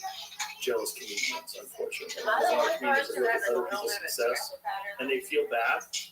So they think that you're doing something bad because they feel bad because they don't like the way it makes them feel. When someone's killing them. Like a lot of comedians are narcissists, and a lot of them are very self-centered people. Yeah. And so they think that when you're doing something well or something's going well for you, that somehow or another it takes something away from you. You know, Why does that happen, do you think? famine thinking. People think like there's not enough for everybody, but for comedy, they're clearly enough for everybody. Their podcasts, they're clearly enough for everybody. And when other people are doing well, it's actually better for everybody because it like gets more people interested in podcasts, more people get interested in comedy. That's what my take on it. But I've always had that take. I've always like tried to help other comedians. Oh yeah, I think I'm trying to remember. You, I think, inspire a lot of people to try and think that way more. You know, I heard you talking about that on Andrew Schultz's show. you inspire a lot of people to try and think like, yeah, just work, yeah, you know, Help everybody. Rising tide lifts all boats. Yeah. It's good for everybody. Yeah. And it's good also for the art form, which is good for you. It's good for your act. Like when other people are killing it, it's good for you. You just can't have that miserly way of thinking that some people have, where they want it all for themselves. You can't. That's not good. Well, some of it's I think especially for some people, if they never came from anything, it's a very, it can be scary, you know? Yeah.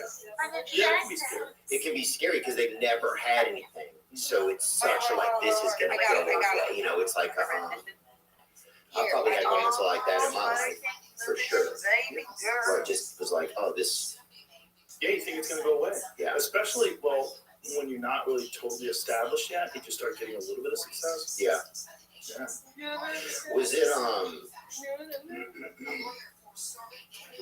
do you feel like since you become more of a celebrity, has it made podcasting any different? Because like you started to get picked up by all the television. We got picked up for you reading the damn user agreement. Yeah. You know, it's like, what is that kind of pressure? Like, is it like you wake up in the morning, you're like, what is it like what's going to be in this box today? I don't read it. Right.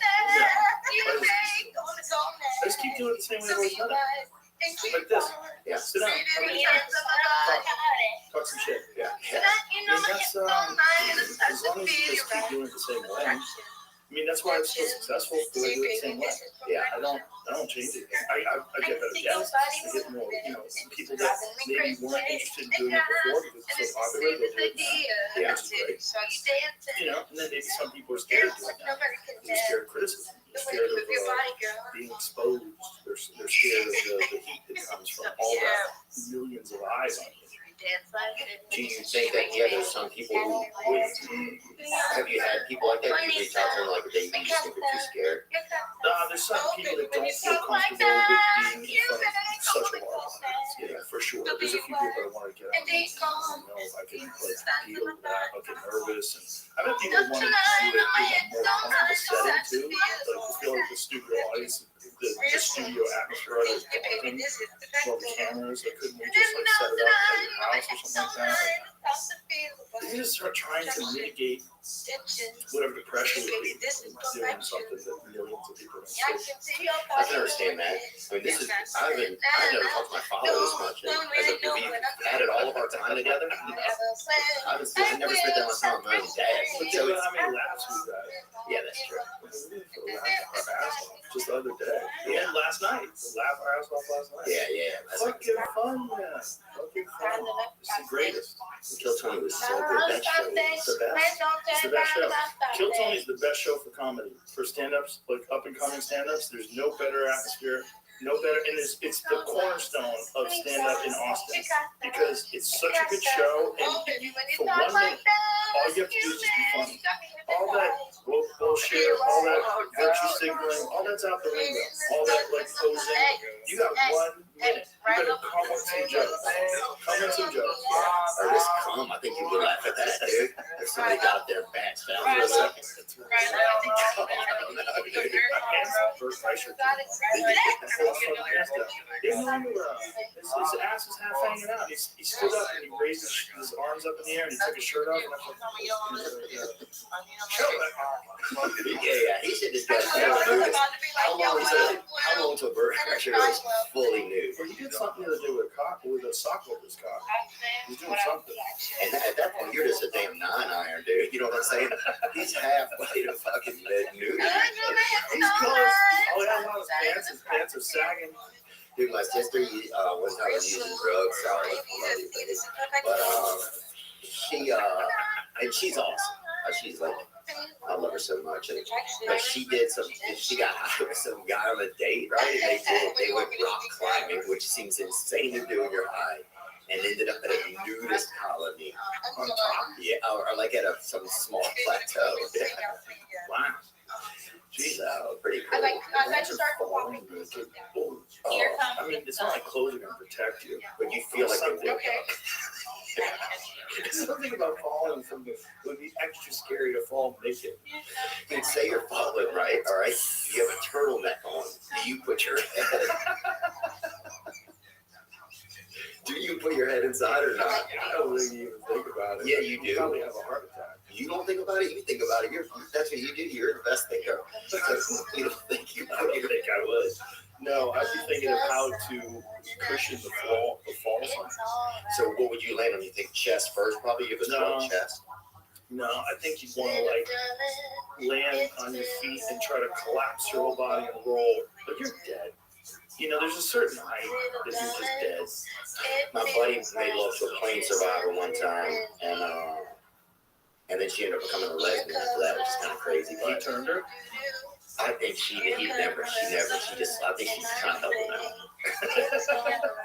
So she wasn't straight to begin with. Yeah, right. And I think they both had kind of a buzz cut, and they just fucked.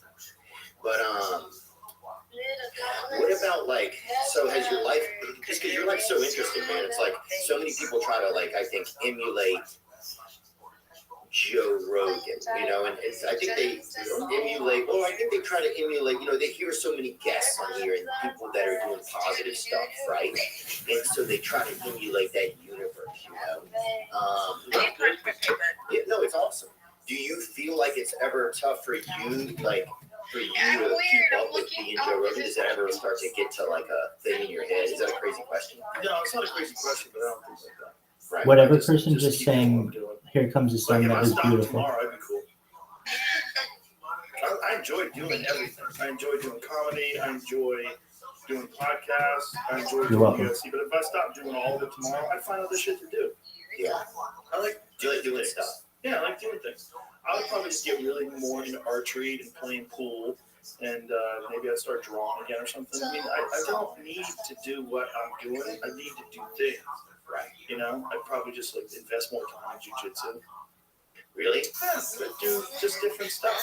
Yeah. Yeah. Yeah, that's interesting. I think I see that with you because you mentioned archery. So where's that button? Yeah. Under the button. Oh, there's a cough button. It's a red button right there. Go like that. Yeah, nice, right? Yeah, we're like professional at this thing. And sometimes I drink these kill clips, I get a little Fleming. I talked to the man that runs that company. Really cool guy. Oh yeah, he's the best. John. Shout out to John. Yeah. These are the shit, man. I love this. This flavor, this Ignite is Ignite is the same flavor as the CBD one, but this pineapple jalapeno was my idea. This is all my drink. That's why it's my face all over it. These are Flaming paper Joe. towels. Let me get in this bastard. Get in there, man. That's what it is. This is we came up with this idea. We were talking about coming up with a specific flavor, and I said, no, pineapple jalapeno. He was like, ooh, I like it. And so we went through like 7 or 8 different versions of it till we came to this one. But this one just nails it. Does it have honey in it, you think? I don't believe so. You want to hear me I get love like honey, dude. I love honey too. Dude, we used to go by the bus stop and we'd sneak off in the wood and get those honeysuckles. Remember that? Oh yeah. Them bitches were good, dude. I like honeycomb. You just scoop it out with the wax, chew on the wax, and you can show whether you should swallow it or spit it out. That's just something you give a young lady just get in high school. But if you like honeycomb, like you eat honeycomb, the honey's in there, it tastes delicious. But then you're chewing on that wax. And you're like, what am I supposed to do with this wax? What is that wax made out of, by the way? It's not wax. Like, what is the wax made out of? Then a bee makes wax. Is that really wax? Beeswax? What is that? Well, yeah, they say beeswax. Jimmy, can you bring that up? Do you mind? What is wax? Sorry that I could ask. What is wax? I'll This tell is you what it the thing is. that I've never thought of. That candle wax? What is that? It's made out of oils and stuff, right? Well, it's almost like because it disappears and then it Right. goes back to being solid. It's a pretty powerful substance when you think about it. But beeswax is not the same as candle wax, right? I mean, I'm sure that they have a lot of similarities. I mean, people use wax on their cars too. Think about that. Right? Yeah. Oh, yeah. So those are like synthetics. Those are waxes. Waxes are a diverse class of organic compounds that are lipophilic, malleable solids near ambient temperatures. Just lots of them.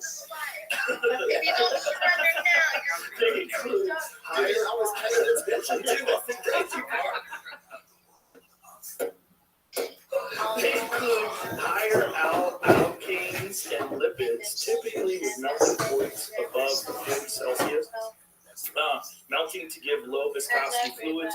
Waxes are insoluble in water but soluble in organic non-polar solvents. Oh, wow. Yeah, because it is interesting. If you take a thing of wax ever just melted and poured it in water, it just turns right back into wax. Or you got ass wax, which turns my hair off. Oh, yeah. The I've gotten in undercover there, cop. Beeswax, the natural wax produced by the honeybees of the genus Apis. The wax is formed into scales by 8 wax-producing glands in the abdominal segments of worker bees, which discard it in or at the Many hive. times it was me. I'm not shocked. In Jersey Bees Shore. bees are dying too. Yeah. Bees are dying from the heat. It's all legal. Yep, they're evaporating, they ejaculate, and their whole body blows off. Is that real? Bring it up, baby. It's legal in Jersey as long as you don't I'm gonna fucking do something here today. I watched a thing today on murder hornets. They're trying to rename murder hornets. So what? I got here. It is. At temperatures over 170 degrees Fahrenheit, it is estimated that half of male honeybees will die in this manner within 6 hours. With the most sensitive individuals dying after only 2 or 3 hours. Bees ejaculating themselves to death in heat waves. Fuck yeah, baby. Spring bread, baby. I thought you were making shit up. Hell no, dude. This is in Panama City Beach, Florida. Bees, click on this link. What happened? This is Kid Rock's honey. That's who's making this shit. That is for sure if it's got semen in it. Bees ejaculating themselves to death in heat waves. Viral story explained. Alright, hit that. So you hear it play. Yeah. Does it play? Is it just music? Okay. Leading to date in the U.S., nearly 35 million people are under excessive heat warnings or advisories. However, the heat wave in Europe is of particular concern due to the lack of widespread air conditioning. The hottest day ever in the UK was recorded in Rothschild, July 19th, hitting a temperature of 104.5 degrees Fahrenheit. The heat wave has left the wildfires in Europe, with fires breaking out in residential areas around London, England, on the outskirts of Athens, Greece, and the western Germany. 2 firefighters were injured. Twist the language. This is a false headline. Yes. Where's the bees? Where's the bees? They're jerking off to death. Don't know why. Right now I need a spatula. Drones ejaculate when they get too stressed. Who doesn't? Allison Staffy, a postdoctoral fellow at the University of British Columbia's Microsoft Laboratories, told Newsweek, ejaculation kills them because it basically eviscerates their abdomen. This happens during natural mating too. Drone honeybees always die after mating. Oh, what a terrible way to go. But they still do it. They don't know any better. Oh yeah, they don't know till after. They don't have books. Fuck. Yeah. What if you can make a little bitty book and save it? They can't read that. Imagine what a bee sees. They have like 80 eyeballs on each side. They probably see wild shit. No, there's reality. I'm gonna go back to my own music. I'm not gonna sing it. Like, you ever see that? A lot of sounds and like sonar. I had You ever that see new what bar bees' song, eyes look like up the bar close? song Tipsy in my head. Oh my god. Pull up a close up of a bee's eyes. Pull it up. But like, Look you at have to have a that taste for thing. it. Mother lord. There's hairs coming off of it. I love Look at all country the music. different. Ooh, look at that. Simple eyes. They have more than one kind of eye. Somebody here. Look at that one up there on the right. Yeah, let's see that top. To the right of your cursor. Yeah. Look at that thing. Look at that eye. That's wild. Why? Like, what is reality? Fucking eyeballs. Well, hairs are used, I think, to detect a lot of feelings and stuff like that. So imagine what they're pulling in through their eyes. Imagine if you could feel through your eyes. His name's AJ. Just look what that thing looks like. What a crazy animal. It's just, they're little, so we just kind of That's got his used to parents' them. house, and his parents. His dad That works is for a the strange government as well. fucking creature. And his mom's a school Like, those teacher. eyes are wild. I mean, this is a small alien, right? Yes, 100%. Yeah, I mean, that's Starship Troopers. Remember that movie? You don't remember Starship Troopers? Nah, we didn't see a lot of space things when I was a child. This is probably 20 years ago. Hey. 97. Was it 97? Really? Oh, pull up a video of Starship Troopers. So what it was these Dude, I get folks, this out. they landed on some planet and there were giant bugs and they had to go to war with the bugs. That's what Starship Troopers was. TriStar presents. Or yellow Look, it's kind of campy. You know, it's like, but these bugs fuck these people up. From the director of RoboCop, Total Recall. I just taking that shit, dude. Yo, drag your Well, it's a fucking fun movie. Is that Keith Richards in there? Yeah, it was on.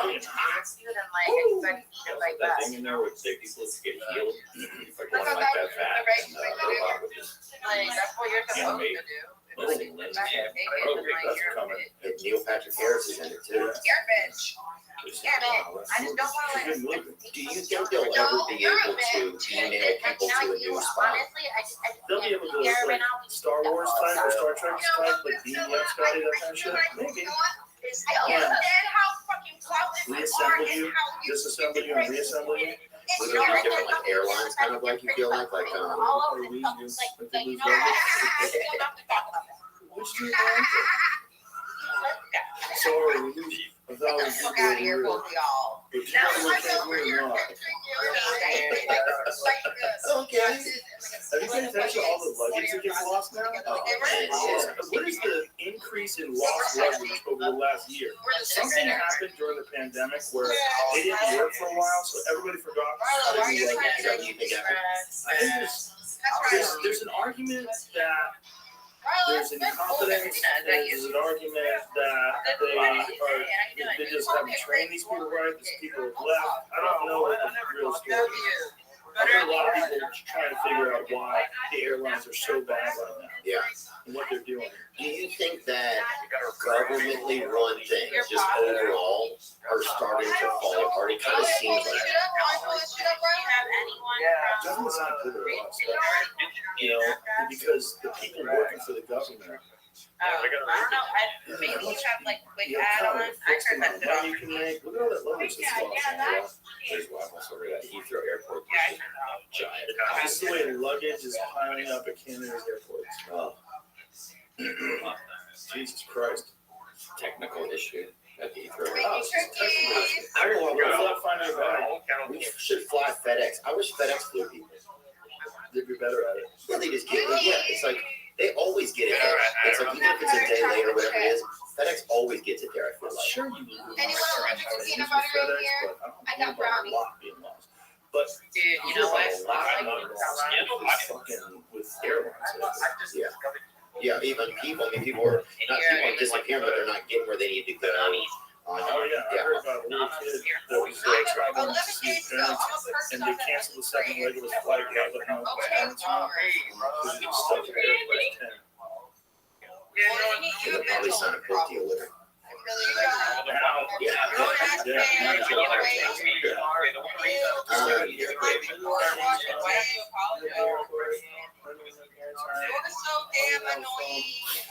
Dude, a buddy of mine met a girl on a flight, right? The flight never took off. They made him get off the plane. The girl's like, you can come stay at my place. He goes to her place, and it's her grandmother's place, and they slept in the same bed as her grandmother. They didn't get to make out. we slept in the same bed as him. They're just sleeping on the floor. But they were of a different ethnicity, and so I think it was like he was trying to be more honorable. Like, this is how we do it. This is my granddaughter. She sleeps. You know, it's like this is how we do it here. Everybody sleeps in the bed. But does he spoon with the daughter, or does the grandmother sleep in the middle? I think he was just knifed out. You know? I see what you did there. He was Chopsticks. yeah. I don't know this difference before. Don't get hard on.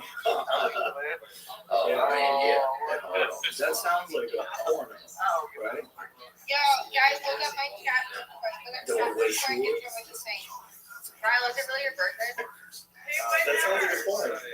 There's porns like that. I've seen porns like that. where like Don't wake the bunny or whatever. where like Oh, a okay. guy is dead, and then like the stepdaughter comes in and fucks him What and am I wife's doing for asleep. my birthday? Oh, Yeah, wow. like the wife's pretending to be asleep. Porn actors like that. Congrats. All right, so I'm like 10 days. Wait, It's wait. squint her eyes closed. I'm just not really asleep. 12 days. And the fake stepdaughter is fucking the guy right next to 12 her. days, man. It's always like naughty stuff. Yeah, 12 There's days. a lot of and naughty, like the one thing that picked up big time during the pandemic was like stepbrother, stepsister pairing. They were pretending it's a stepbrother or stepsister because people got like stuck in houses together. I think that they were leading people. Well, I think they were like capitalizing on fantasies that people would have if they were stuck in a house with their family. So like say if your dad remarries, like you're 17 and your dad remarries this new woman, and this woman has a 18-year-old daughter, and you're stuck in this house with this girl who's now your sister, but she's not really your sister. I feel like I'm driving to school. They're like, school's closed. Like, we're going to drive by and check. And now a word from our sponsor, BetterHelp. I want to know how well would you take care of your car if you had to keep it your entire life? Would you polish it? Would you tune it? Would you put a glaze on it, a gloss, a wax? I bet you would. Well, that's how brains work. We got to keep them for the long haul. So why don't we take better care of them? How we care for our minds affects how we experience life. And BetterHelp online therapy can help you take care of your brain. BetterHelp is online therapy that offers video, phone, and even live chat only therapy sessions. So you don't have to see anyone on camera if you don't want to. I was struggling one day and I was driving somewhere and I pulled over and bam, I was better helping myself right there with a certified therapist. It's more affordable than in-person therapy. You can be matched with a therapist in under 48 hours. Our listeners get 10% off their first month at betterhelp.com/THEO. That's betterhelp.com/Theo. You know, you want to get out sometime and you want to get across the ocean. Maybe you do a plane, maybe you do a ship, or whatever. Or some, maybe just Evel Knievel, your whole family out of land cannon. But when you get to a new land, you want to be able to speak their language, don't you? Well, Babbel can help. Babbel is the language learning app that's sold more than 10 million subscriptions. Thanks to Babbel's addictively fun and easy bite-sized language lessons, there's still time to learn a new language before you reach your destination. With Babbel, you only need 10 minutes to complete a lesson, so you can start having real-life conversations in less than 3 weeks. With Babbel, you can choose from 14 different languages. That's correct, including Spanish, French, Italian, and German. Start your new language learning journey today with Babbel. Right now, save up to 60% off your subscription when you go to BABBEL.com/Theo. That's BABBEL.com/THEO for up to 60% off your subscription. Babbel, language for life. Do you think more people are related than we realize, that there's more, that's sometimes why people get like born with certain deficiencies and stuff like that, like Down syndrome and all that, because more Down syndrome, because more people related? I don't know what causes that, but I would imagine that if you do have sex with people you're related to, what are the odds that, like, how high do the odds increase if you have sex with your cousin versus how high do the odds increase if you have sex with, like, your sister? If you create a child that has a deformity. Ooh, I bet 40%. Can you bring it up, Jamie? I bet it's very. Let's Google first cousin. How dangerous is it breeding with your first cousin? Yeah, I rolled that in front of you to see how you feel. It seems like there's an unlimited amount of nicotine too. It's very confusing. It makes my lips. Some of it makes my lips hot. I can't taste the water. Okay, how do you date with your first cousin causing more than double the risk of congenital problems such as heart and lung defects, cleft palates, and extra fingers, according to the largest study ever held in the UK. Yeah, they used to call that cleft palate by us. They call it cousin lip. The people had 2 to 3% chance a child is born with a birth defect, genetic syndrome, or disability. Now, what about sisters, brothers and sisters? Let's take a guess. And a lot of times this used to happen, Joe, because people didn't have the ability to travel far. So even if you went, 2,000 yards or 8,000 yards, you were still over time. People were still related, even if they didn't realize it. Well, that's one of the concerns about that place, North Sentinel Island, that island of uncontacted people. There's only 39 of them. Yeah, we were talking about. Yeah. We were talking about that. Oh, about the Bible guy. That's, that place is, there's only 39 of them. They have to do it. What's kind of interesting about looking for this? Google doesn't really want to show me what I'm looking for. It's only bringing up animal inbreeding. See, that's crazy. Wow. So Google will let you look up, but it's like fuck your cousin. But don't get crazy. Yeah, I even specifically said like sibling incest, and it's just showing animal stuff. Oh wow. Well, go to DuckDuckGo. Genetic risks of 2 siblings having a child together. Here it goes.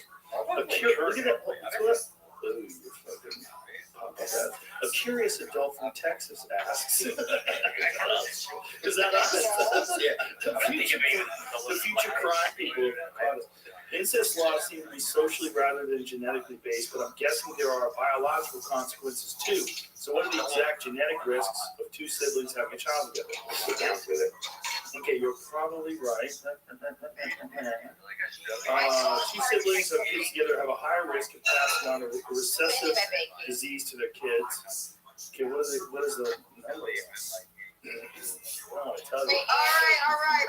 Okay, here it goes. If a brother and sister are both carriers or have a child together, each of their children would have a relative fortune of ending up with CF. Is that cystic fibrosis? Yeah. By getting a disease copy of CFTR from each parent, so the odds of his brother and sister having a child with the disease is 1 out of 4 or 1 in 16. Now, I'm gonna say don't risk it. yeah, it's not worse. Dude, they used to say to us, if you rearrange the letters of sister, what does it spell? Resist. And I never forgot that. That's good. That's smart. Yeah, I thought it was helpful. Yes. So I had a question, like, do you know like how golf, like the PGA started doing like the live, like they have people leaving the PGA Yeah. because this big money organization came in and is paying the best golfers. Could something like that ever happen to the UFC? Do you feel like? That's an interesting question. They tried to do that before. Affliction came along before, and they got Fedor, and they got Tim Sylvia, Andre Arlovsky. There was a lot of main fighters in the Affliction fought for them, but they went under after a few events. It's hard. Doing something like the UFC, first of all, the UFC is so firmly established. It would be like trying to create a new NBA. It's like maybe you could do it, but you need a lot of money. Fortunately for this live golf thing, it's run by the Saudis, and they obviously have insane amounts of money. But even so, people pass on it because they don't want to be associated with the Saudis. But do you think like if they start to see that template work, and we don't really know if it's going to work yet? I mean, it's just started. It really depends on how much money they throw at them and how long they have so much money. They can't imagine. I don't think you can imagine. Because you're talking about trillions of dollars. You're talking about oil money. I think they can just keep that ball rolling. If they decide to do that, they may be able to have like a real rival. But right now, it's just the first year.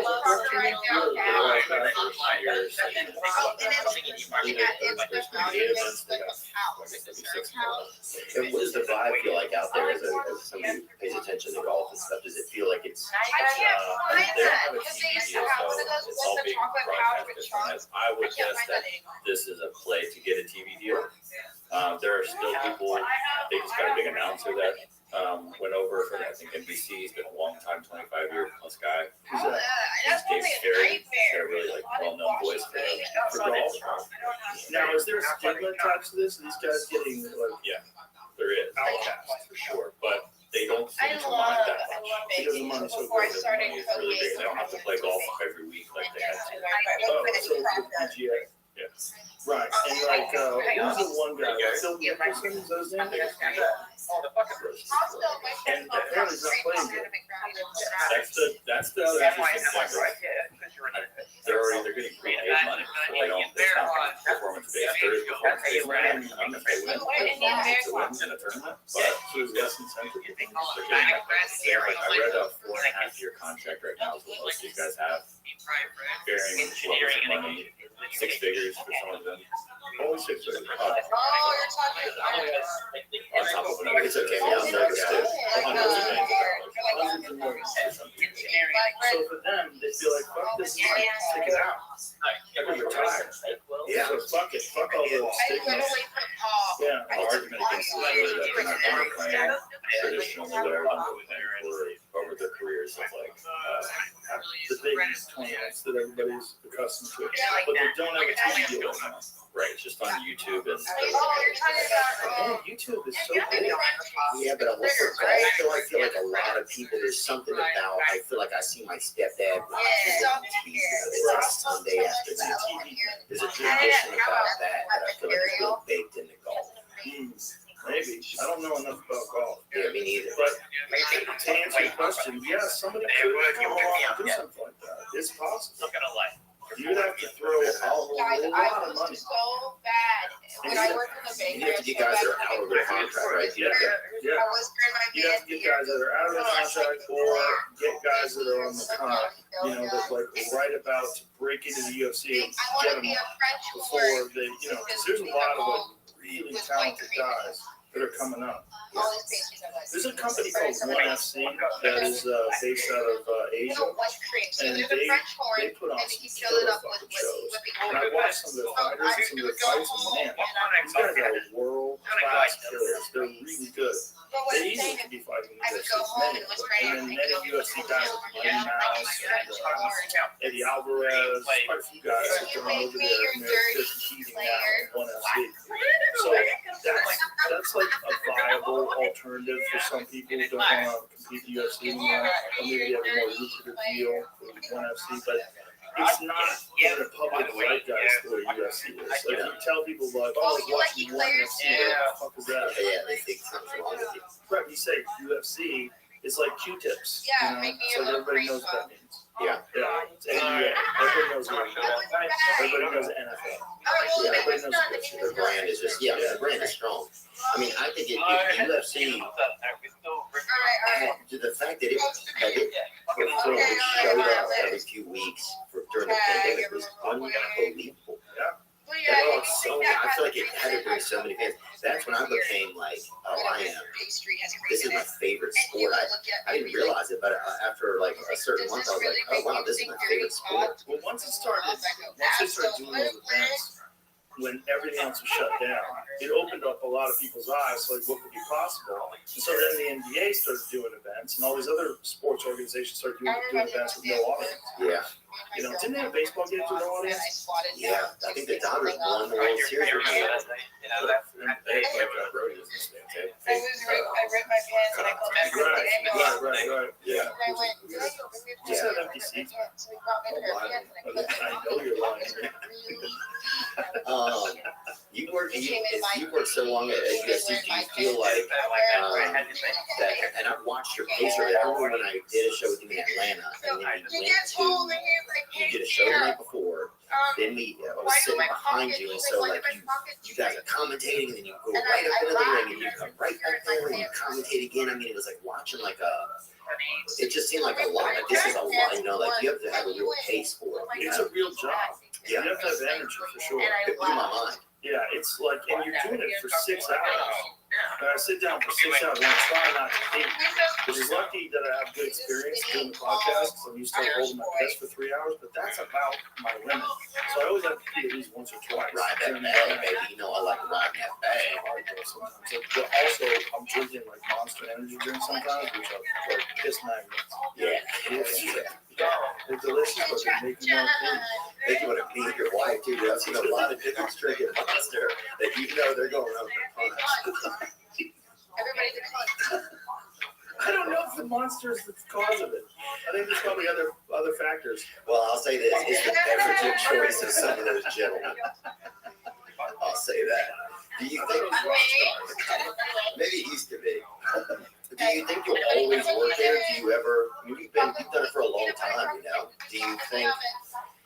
I mean, I guess nothing can be forever, but do you think you'll always commentate for UFC? I enjoy it. I enjoy the sport, but I enjoy watching it too. You know, when it came to Austin, it was the first time in 20 years that I sat in the audience and I watched it. It was great. I enjoyed the shit out of it.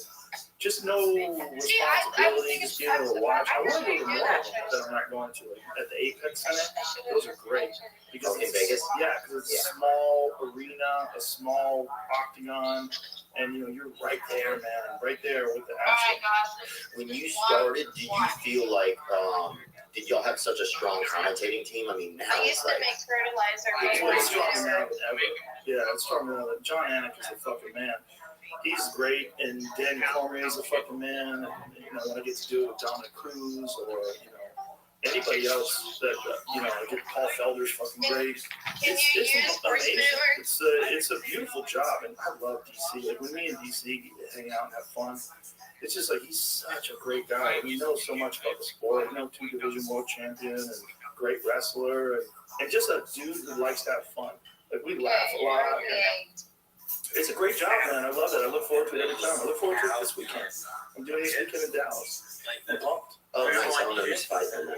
It's Amanda Nunes versus Juliana Benning. Yeah, was that the first one? Yeah.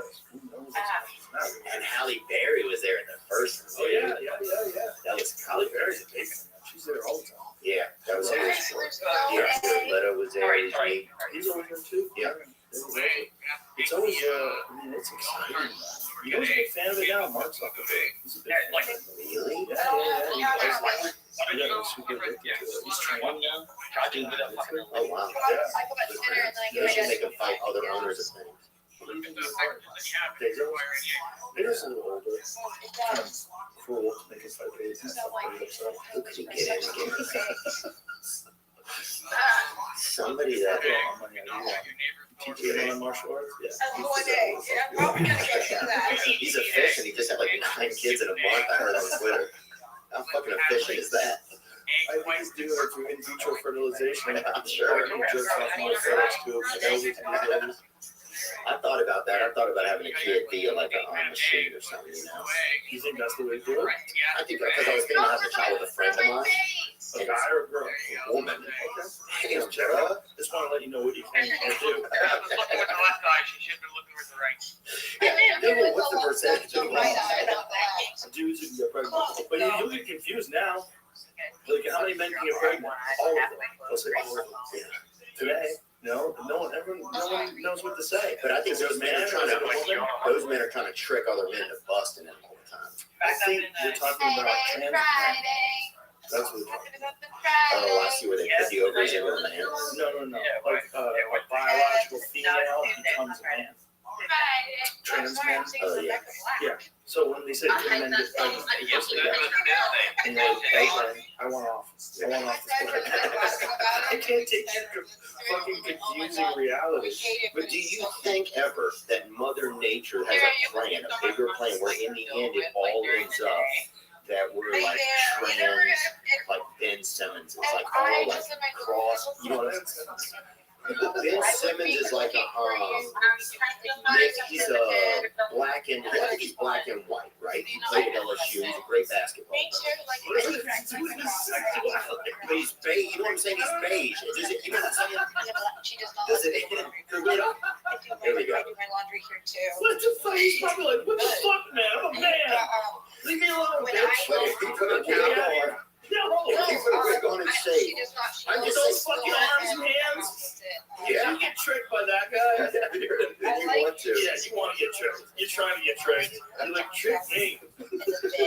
Trick me, that's a fucking manly man.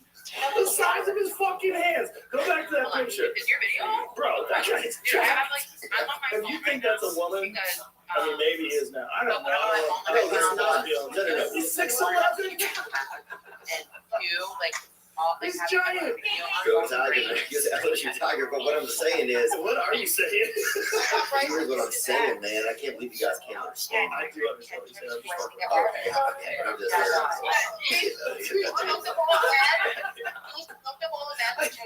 I'm just saying, if we're sending somebody in, if the trans community is gonna send somebody in to fucking vouch for them, they need to send in a fucking lawyer. You know, they can't send I in. don't know what you're saying. I Okay. thought I knew what you're saying.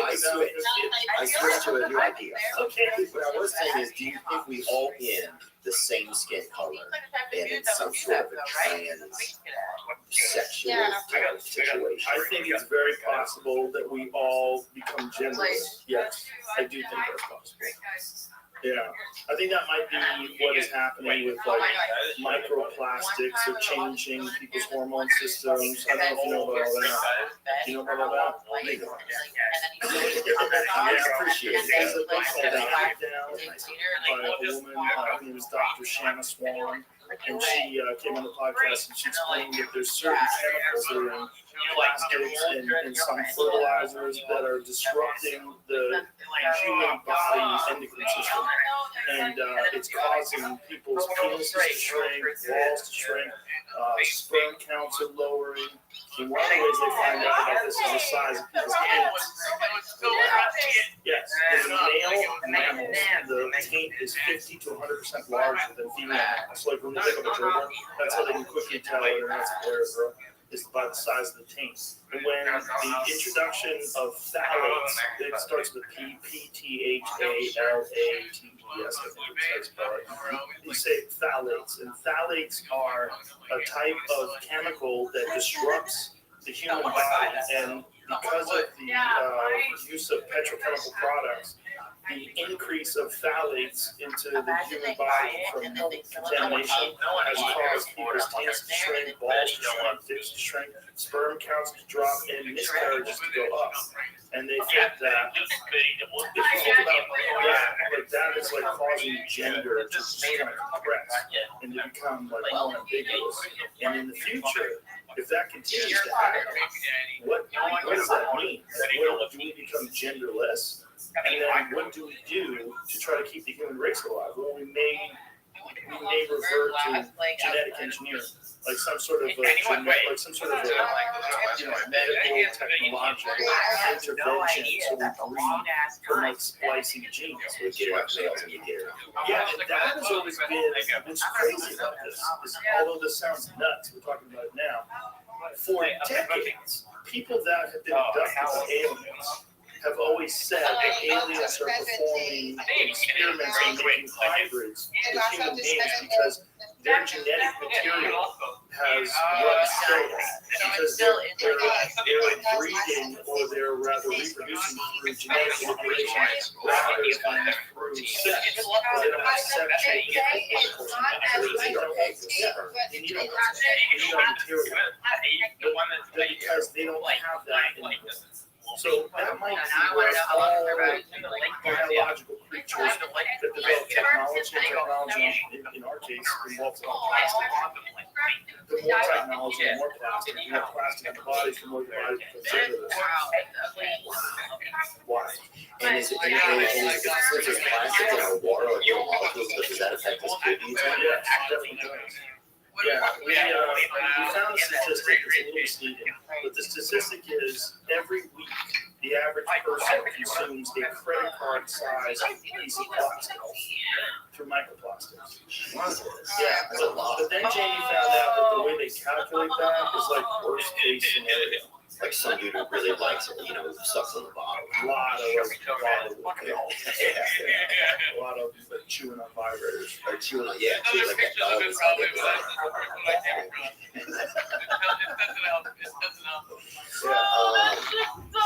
So, let me think, I had a couple more questions for you. Is that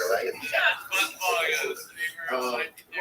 Becoming like a celebrity in America, right? Like, I know you don't think of yourself maybe as that way, right? But you become real popular.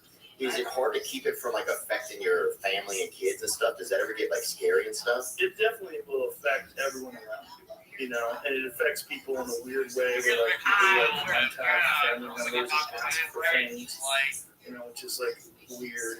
And it's not, you know, like want to be, like I've had people contact my family members to ask me to introduce them to people I don't even know.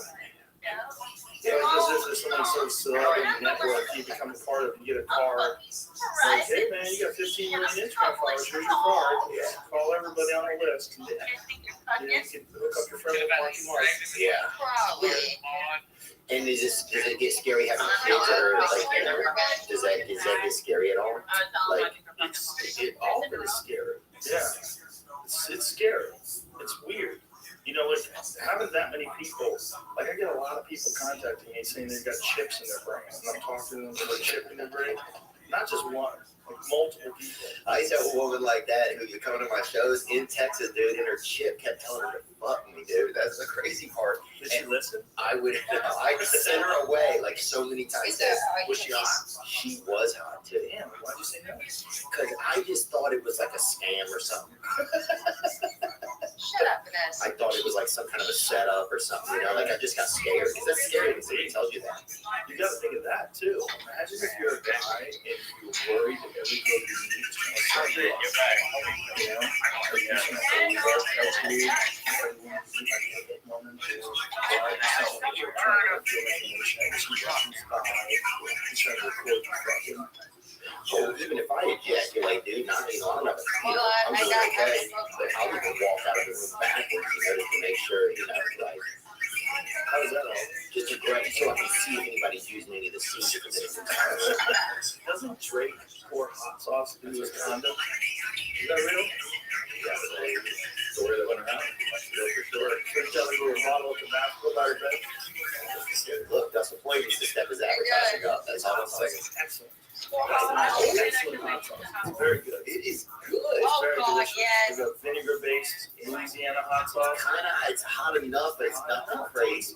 Tasty. Very good. What's it called? Like diamond? Yeah, Candy. I need to know this, man. We'll find it. Jamie will pull it up. But it's. Yes. I think you sent me a case. I know It is exactly what fucking you're talking about. very good. Good. Yeah, I'll put it in salads, too. I'm not even gonna ask him for more. I'm gonna buy it myself.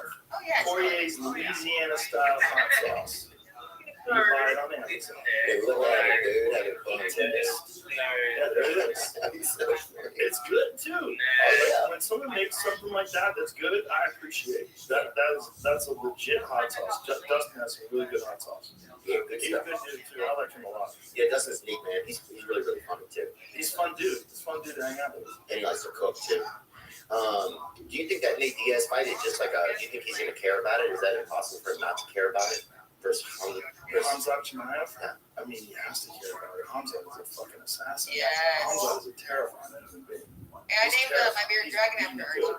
Oh, yeah, he's good. He's really good. I get scared at home. Shit. Yeah, I mean, that's how it is. Yeah, Hamzat's a murderer. I mean, when he gets you there, he can destroy. He's a dangerous man. Do you think that it's just a setup fight from that? Like, it's like, because I know he's trying to get out of his 100. Do you think that, or do you think Nate asked for that fight. Oh, he did. That's what Nate wanted to fight Francis and Ghana. Right, that has agreed. Nate is as game as a human being has ever been. Wow. That dude is wild. You know what I mean? That's one of the things that Dana White said. They were always saying, why did you do this fight? That's the fight Nate wanted. He goes, well, by the way, Nate asked for Francis and Ghana. Damn. That'd have been awesome. Well, no. Yeah, you're right. No. I mean, but you know what? There would have been something exciting about it. Yeah, murder. Yeah, something exciting when Francis Ngannou, a natural 270-pound man who hits harder than any human being that's ever been recorded, did the hardest punch ever recorded. Well, Francis is terrifying. I think they could take him, dude. You think so?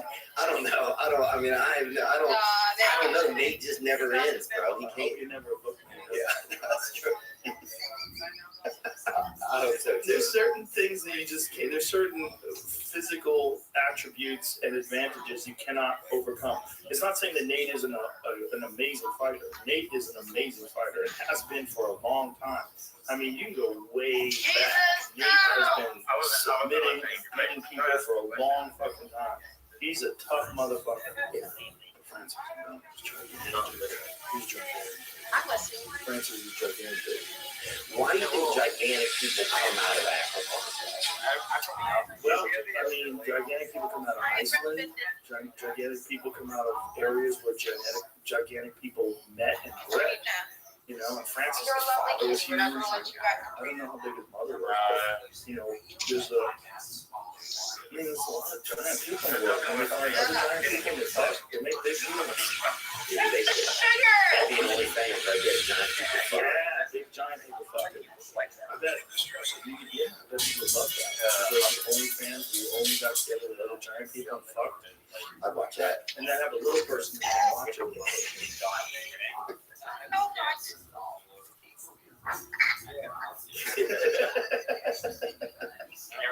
Do you go on OnlyFans at all? No, I love going one night and I logged off. You know, I'm trying to stay off of masturbation, stay off of touching my own wiener. Really? Yeah. I don't need to do it. I'm doing cool. You know, I feel better when I don't. Masturbation is so much. Well, pornography I think is nice to stay away from. We talked about this before because my thought was just it is. And you said it's fine, it's just people that abuse it, you know. So I think like I don't like to have those thoughts in my head. It keeps me thinking too much sexual stuff and not enough like connection time. Right. That's the number one criticism when people get back is that conceptual instead of yeah. If I want to have a family and stuff, I have to have more like, you know, real intrinsic kind of romantic connection thoughts. And I have to be able to control not control my brain, but let my nature come through. Not thinking like I want to recreate some shit I saw on a film. Or yeah, you know, I don't even think that way, but like your subconscious just only remembers the stuff, you know, and it kind of mills around, it just kind of loiters around your brain and dick. How many people started to make a living off of OnlyFans now that would just normally have a job and never get paid to sit on? Well, it's one of the reasons why we're not seeing that many hot chicks working at Chipotle, I think. So it is. I think it's definitely. But how they get an audience? Like just because you're hot and you show your asshole, They bait through their Instagram. Dude, those assholes are the same. Is that true? I'm sure it's a different. We can use that from now on to get to the bank. It's like you're record. That's how you get on Dan Bilzerian's house. Even though you're born in fucking Queensland. I mean, if you really think about how many girls are making like stupendous amounts of money on OnlyFans. Oh, it's baffling. But do you also think, Joe, that OnlyFans is over 1 million creators? So let's imagine that's worldwide. Up from 70,000 in 2019. So all those people jumped on board during the pandemic. That makes sense. this is what I start to worry about? That it's going to be like what is this called, a gig economy? What is that? Okay. Gig economy is like Okay. Is it? You think OnlyFans? Does that count? That's why you don't like You can get a gig. Video for a specific person. Same kind of thing. Oh, okay. Do you think it's No, a cameo. No. I want to see It's okay. something really good. I take I'm everything gonna back. hold some Nick Nolte about some dolls at Christmas. I made it make like a video for some puppies out. Why don't you He's like, I hate cinnamon and whiskey. Dad loves you. How's it? Gary. Who's the other guy that looks like Nick Nolte? Gary Busey? Gary Busey. What does that mean? They were very good. He's like, hey, cinnamon and whiskey. Gary Busey was a great actor. He got a horrible motorcycle accident without a helmet. Give me one. Got my guitar, got my horse, got my thoughts, got my love. To say to you, in a cameo, everything you want. And so you don't try to be nothing. I know it's got to give everything you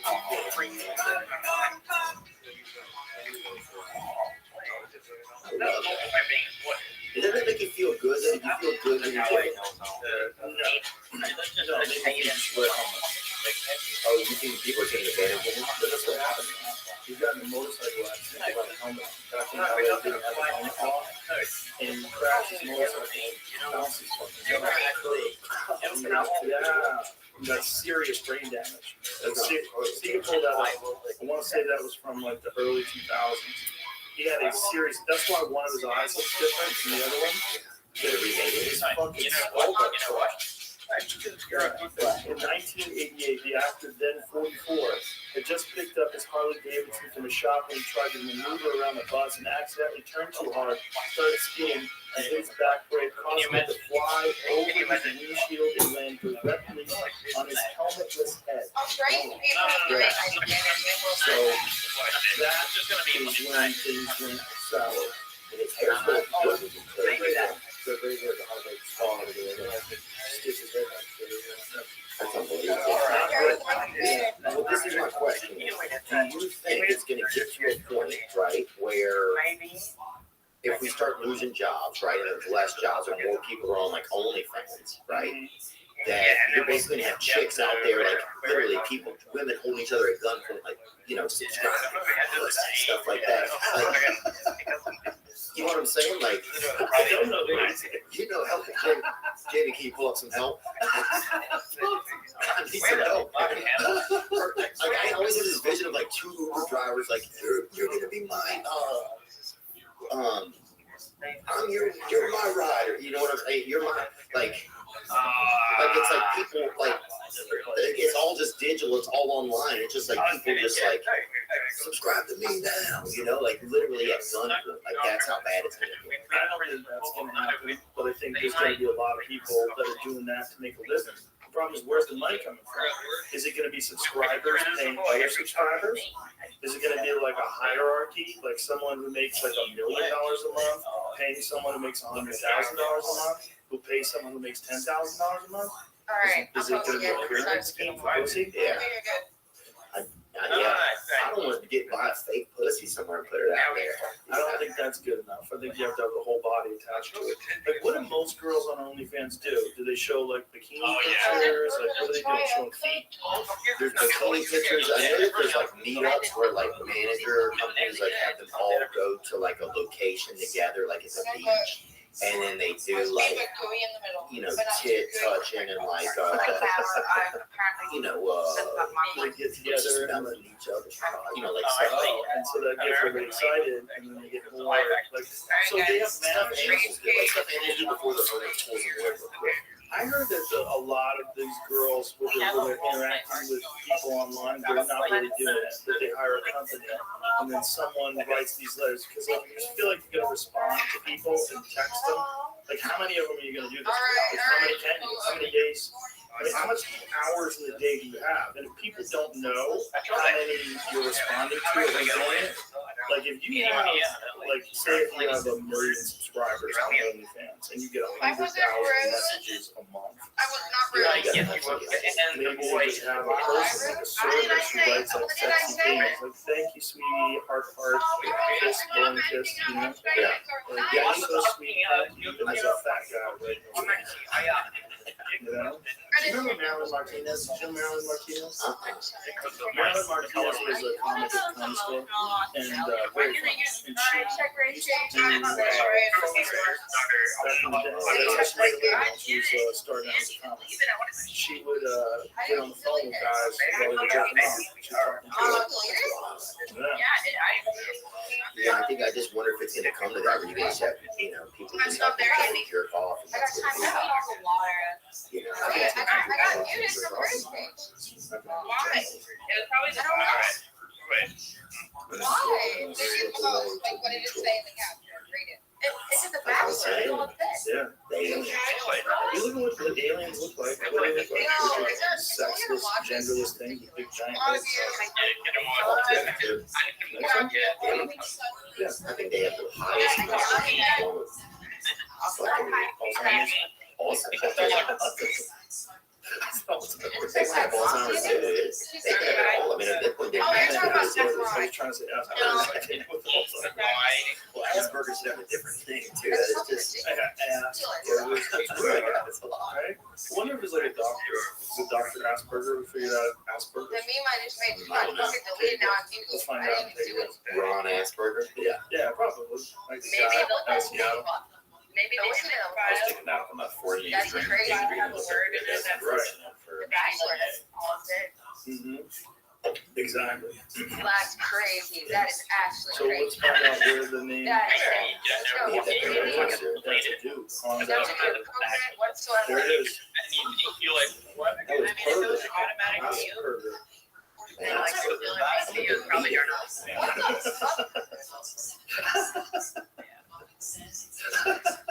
What the fuck kind of shit? I love What the is Austrian, that? Like, that's my favorite bond. Yeah. Yeah, they just seem so pure and they seem like outdoors. Yeah, they seem like they're getting water for everybody. Shorts with little socks. The mills, with the windmills, Got got you, dude.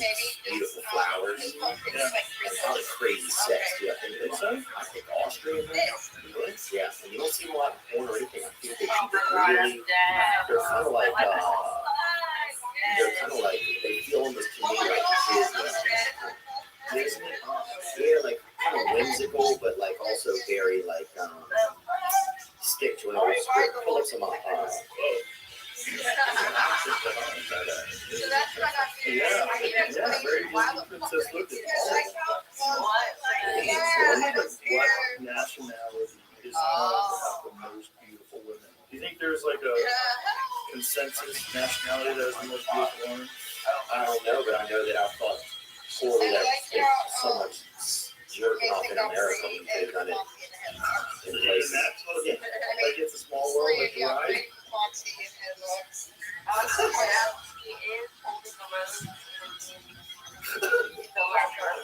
Dude, why do you and I have this fucking silly podcast?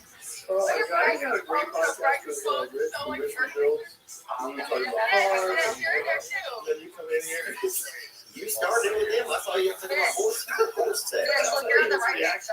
Very different than yours. Oh yeah, that's cool. Man. I would like to get some different. I like to get some different hobbies and stuff like that. I don't know. Sometimes I thought about maybe getting into golf. Like that's one thing. Like in Nashville, it's like most people just drink. There's just a lot of drinking and golf. He's a golf fool. And Tony Hinchcliffe and Ron White. Oh, Tony's built for it. Go for golf. I think so. He's just that person. He's very. He looks almost like Pinocchio, or crazy brother. I can hear you.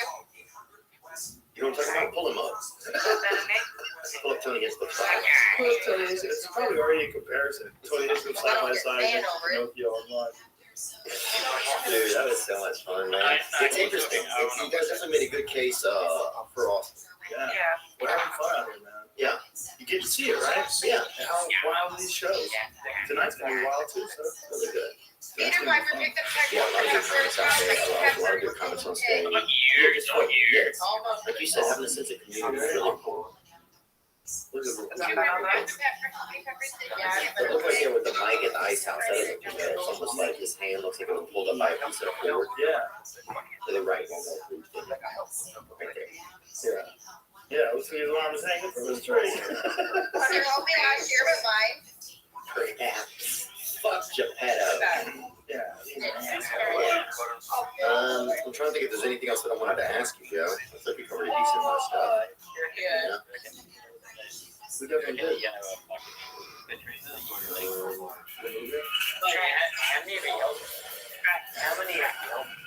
I thought about it more today. I thought about it yesterday. Yeah. I thought 30% I'll say this. I asked Zero. him to speak to her about the original. Pretty pricey. Smash the evening with So rough here. Yeah. During the pandemic. Price is going way up. Yeah, you gotta have really, yeah, it's pretty pricey. But that's okay. I got shekels. Yeah, my shekels. So you make you know, like they're not crashing. Did you buy it in Nashville? Yeah. So there. Yeah, it's already went up. Nashville's another place like Austin. But it's like a small city, right? Yeah, I would say it's probably half the size. I mean, I noticed that this feels more like a city. Nashville, it's still a city, but it's different. It's a different I vibe. fucking love it. DJ kid. I love them. I love it. They're fun. Yeah. That's a fun town. And it's also like Austin, a town that like appreciates live performance. Oh yeah, people come out all the time. Yeah, I mean, it's a smaller comedy scene. Yeah, that's what's up, and that's what I realized. Is like, if I can get up a little more, you know, instead of having to go to LA to do like a month or 6 weeks at a time, you know, to build there. So I thought about it. There you can go ham. I mean, we got Cap City just opened up.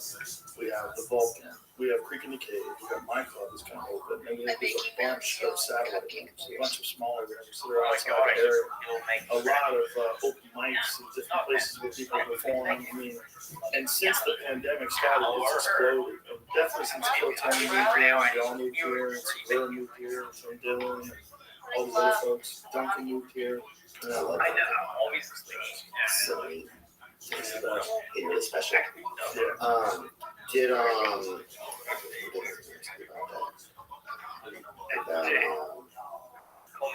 were we talking about? Comedy.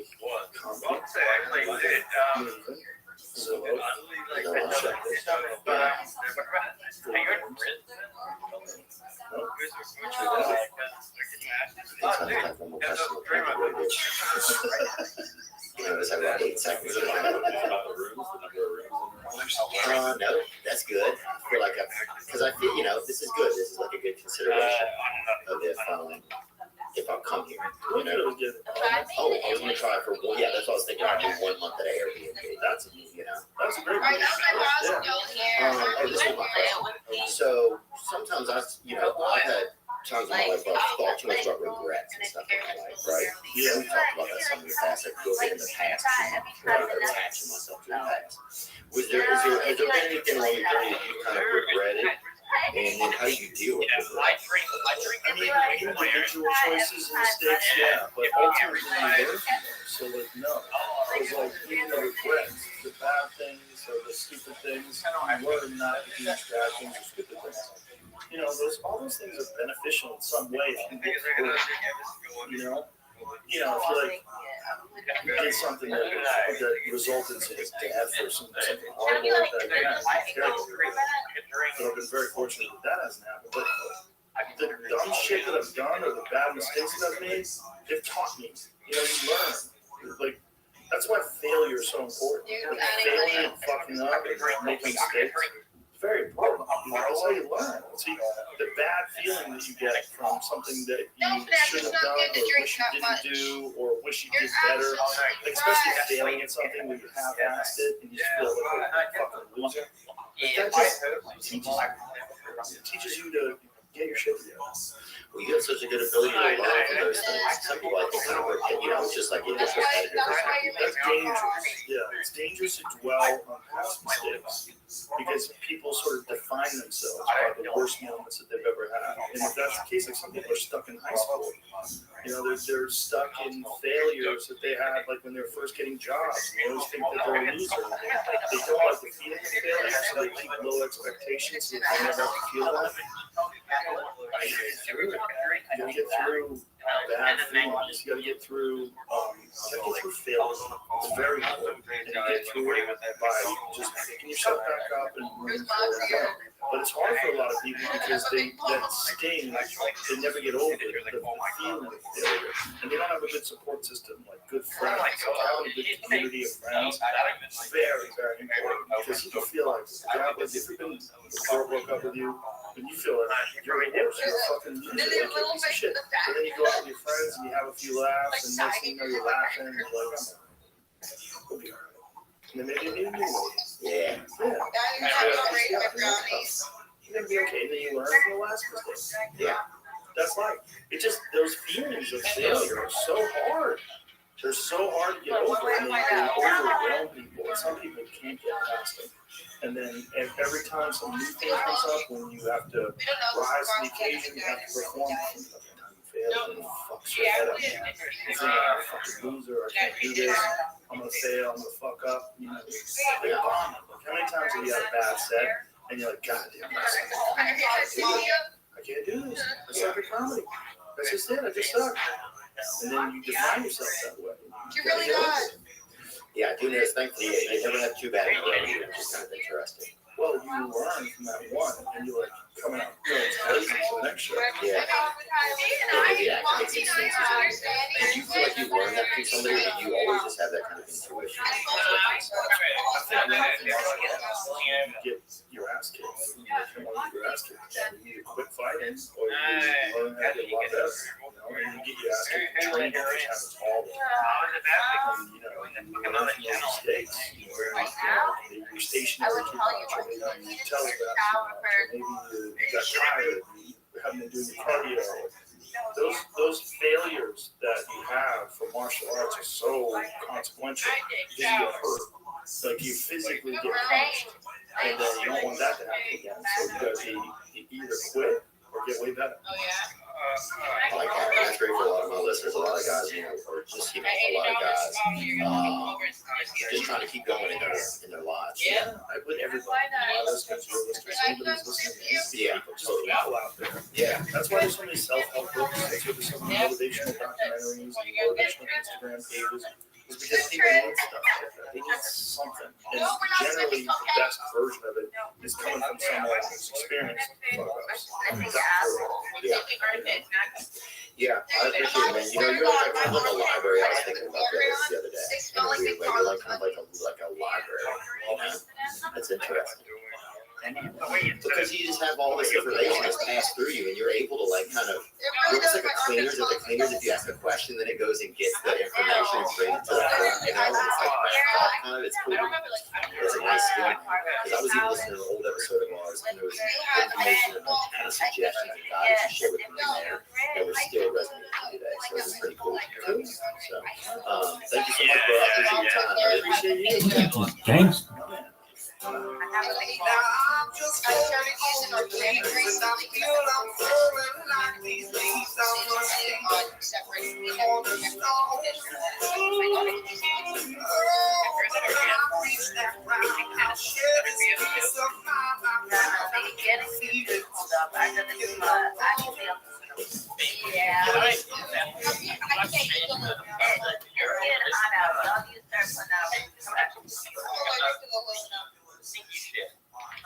Dude, Bree, yesterday that was so funny. We were talking about in the pool. It's all like fucking black. It was hilarious. Like when I sniff myself, I think I smell good. Right? And I smell women. Yeah. Okay. What? I got it. Sometimes there's nothing wrong with a little thing. I don't care. And I smell a lot of women. And if everything wrong with them, he smells good. Yeah, but okay. Just kind of like, Yes, but there's a difference. Good smell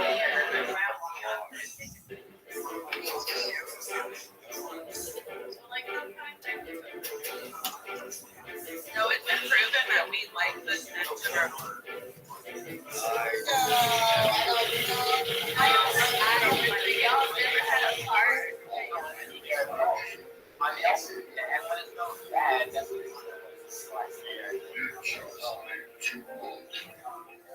I'm gonna back steering. Yeah, exactly. That's why it's like, oh, you put your case, oh, you pop shit, like that. Like you pop it in, like, okay,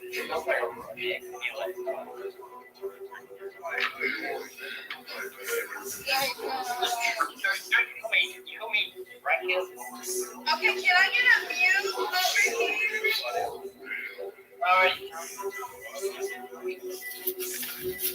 If it was a troll. It's okay, it's okay, it's okay. I'm a troll with you. He doesn't know Draco like we do.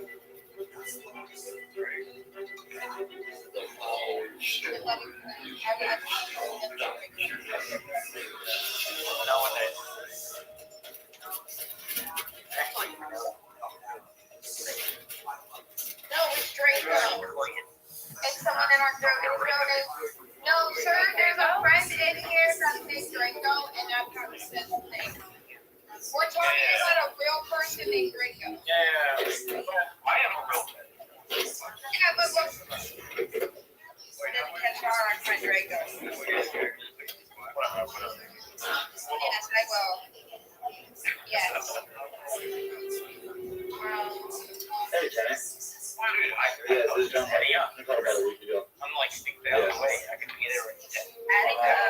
crazy. Please tell me something good. Yeah. I can pull up. What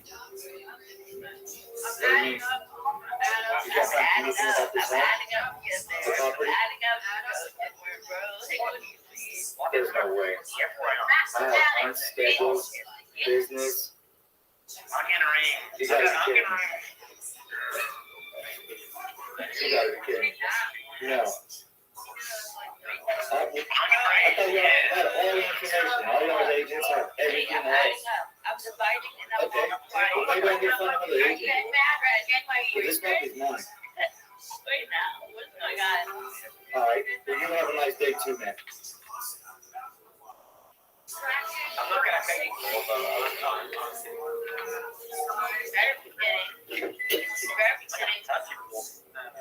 No, I'm gonna have to give it to you if I ever get up when I can find it. You better be joking before I get ask a little pet dad, you know what I'm saying? Taking in the vision, adding the subtraction, parentheses, look at that outshot,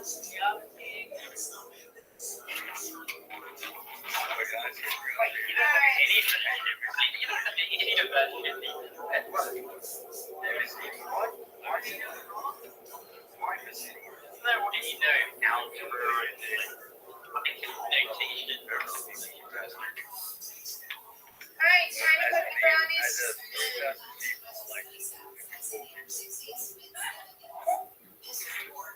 There's no way, no. She within chat. She believes it, yeah, but you better stop. You better stop.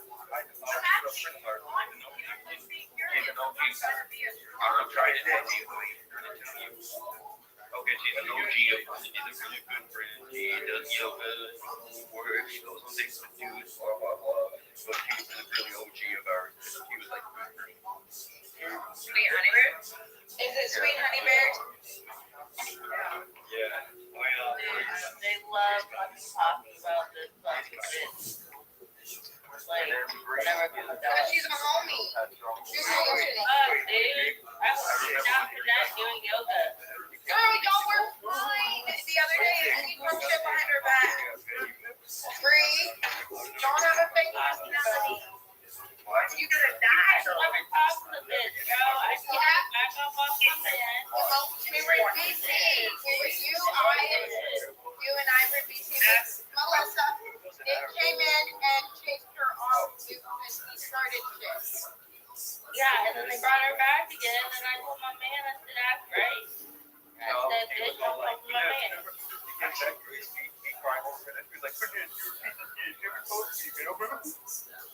Yeah, it's called a fight. Because we're in a relationship. And I'm his girlfriend. Wait, go ahead. Yeah, we are back together. you're not. You guys were not back together for that. I'm reading You guys it. weren't back together. You were But pretty Dad, well. how dare you? It's not how dare you. I choose not to talk to you, Vanessa. How dare you? No. Come back to Harry. You didn't tell me y'all were together again. Because, see, like, you get under wraps. Look, think of it this way. Blackberry, she There was a little flirtation yesterday with that. And that's like to flirt, just like how I like to flirt. I've known y'all for years. Is it an open like, no, it's not open. You just can't fuck anybody else. Flirting is different. If someone's dick enters me, that's different. If your dick enters somebody, then that's different.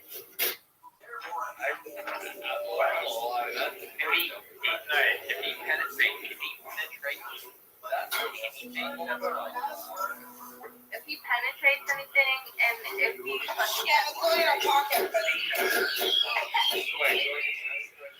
Yeah, I said if he penetrates somebody else. Including a pocket pussy. So we're down hand jobs, no blow jobs, no crack. You have a pocket pussy. You have one. You can't use on 15 sex only because like I have a rivalry with her. But that's about it. You know, I'm gonna makes sense. But I think you know the money.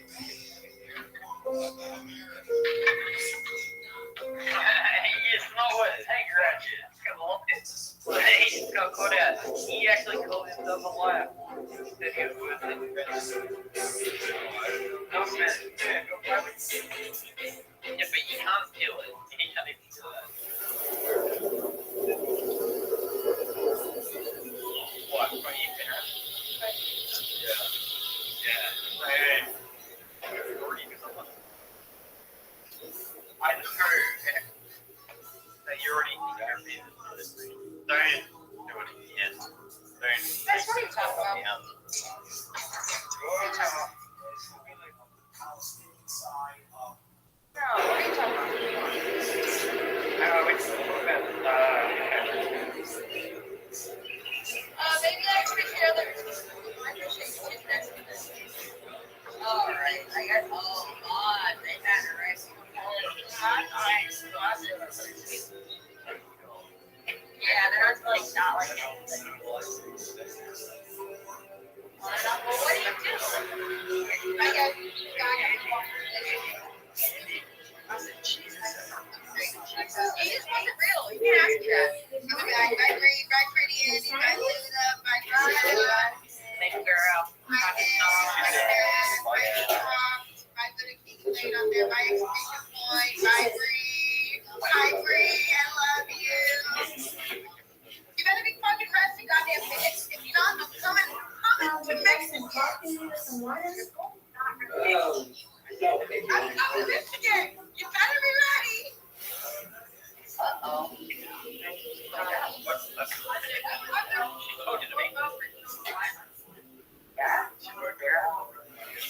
No, I'm coming to clean your butt. I'm taking over.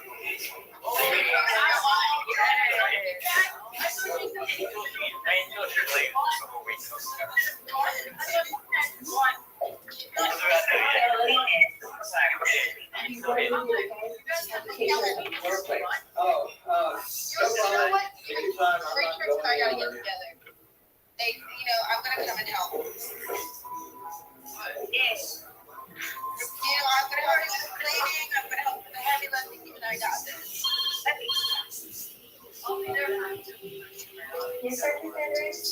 Yeah, we need that too. Yeah.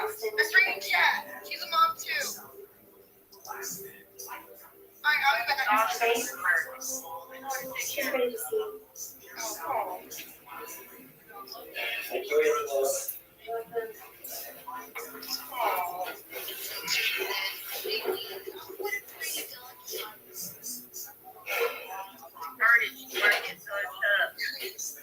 Shut up, young lady. But yes, Kat, I gotta get my passport. You gotta do it within a month span. I can be 6.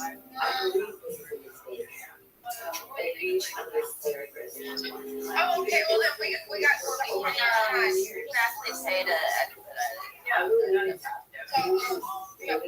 expedite. Great. I gotta go. I love you, girls. And changing location. Look, this is family reconnect.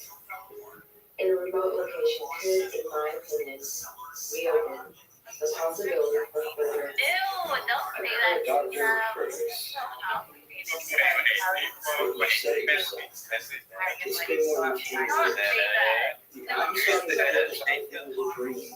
You want to know you really boy? Like, I'm a really good. Don't think it has anything to do with me being around a lot of people.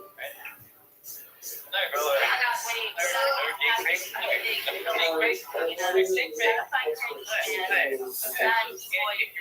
It's why I'm on this house to get major preventions.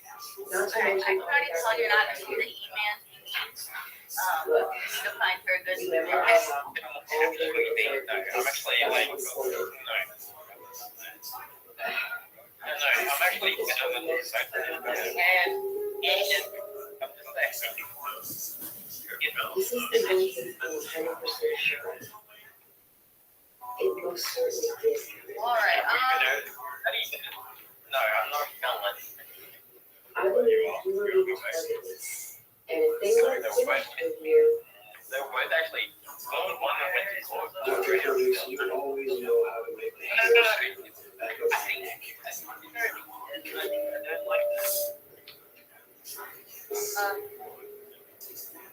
Well, whatever. Maybe just yet. Anyway. Oh, sorry. I have a whole flight out there. Yeah, no, yes. You know, I was a teacher and a coach. I dedicated all of my time. I would have actually I'm the reason that my family is. My son hates me, my wife. you know what I hear? We'll talk about that when we get back. All the details of and let's make sure your phone number is correct in the system. I didn't get it. And leave Angela the address.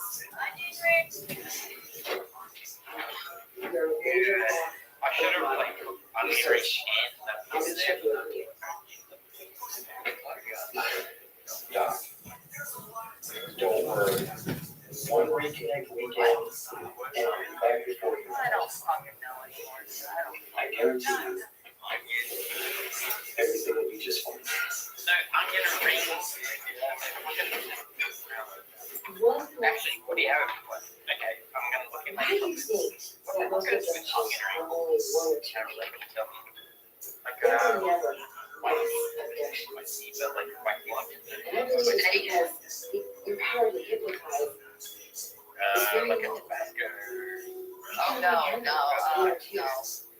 But this thing is really. I would say maybe like a hamburger, fried Uniforms are chicken. seen everywhere, including Get large like, cities. get like a ranch. Get like a nice ranch. Or like a island or some shit. You know? I could have. Oh, that actually would be good because chicken fried stuff that. Like they have like that chicken sauce. I don't like it. No, that's good.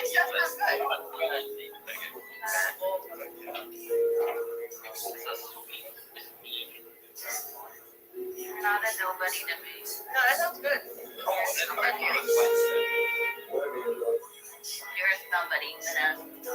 You know, stop it. today's Saturday.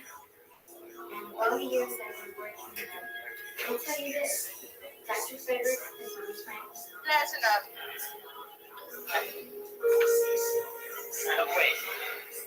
Wait, Vanessa. Goodbye, Angela. Goodbye, Mr. Oh my God, no.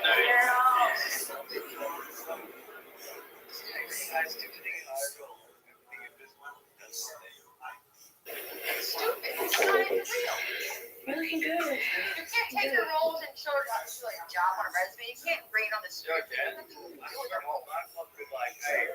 No one's saying they're Dude, I think you're on this way too much. Ridiculous stuff to you. Yeah, you're actually kind of tripping. Like, just what should have had this much in your life. Shooting blank? Okay. Oh. You could have, but it would have been worse. Because like, that doesn't make any sense.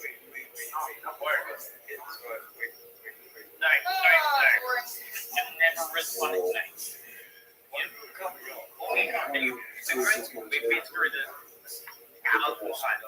I had to only,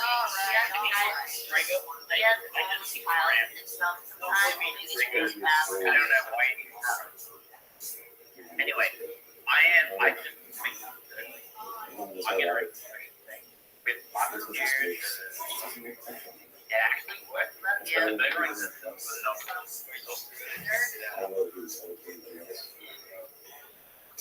So yeah, Coming out. I would wait. I'm late in your house. This is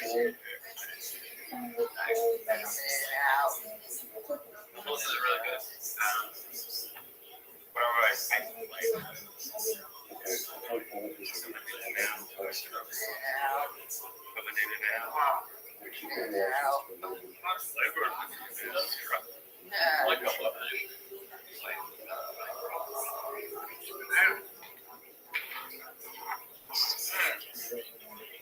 I got a meeting.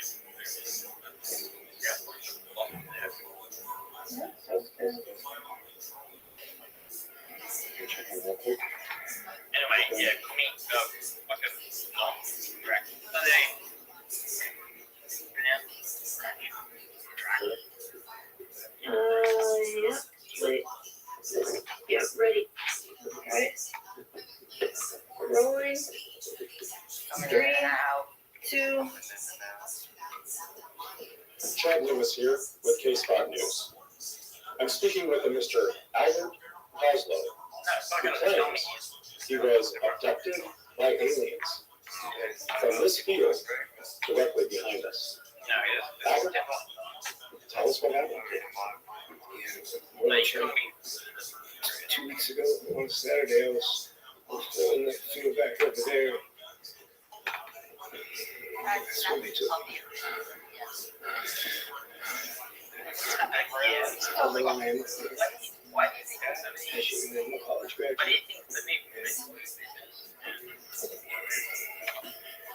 I hope that there's an importance to what I have to tell you. Because I said it's very important that people know this. There's really nice to be here. weird I'm misconception usually not nice to them. Understood. Now, tell us exactly what happened to you when you were taken. Yeah, the only reason men would When they took me, I guess they thought I was hypnotized. I was walking back to the hospital. Truth in that is, I've never really been able to be hypnotized. They couldn't either. I know it How sounds do great you to feel you. about it? See, it's going in the right thing. What they were thinking. They're monsters. They're evil. And they wouldn't merge with us. Their planet dying. And they're not worse. And they're I tried to get John to even whatever you want to call it. You find it It's like today. one night. And there's Why did you leave this time? Because this is Aria. Now, some background, folks. In the spirit of full disclosure, I've known Albert here and his family a long time. Long time. I've known Albert To be here honest, since like things he sometimes was a don't kid. say. He and his family are respected members of our community. Albert has never been one to make up stories or anything like that, because he's a very honest and straightforward young man. everyone here to read that, including. I'm not telling you what to think. Yeah, you I don't know. can write it for you. Like, different advice. Let me tell you. All these abductions is Explain to me why everybody's in the zone and there's like four people.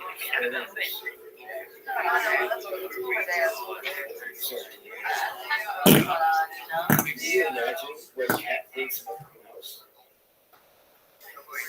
I have nothing to do. But if you have the right blood, it will kill you, discard you like nothing. That's what I already do things. I got this from my This coronavirus vaccine, I think that's the final stage for the emerge.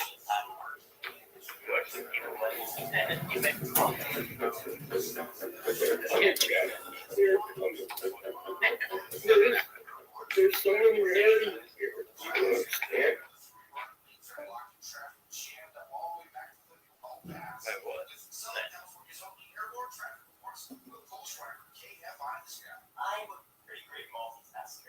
Video games are cool. How long you guys this year?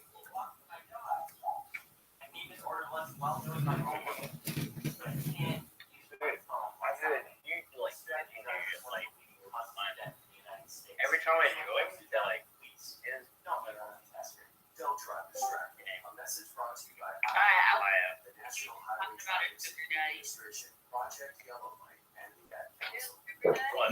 can just ask this lady. No, not about you. I mean, not this lady. Oh, I don't know. You're being told about it. You know, when I go to the evening,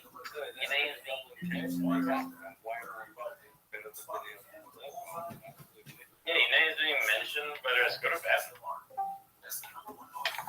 I don't know which side goes to. And it's probably good. Like, well, it's probably not all good.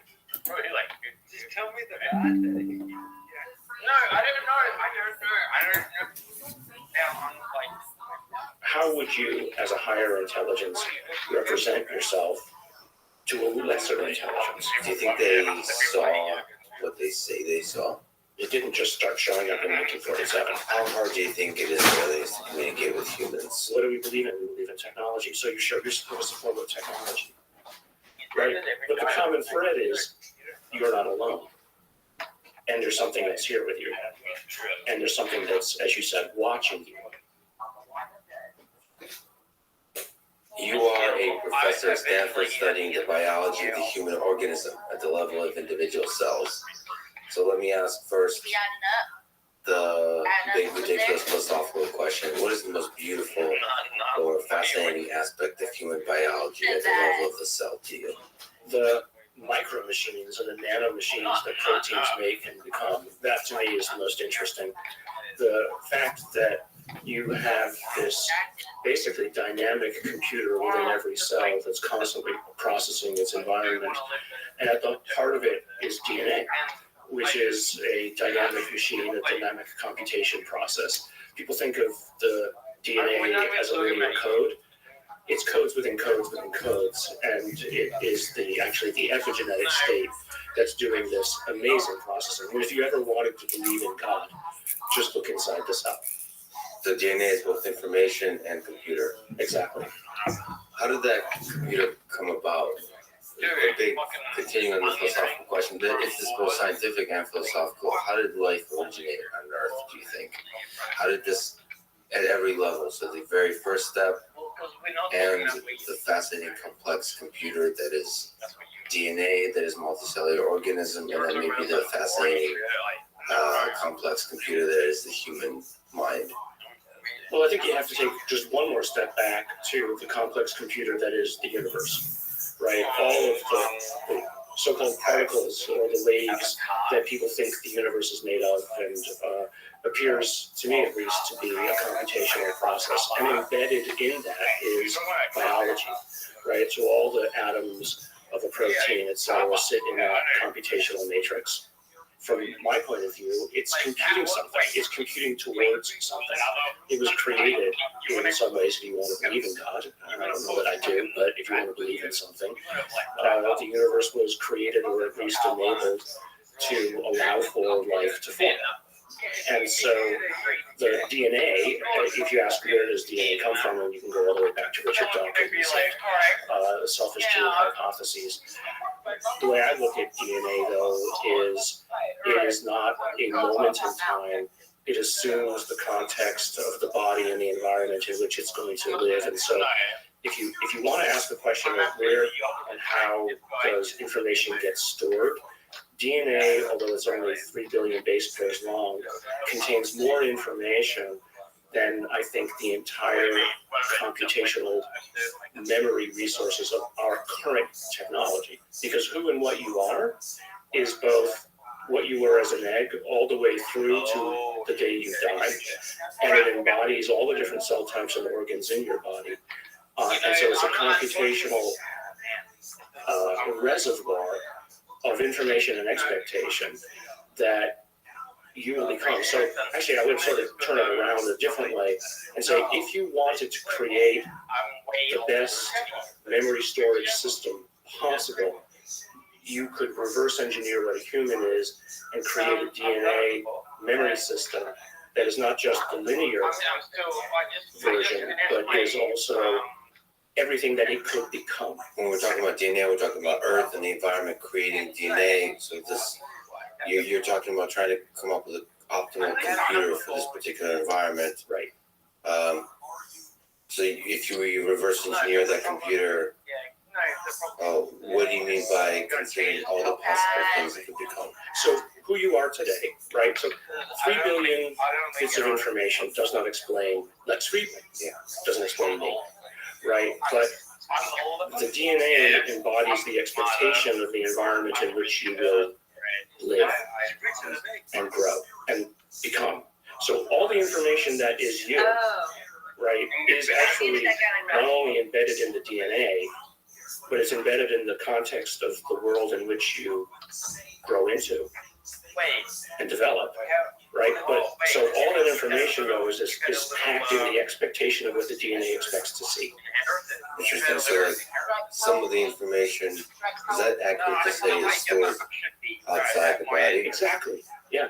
The information is stored outside because there's a context of expectation. Isn't that interesting? Yeah, it's fascinating. I mean, to linger on this point, if we were to run Earth over again 1,000,000 times, how many different versions of this type of computer would we get? I think it would be different each time. I mean, if you assume there's no such thing as fate, right, and it's not all pre-programmed, you know, and that there is some sort of, let's say, variation or randomness at the beginning, you would get as many different versions of life as you could imagine. And I don't think it would all be, unless there's something built into the, you know, into the substrate of the universe. It wouldn't always be left-handed proteins, right? But I wonder with the flap of a butterfly wing, what effects it has, because it's possible that the system is really good at finding the efficient answer, and maybe the efficient answer is there's only a small finite set of them for this particular environment. Exactly.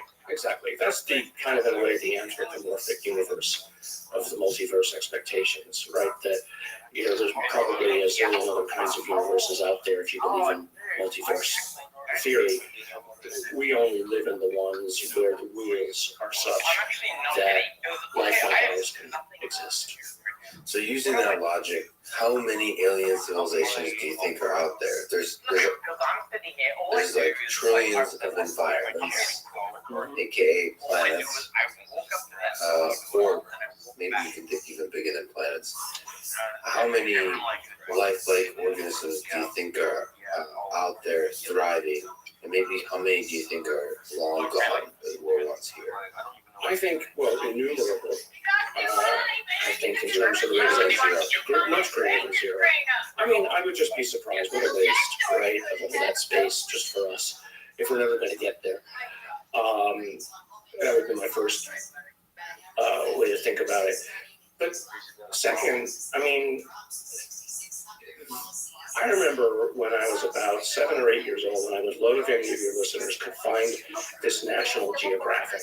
I remember opening the page of the National Geographic. I was about, again, 7 to 10 years old. And it was sort of a current picture of the universe. It was around probably 1968, 1969. And I just remember looking at it and thinking, what kinds of empires have risen and fallen across that space that we'll never know about? And isn't that sad that we know nothing about something so grand? And so I've always been a reader of science fiction because I like the creative ideas of what people come up with. And I especially like science fiction writers that base it in good science, but base it also in evolution. That if you evolve a civilization from something lifelike, right, some sort of biology, its assumptions about the universe will come from the environment in which it grew up. So, for instance, Larry Niven is a great writer, and he imagines different kinds of civilizations. In some cases, what happens if intelligence evolved from a herd animal? Right? Would you lead from behind? Right? Would you be, in his case, one of them were the so-called puppeteers. And to them, the moral imperative is cowardice. You put other people forward to run the risk for you, right? And so he writes entire books around that premise. There's another guy, David Brin is his name, and he writes the so-called Uplift Universe books. And in those, he takes different intelligences, each from a different evolutionary background, and then he posits a civilization based around where and what they came from. And so, to me, I mean, that's just fun. But I mean, back to your original question, is how many are there? I think as many stars as we can see. Now, how many are currently there? I don't know. I mean, that's the whole question of, you know, how long can a civilization last before it runs out of steam? And you, for instance, does it just get bored, or does it transcend to something else, or does it say, I've seen enough and I'm done? What does running out of steam look like? It could destroy itself, it get bored. You know, so, or we've done everything we can, and they just decide to stop. I don't know. I just don't know. It's the Elon Musk worry that we stop reproducing, or we slow down the reproduction rate to where the population can go to zero. Can go to zero, and we can't, and we collapse. I mean, so the only way to get around that is perhaps create enough machines with AI to take care of us. What could possibly go wrong? You've talked to people that told stories of UFO encounters. What is the most fascinating to you about the stories of these UFO encounters that you've heard that people have told you? The similarity of them, the uniformity of the stories. Now, I just want to say up front, a lot of people think that when I speculate, I believe something. That's not true, right? Speculation is just creativity. Speculation is the beginning of hypothesis. None of what I hear in terms of the anecdotes do I necessarily believe are they true. But I still find them fascinating to listen to, because at some level they're still black data. And you have to listen. And once you start to hear the same story again and again, then you have to say, well, there might be something to it. I mean, maybe it's some kind of a Jungian background in the human mind and human consciousness that creates these stories again and again. And it's coming out of the DNA. It's coming out of that pre-programmed something. And Jung talked quite a bit about this kind of thing, the collective unconscious. But actually, one of the most interesting ones I find is this constant message that you're not taking care of your world. This came long before climate change. It came long before many kinds of, you know, let's say current day memes around, you know, taking care of our planet, pollution, etc. And so, you know, for instance, perhaps the best example of this, the one I find the most fascinating, is a story out of Zimbabwe. 50 or 60 children one afternoon in Zimbabwe. It was a well-educated group of white and black children who at lunchtime in the playground saw a crash. And they saw little men. And they all ran into the teachers, and they told the same story, and they drew the same pictures. And the message several of them got was, you are not taking care of your planet. And it got, you know, there's actually a movie coming out on this episode, and 30 years later now, the people who were there, the children who now grown up, say it happened to us. Now, did it happen? Was it some sort of hallucination, or was it an imposed hallucination by something? Was it material? I don't know. But these kids were 7 to 10 years old. You see them on video. 7 to 10-year-olds can't lie like that. And so, you know, whether it's real or not, I don't know. But I find that fascinating data. And again, it's these unconnected stories of individuals with the same story. That is worthy of further inquiry. Yeah, so here we are, humans with limited cognitive capacities, trying to make sense of the world, trying to understand what is real and not. We have this DNA that somehow in complex ways is interacting with the environment, and then we get these novel ideas that come from the populace, and then they make us wonder about what it all means.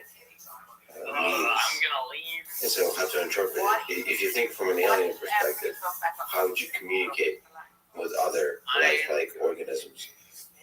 You perhaps have to find endpoints on this interaction between the DNA and its manifestations in terms of the human mind and how it interacts with the environment.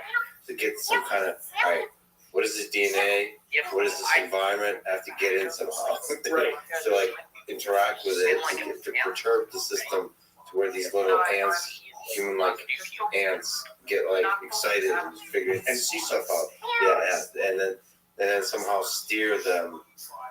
First of all, for investigative purposes, to understand, like, oftentimes to understand the system, you have to perturb it. Exactly. Yeah. It's like, okay, they get excited or not, and then the other ways you want to, if you worry about them, you can steer in one direction or another. Mm-hmm. And this kind of idea that we're not taking care of our world, that's interesting. I mean, that's comforting. That's hopeful, because that means that greater intelligence, which is what I would hope, we want to take care of us. We want to take care of the gorillas in the national parks in Africa. Yeah, but we don't want to take care of cockroaches. So there's a line we draw. So you have to hope that right now we're a bunch of angry monkeys, and maybe whatever these intelligences are also keeping an eye on us.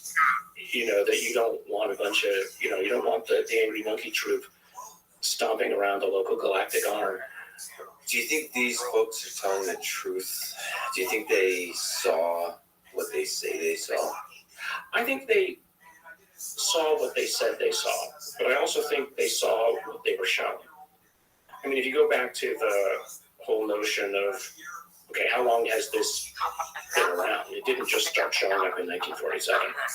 There are stories going back, into the 1800s of people who saw things in their farm fields in the U.S. It's in local newspapers from the 1800s. It's fascinating. But if you go even further back, so to your point of how would you, as a higher intelligence, represent yourself to a lesser intelligence? Well, let's go back to pre-civilization. Maybe you show yourself as the spirits in the forest, and you give messages through that. Once you get a little bit more civilized, then you show yourself as the gods, and then you're God. Well, we don't believe in God anymore necessarily. Everybody does.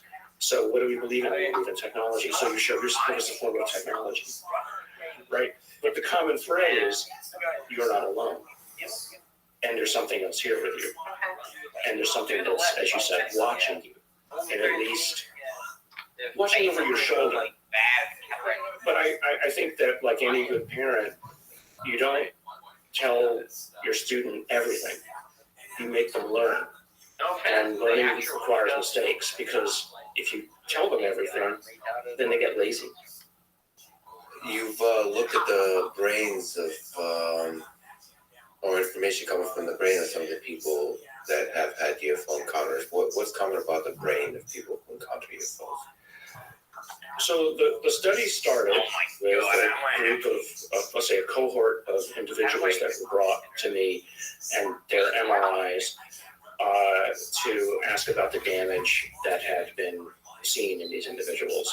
It turns out that the majority of those patients ended up being, as far as we can tell, Havana syndrome. And so, for me at least, that part of the story ends in terms of the injury. It's likely almost all Havana syndrome. That's somebody else's problem now. It's not my problem. But when we were looking at the brains of these individuals, we noticed something right in the center of the basal ganglia in many of these individuals that at first we thought was damage. It was basically an enriched patch of MRI dense neurons that we thought was damage, but then it was showing up in everybody, and then we looked and we said, oh, it's actually not. The other readings on these MRIs show that actually that's living tissue. That's actually at the head of the caudate and the putamen. And at the time, and I remember even asking a good friend of mine at Stanford, who was a psychiatrist, what does the basal ganglia do? He said, oh, the basal ganglia is just about movement and nerve and motor control.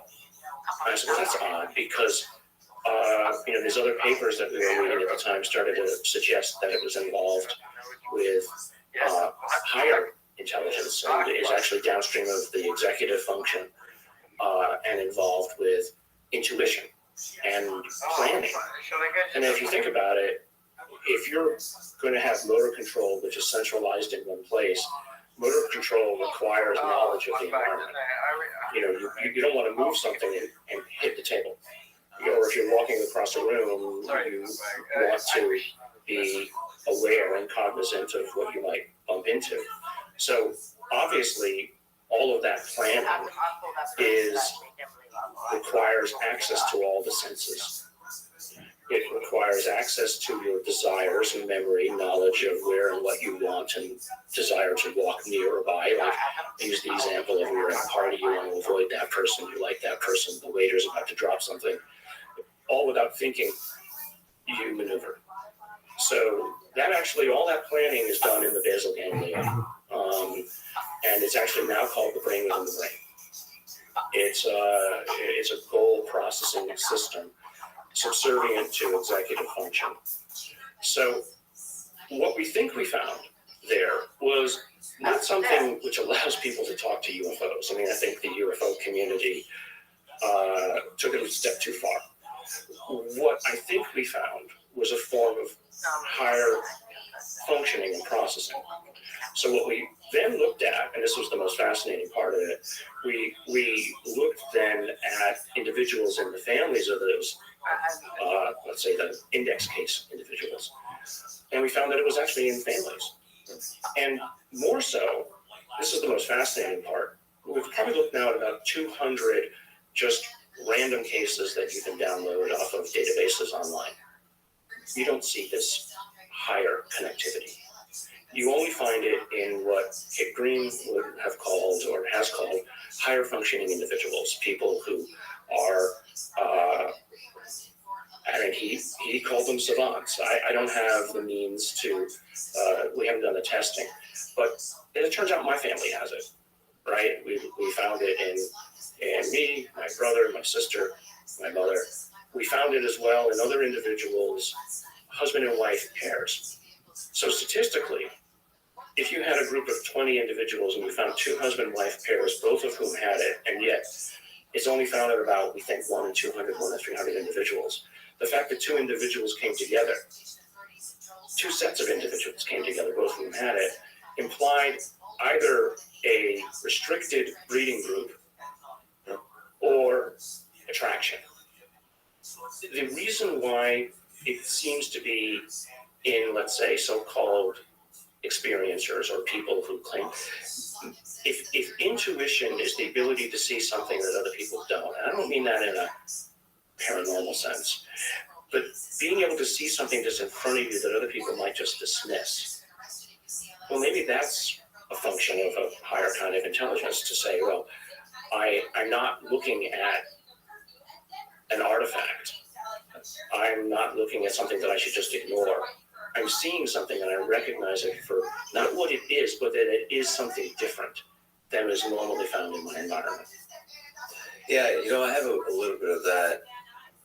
I seem to see the magic in a lot of moments. Like I have a deep, it's obviously, not obviously, but it seems to be chemical in nature that I just am excited about life. I love life. I love like stupid things. It feels like I'm high a lot, unlike mushrooms or something like that, where you'd really appreciate this. I'm able to detect something about the environment that maybe others don't. I don't know, but like I seem to be over the top grateful to be alive on for a lot of stupid reasons, and that's in there somewhere. And it's kind of interesting because it really is true that our brains, the way we're brought up, but also the genetics, enables us to see certain slices of the world. And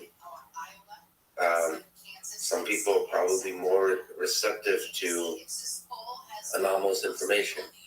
They see the magic, the possibility in the novel thing, right? As opposed to kind of finding the pattern of the common, of the regular. Some people are more wait a minute, this is kind of weird. I mean, a lot of those people probably become scientists too.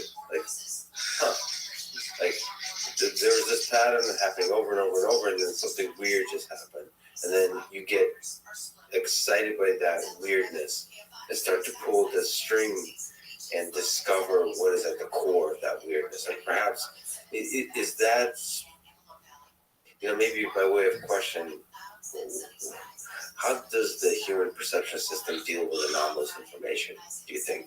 Well, it first tries to classify it and get it out of the way. If it's not food, if it's not sex, right? If it's not in the way of my desires, or if it is in the way of my desires, then you focus on it. And so I think the question is, how much spare processing power, how much CPU cycles do we spend on things that are not those core desires? What is the most kind of memorable, powerful UFO encounter report you ever heard? Just to you on a personal level, like this is something that was really powerful. Well, I mentioned the Zimbabwe one. That's particularly interesting. And one that actually most people don't know about, but family driving down the highway, 2 little girls in the back, open glass topped car, and the little girls see a craft right over their car. This is in the middle of the day on a busy highway. The mother sees it. They look around, nobody else seems to see it. So the girls take out their camera, take a picture of it, and then they get home. They look at the picture. There's no craft, but there's a little object about 30 feet above their car or so, probably about 3 feet across, kind of star-shaped. It's not the craft, but it's something else. There was something there. And so what were they seeing? Were they seeing a projection? Were they seeing, and why were only they seeing it? And the photograph was capturing something very different than we're seeing. There's still an object. What, can you give a little bit of context? Is this from modern day? It's modern day. Oh yeah, they had a camera. They had a cell phone camera. And this is like a 4 or 5 years ago. Report provided. By the way, where's the central place to provide a report? Is this? Oh, there's a MUFON, but this isn't public. I've seen the picture. Oh, this is something you've directly interacted with? Yeah. I've seen the picture. So those moments like that, they captivate your well, it's so different. It doesn't fall into the standard story at all. But in another way, it's kind of it's a clear enunciation of this notion that when people see events, they don't all see the same thing. Now, we've heard this about traffic accidents. Different people will see the color of the car differently or the chain of events differently, and this tells you that memory isn't anywhere near what we think it is. But the issue around these so-called UFO reports is that the same people will see a very different thing, almost as if whatever it is projecting something into the mind rather than it being real, right? Rather than it being a real manifestation, material in front of you, it's actually almost some sort of an altered virtual reality that is imposed on you. I mean, I think the company Meta and all the virtual reality companies would love to have something like that, right? Where you don't have to actually wear something on your face to experience a virtual reality. What happens if you could just project it? Well, that's the fundamental question from an alien perspective. When you look at it, or as we humans look at ants, how does its perception system operate? And not only how does this thing's mind operate, how does the human mind operate, but how does their perception system operate, so that we can stimulate the perception system properly to get them to think certain things. And so, that's a really important question. Humans think that, the only way to communicate is in 3D or 4D space-time. There's physical objects, or maybe you write things in some kind of language. But there could be just so much more richness in how you can communicate. And so from an alien perspective, when somebody has much greater technological capabilities, you have to figure out, how do I use the skills I have to stimulate the limited humans? Right. Well, I mean, let's take the ants exam again as an example. Let's say that you wanted to make ants practical. You wanted to use them for something, right? You wanted to use them as a form of biological robot. Now, DARPA and other people have been trying to use insects for, to turn them into biological robots. But if you wanted to, you would have to interact with their sense of smell, right? Their pheromone system that they use to interact with each other. So you would either create those molecules to talk to them, to make them do, not say talk to them as if they're intelligent, but talk to them to manipulate them in ways that you want. Or if you were advanced enough, you would use some sort of electromagnetic or other means to stimulate their neurons in ways that would accomplish the same goal as the pheromones, but by doing it in a sort of a telefactoring way. So let's say you wanted to telefactor with humans. You would interact with them, and this is a technology which you could imagine possible. You could telefactor information into the sensory system of a human, right? But then each human is a little bit different, so either you know enough about them to tailor it to that individual, or you just basically take advantage of whatever the sensory net is that individual has. So if you happen to be good at sound, or you happen to be a very visually inclined individual, then maybe the sensory information that you get that's most effective in terms of transmitting information would come through that portal. I think the aliens would need to figure out that humans value physical consistency. So we've discovered physics. So we want our perception to make sense. Maybe they don't, that's not an obvious fact of perception, but you have to figure out what kind of things are humans used to observing in this particular environment of Earth, and how do we stimulate the perception system in a way that's not anomalous or not too, doesn't cross that threshold of just like, well, that's way too weird. Right. So they have to, that's not obvious that should be important. Maybe you want to err on the side of anomaly, like lean into the weirdness. So communication is complicated. Yeah, well, that's why I always find this issue of people talking about the so-called grays as interesting, because it is related to what you're saying. They're different enough, but they're not so different as to be scary, right? They're not venom-dripping fangs, right? They're different enough, but it's also like they're what you could imagine us becoming in some distant future. So is that a purposeful representation? I don't know. I mean, I don't believe in the grays, for instance, but I believe that people think that they see it.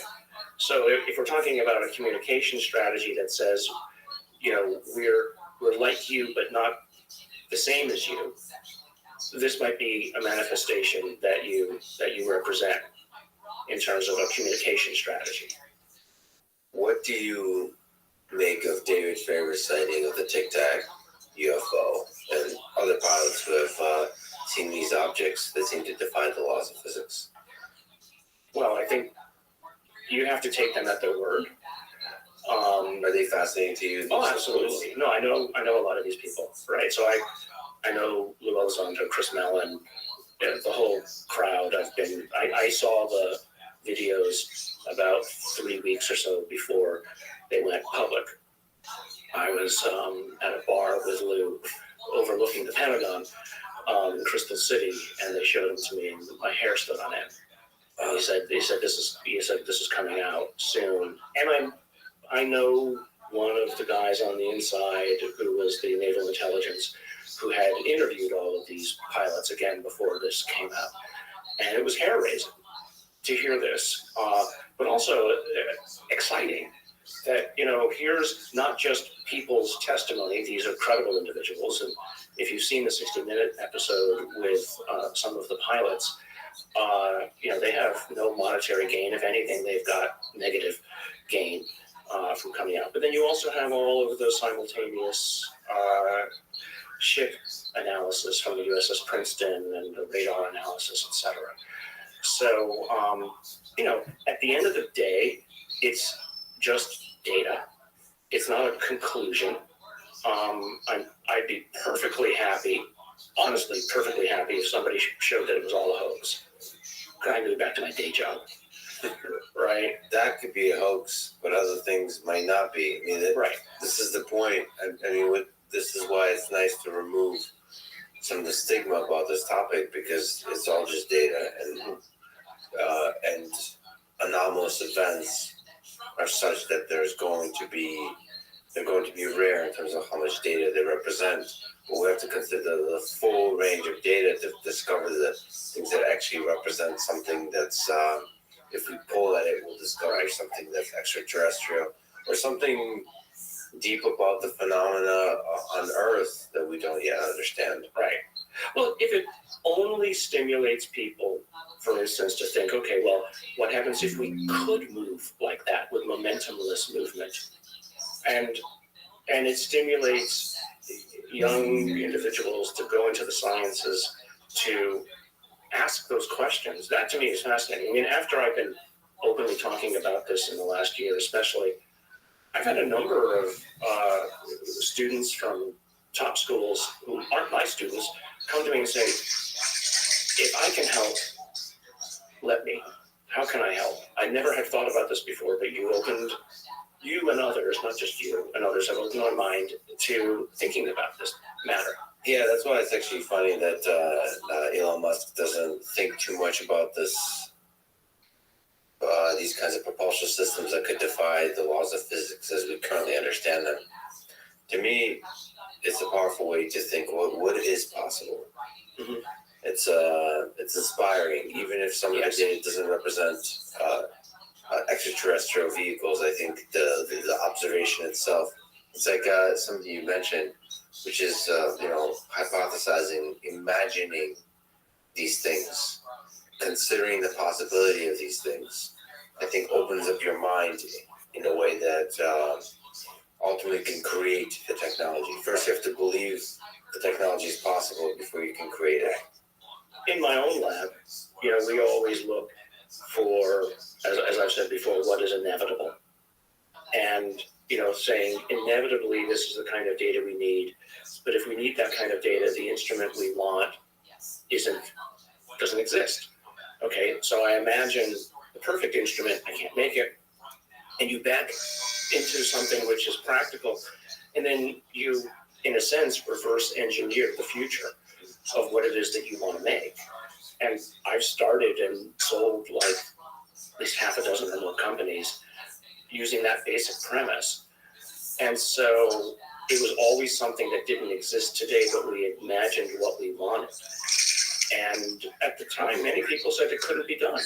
I mean, for instance, all the gene therapy that's done today with retroviruses came from a group meeting in David Baltimore's lab. I was a postdoc with him, and one of the other postdocs wasn't able to make retroviruses in a way that he wanted to, and I realized I had a cell line that would allow us to make retroviruses in 2 days rather than 2 months. And so he and I then worked together to make that system. And now all gene therapy with retroviruses is done using this basic approach around the whole world, because something couldn't be done and we wanted to do it better, and we imagined the future.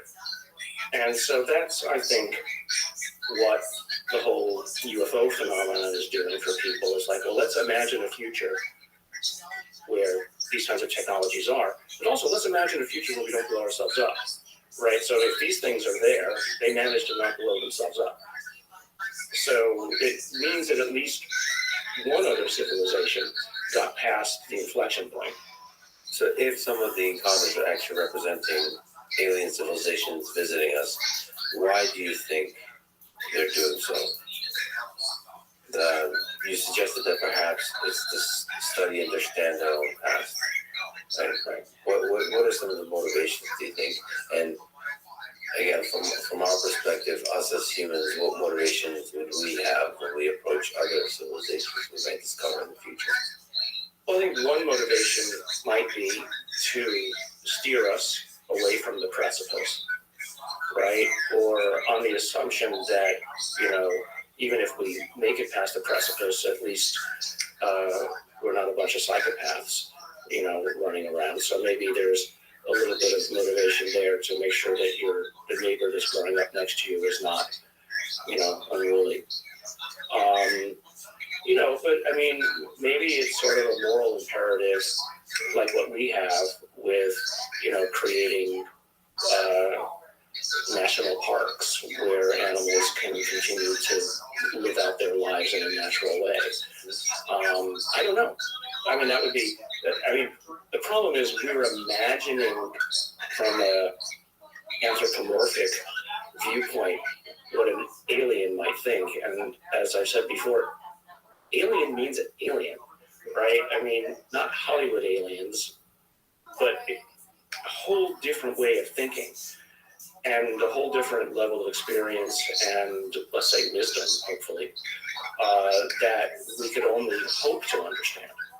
Now, but if we ever get out there, if we ever make it past our current problems, and even if we don't have faster than light travel, and even if we're only using ram scoops or light sails to get where we want to go, and it takes us 10,000 years to get somewhere or to spread out, we might encounter such things, and are we just going to stomp all over it like we did in colonial South America or Africa or all the rest?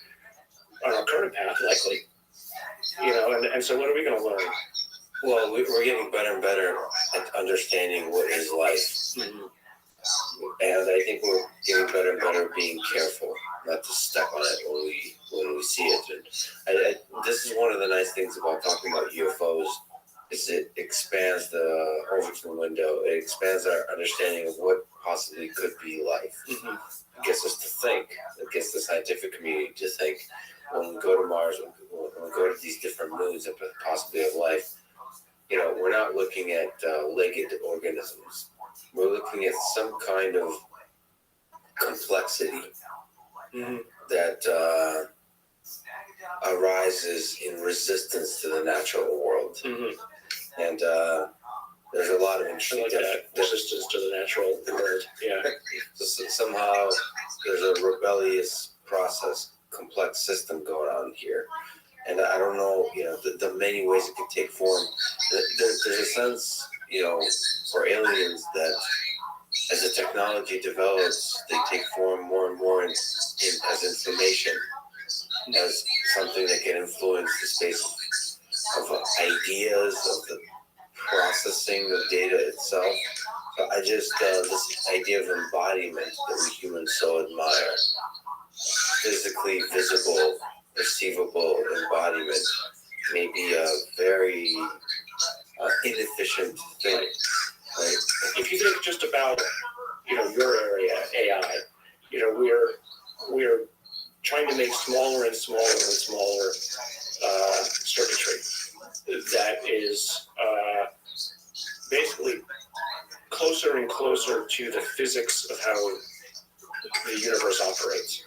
Right down at the level of quantum computers, or basically right down at quantum information storage. So fast forward 10,000, 100,000 years, maybe somebody found a way to embody AI directly into the physics of the universe, right? And it doesn't require physical manifestation. It just sits in space-time. It's just a locally ordered space-time. We're just locally ordered space-time, right? But maybe they found a way to embody it there. They probably have to get really good at not, trampling on the ants.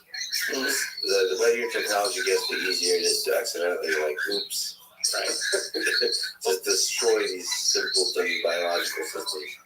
We constantly think about whatever these things might be. We think that they are some sort of a unified force. Well, maybe they're not unified. Maybe they are as disparate as you and I are. And maybe what keeps them from stomping all over the ants is each other. Right? That they are in a self-tension to prevent one or more of them from running amok. Oh, yeah, I mean, that's kind of the anarchy of nations that we have on Earth. So there's always going to be this There's a hierarchy. This hierarchy that's formed of greater and greater intelligences. Right. And they're all probably also wondering, wait, what's bigger than me? Exactly. That's what I always wonder, is that maybe that what keeps them in line is something that is beyond them.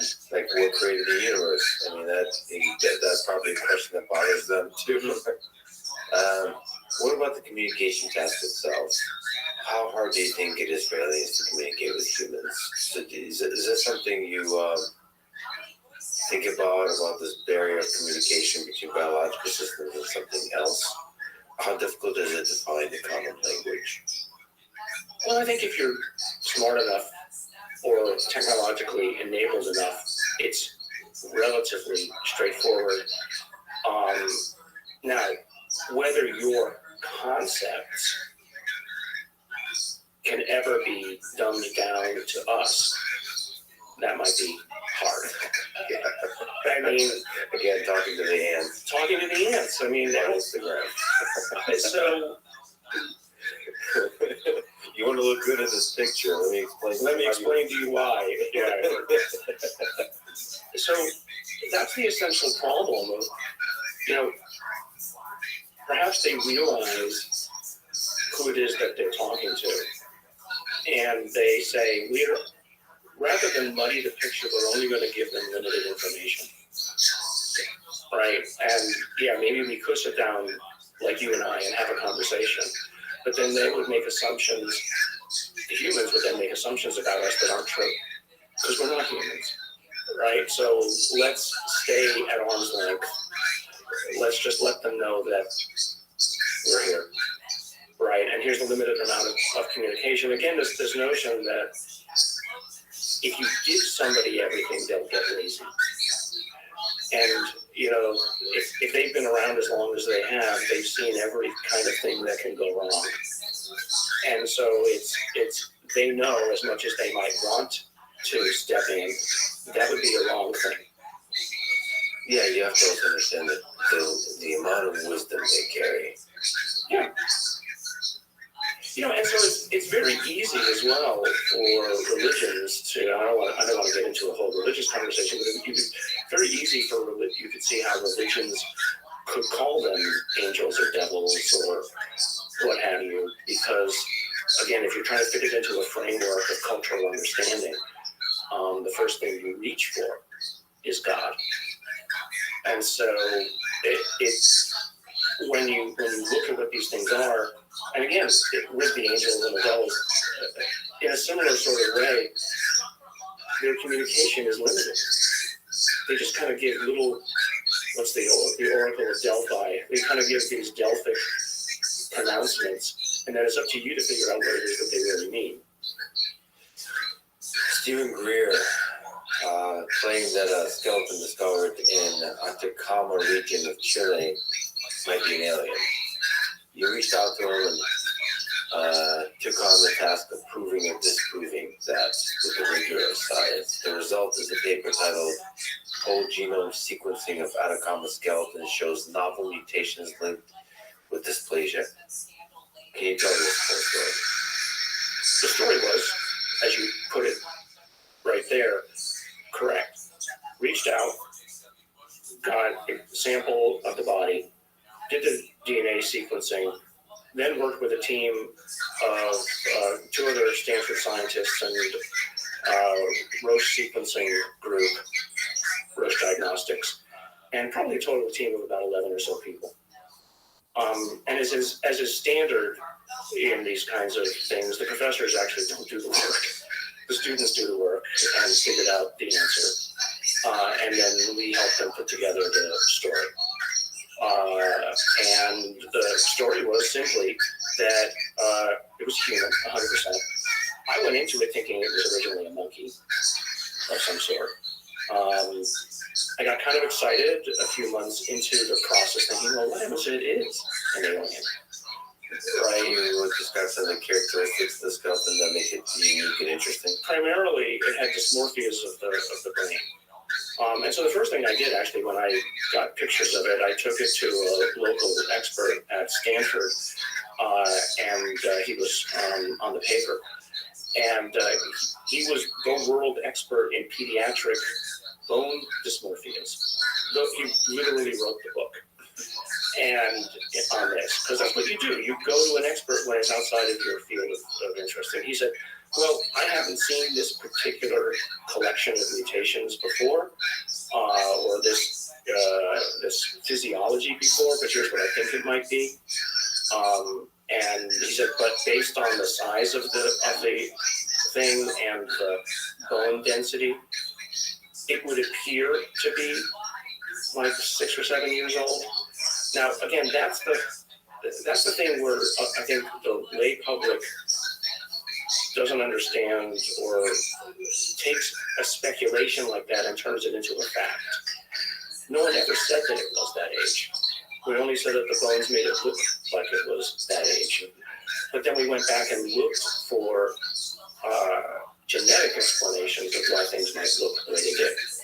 And if you, again, read the paper, it's very carefully caveated to say that these mutations might result in this. But what we did find was an unexpectedly large number of mutations associated with bone growth in this individual. And it was just a bad roll of the dice, right? You roll the dice enough times with enough people born every year, and someone will roll the wrong dice all at once. So the sad part about it was individuals in the UFO community who wanted to think that there was some sort of conspiracy around it, right? That somebody had somehow convinced all of my students to lie. I mean, come on. You know, I would lose my job, first of all, and they would all be, in trouble forever. Yeah, but also it's just projecting malevolence onto people that I don't think exists in normal populace, and especially doesn't exist in the scientific community. Yeah. The kind of people that go into science, I mean, this is what bothers me with the current distrust of science, is they might be naive. They might not, especially in modern science, look at the big picture, philosophical, ethical questions, all that kind of stuff. But ultimately, they're people with integrity and just a deep curiosity for the discovery of cool little things. And there's no malevolence, broadly speaking, in the scientific community. So, I mean, there's a bigger story here, which is, there's a hunger in the populace to discover something anomalous, something new. And, science has to be both open to the anomalous, but also to reject the anomalous when the data doesn't support it. Right. Well, what do you make of that, walking that line for you? Because you're dealing with the UFO encounters, you're dealing with the anomalous. Well, people have said, let's go back to the Atacama case that I was debunking it. Well, debunking is a loaded term. It sort of assumes that you were going in purposefully to prove something was wrong. I wasn't. I was just going in to collect the data. And, I showed that this one was human. There was another skull that somebody had at one point. It was called the Star Child. They called it the Star Child skull. I said, I looked at it. I looked at the DNA sequencing that they had done. I said, this is human. End of story. The people who owned the thing at the time disagreed with me, and then eventually another group came in and proved that I was right. And it's not about debunking. It's about getting the more spectacular and hyped cases off the table. I mean, the reason I got interested in it is because somebody was hyping it. And not because I wanted to disprove it, but because I just wanted to know. And let's get it off the table, because it's usually the most extravagant things that are most likely to be wrong. Somewhere in the rubble will be something interesting. And so that's what you do. You get the dross off the table, and then somewhere in the data will be something worth real inquiry. And that's, if you inquire deeply enough, will be extracted. Because Yes, exactly. And that's what actually excites scientists do. I mean, you want with the rigor of science to actually reveal the extravagant. And so look at CRISPR as probably the most perfect example of that. These weird sequences in bacterial genomes all arrayed one after the other with these strange sequences around them. But when you looked at the sequences, they looked like viruses. And so how did they get there? And lo and behold, after a lot of effort and work, a couple of Nobel Prizes went out the door, but these strange things ended up having extraordinarily extravagant possibilities. You've also looked at UFO materials. You are in possession of UFO materials yourself. Claimed UFO materials. Alleged UFO materials, that's right. So, what's another term? Weird materials that don't seem to they have a story. They have a story that doesn't seem to be of natural origins, but it's not, there's a process to proving that, and that process may take decades, if not centuries, because you have to keep going at the string and discover where they could possibly come from. But anyway, you're in possession of some materials of this kind.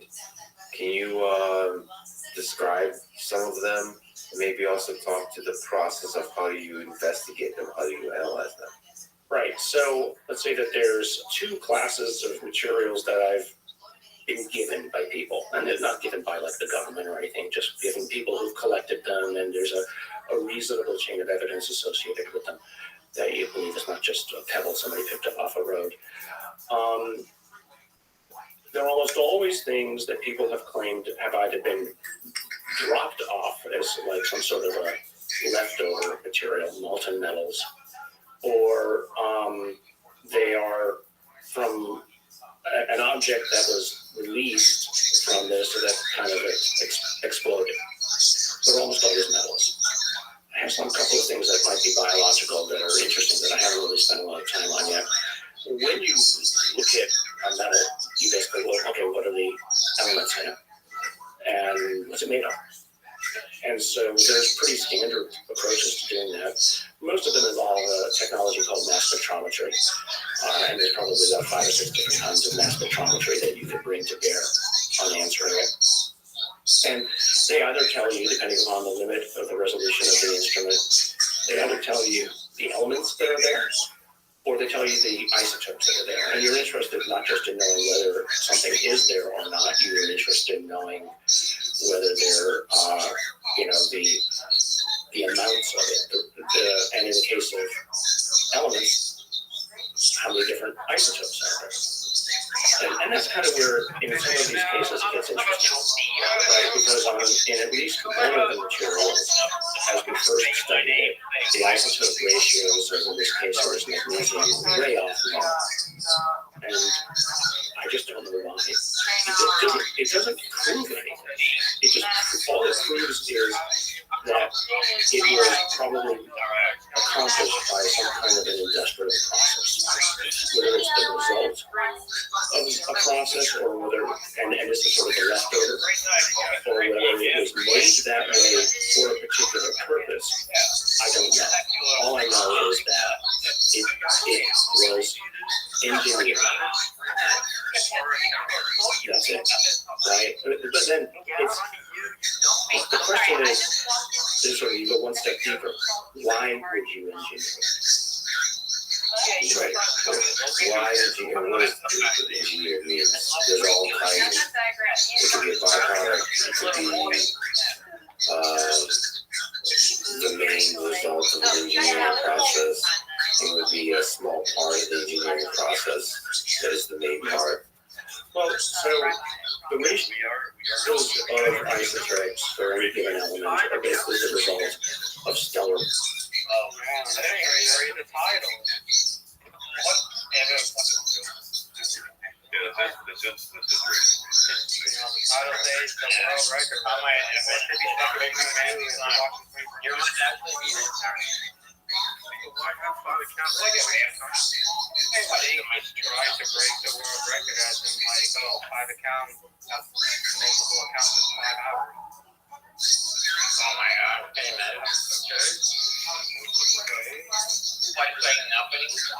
if he wants to do that, fine, do it.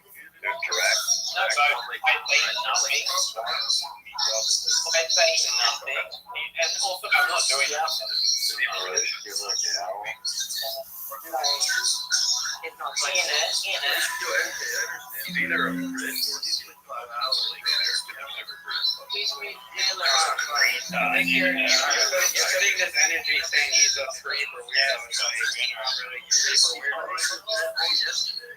Okay, and some people do that in good stories. Some of us do that all day here.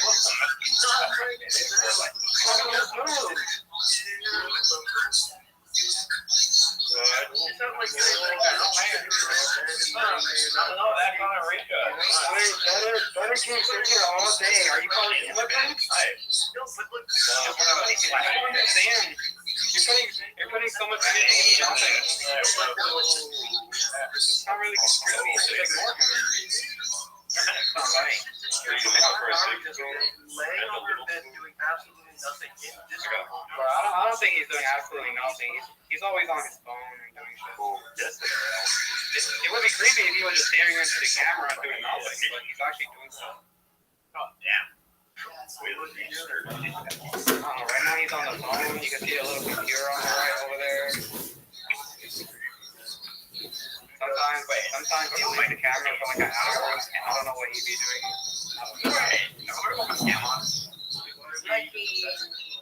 When you were doing that whole thing, He doesn't have anything creepy or anything that's brought up against him. Like, him just sitting here is just creepy to you? That's like the whole world of online. That's the whole world of online. There's literally people who stream 24/7 their life and just sit in a room. Yeah, there's a old guy that streams being in the fucking gurney 24/7 on Kick. And he does nothing. Yeah, he's like super old and like the cops went in there and like took him to the hospital and he still does it.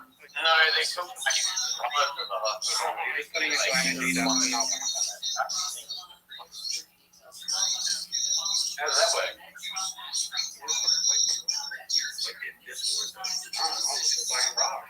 Maybe he wants viewers and shit like that. Maybe you're doing exactly what he wants you to do. You bring him up. Oh, he's streaming. Oh, we go check his stream. Viewers. Like. No, do you have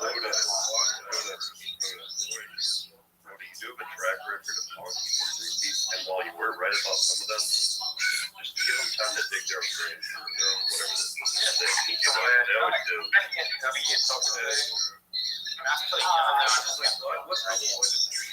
The word creepy doesn't it's like it's loaded. And I like it. Sounds like a what you're saying is a terrible thing. Like you did a word. Greg, it sounds like your mic is homemade. Like you soldered this yourself. You sound like you're fucking What if I say you sitting in Discord is a waste of time? Alright. Still a waste of time, huh? Some people say playing games is a waste of time, huh? Well, they are right. So it's like reading a book. You're supposed to waste your time.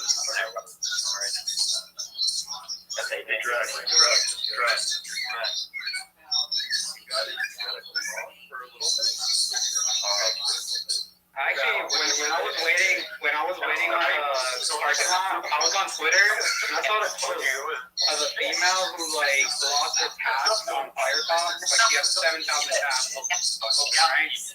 And she lost it and she was trying to get it back, but they didn't do it.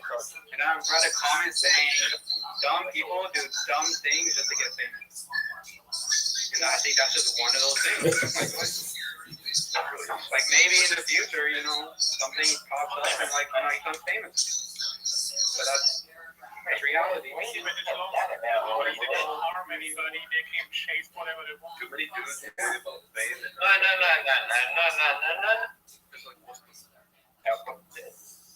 He was talking about just blame Rob.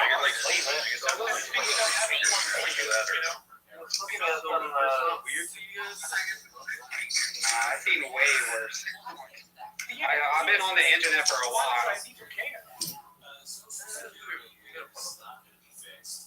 Like, you know, mother, one day you come up to me and you bring me actual, like, evidence that he's creepy or some shit, like, then I'd be like, oh yeah, I agree with you. That's fucked up. I think it's creepy. Join this story, he's just lays there, and like, why am I there? What is there to hate? I never said it was hate.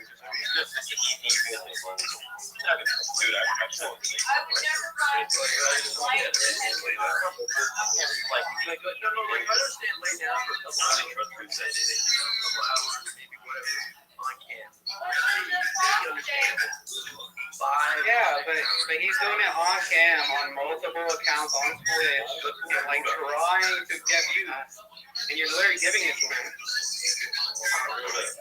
Yeah, you were going to tell Mason. Well, yeah, I told me to land him.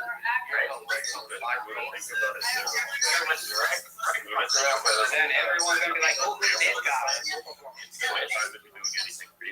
You know, correct stuff like that. Some kids that are cleaning up, you know, when you know they're to me, it's just like a normal thing. Yeah. It's unfortunately. So I think go back to 17-year-old. Yeah, I think I heard it outside. Like, cameras everywhere. So why not? Those people who go on like New York Strip and like just act like an anime or like some shit, like it's just stupid. I'm never hate on them for doing it. I did see some 17-year-old.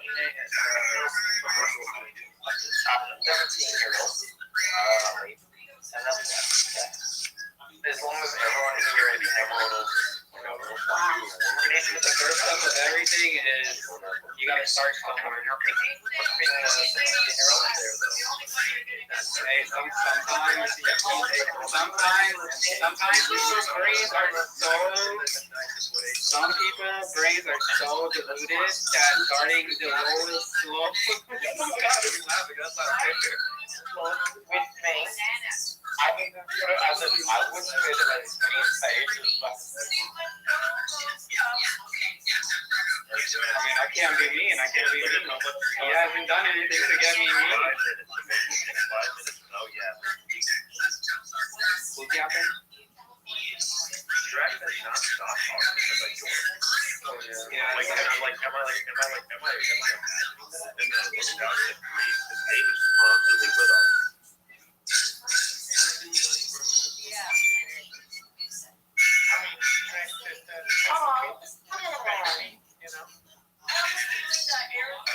Well, at this point, it's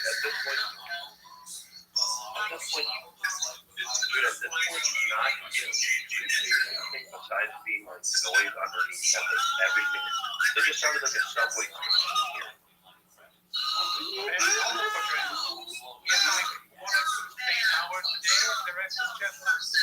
You know about that? Yes, it's a staple in online communities on Discord. What's crazy? Well, it's going to be a staple. We just got to be. Give it over time to get out of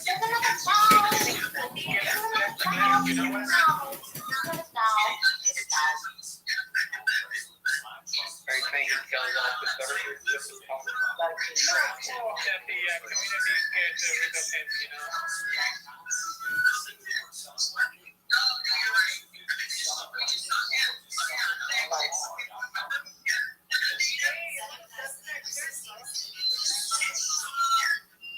W flirting, W risk.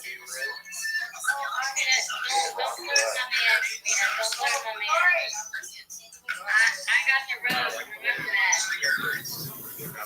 that. I like the way that your shirt touches all the way. It doesn't look tight, quite like, it just looks so muscular.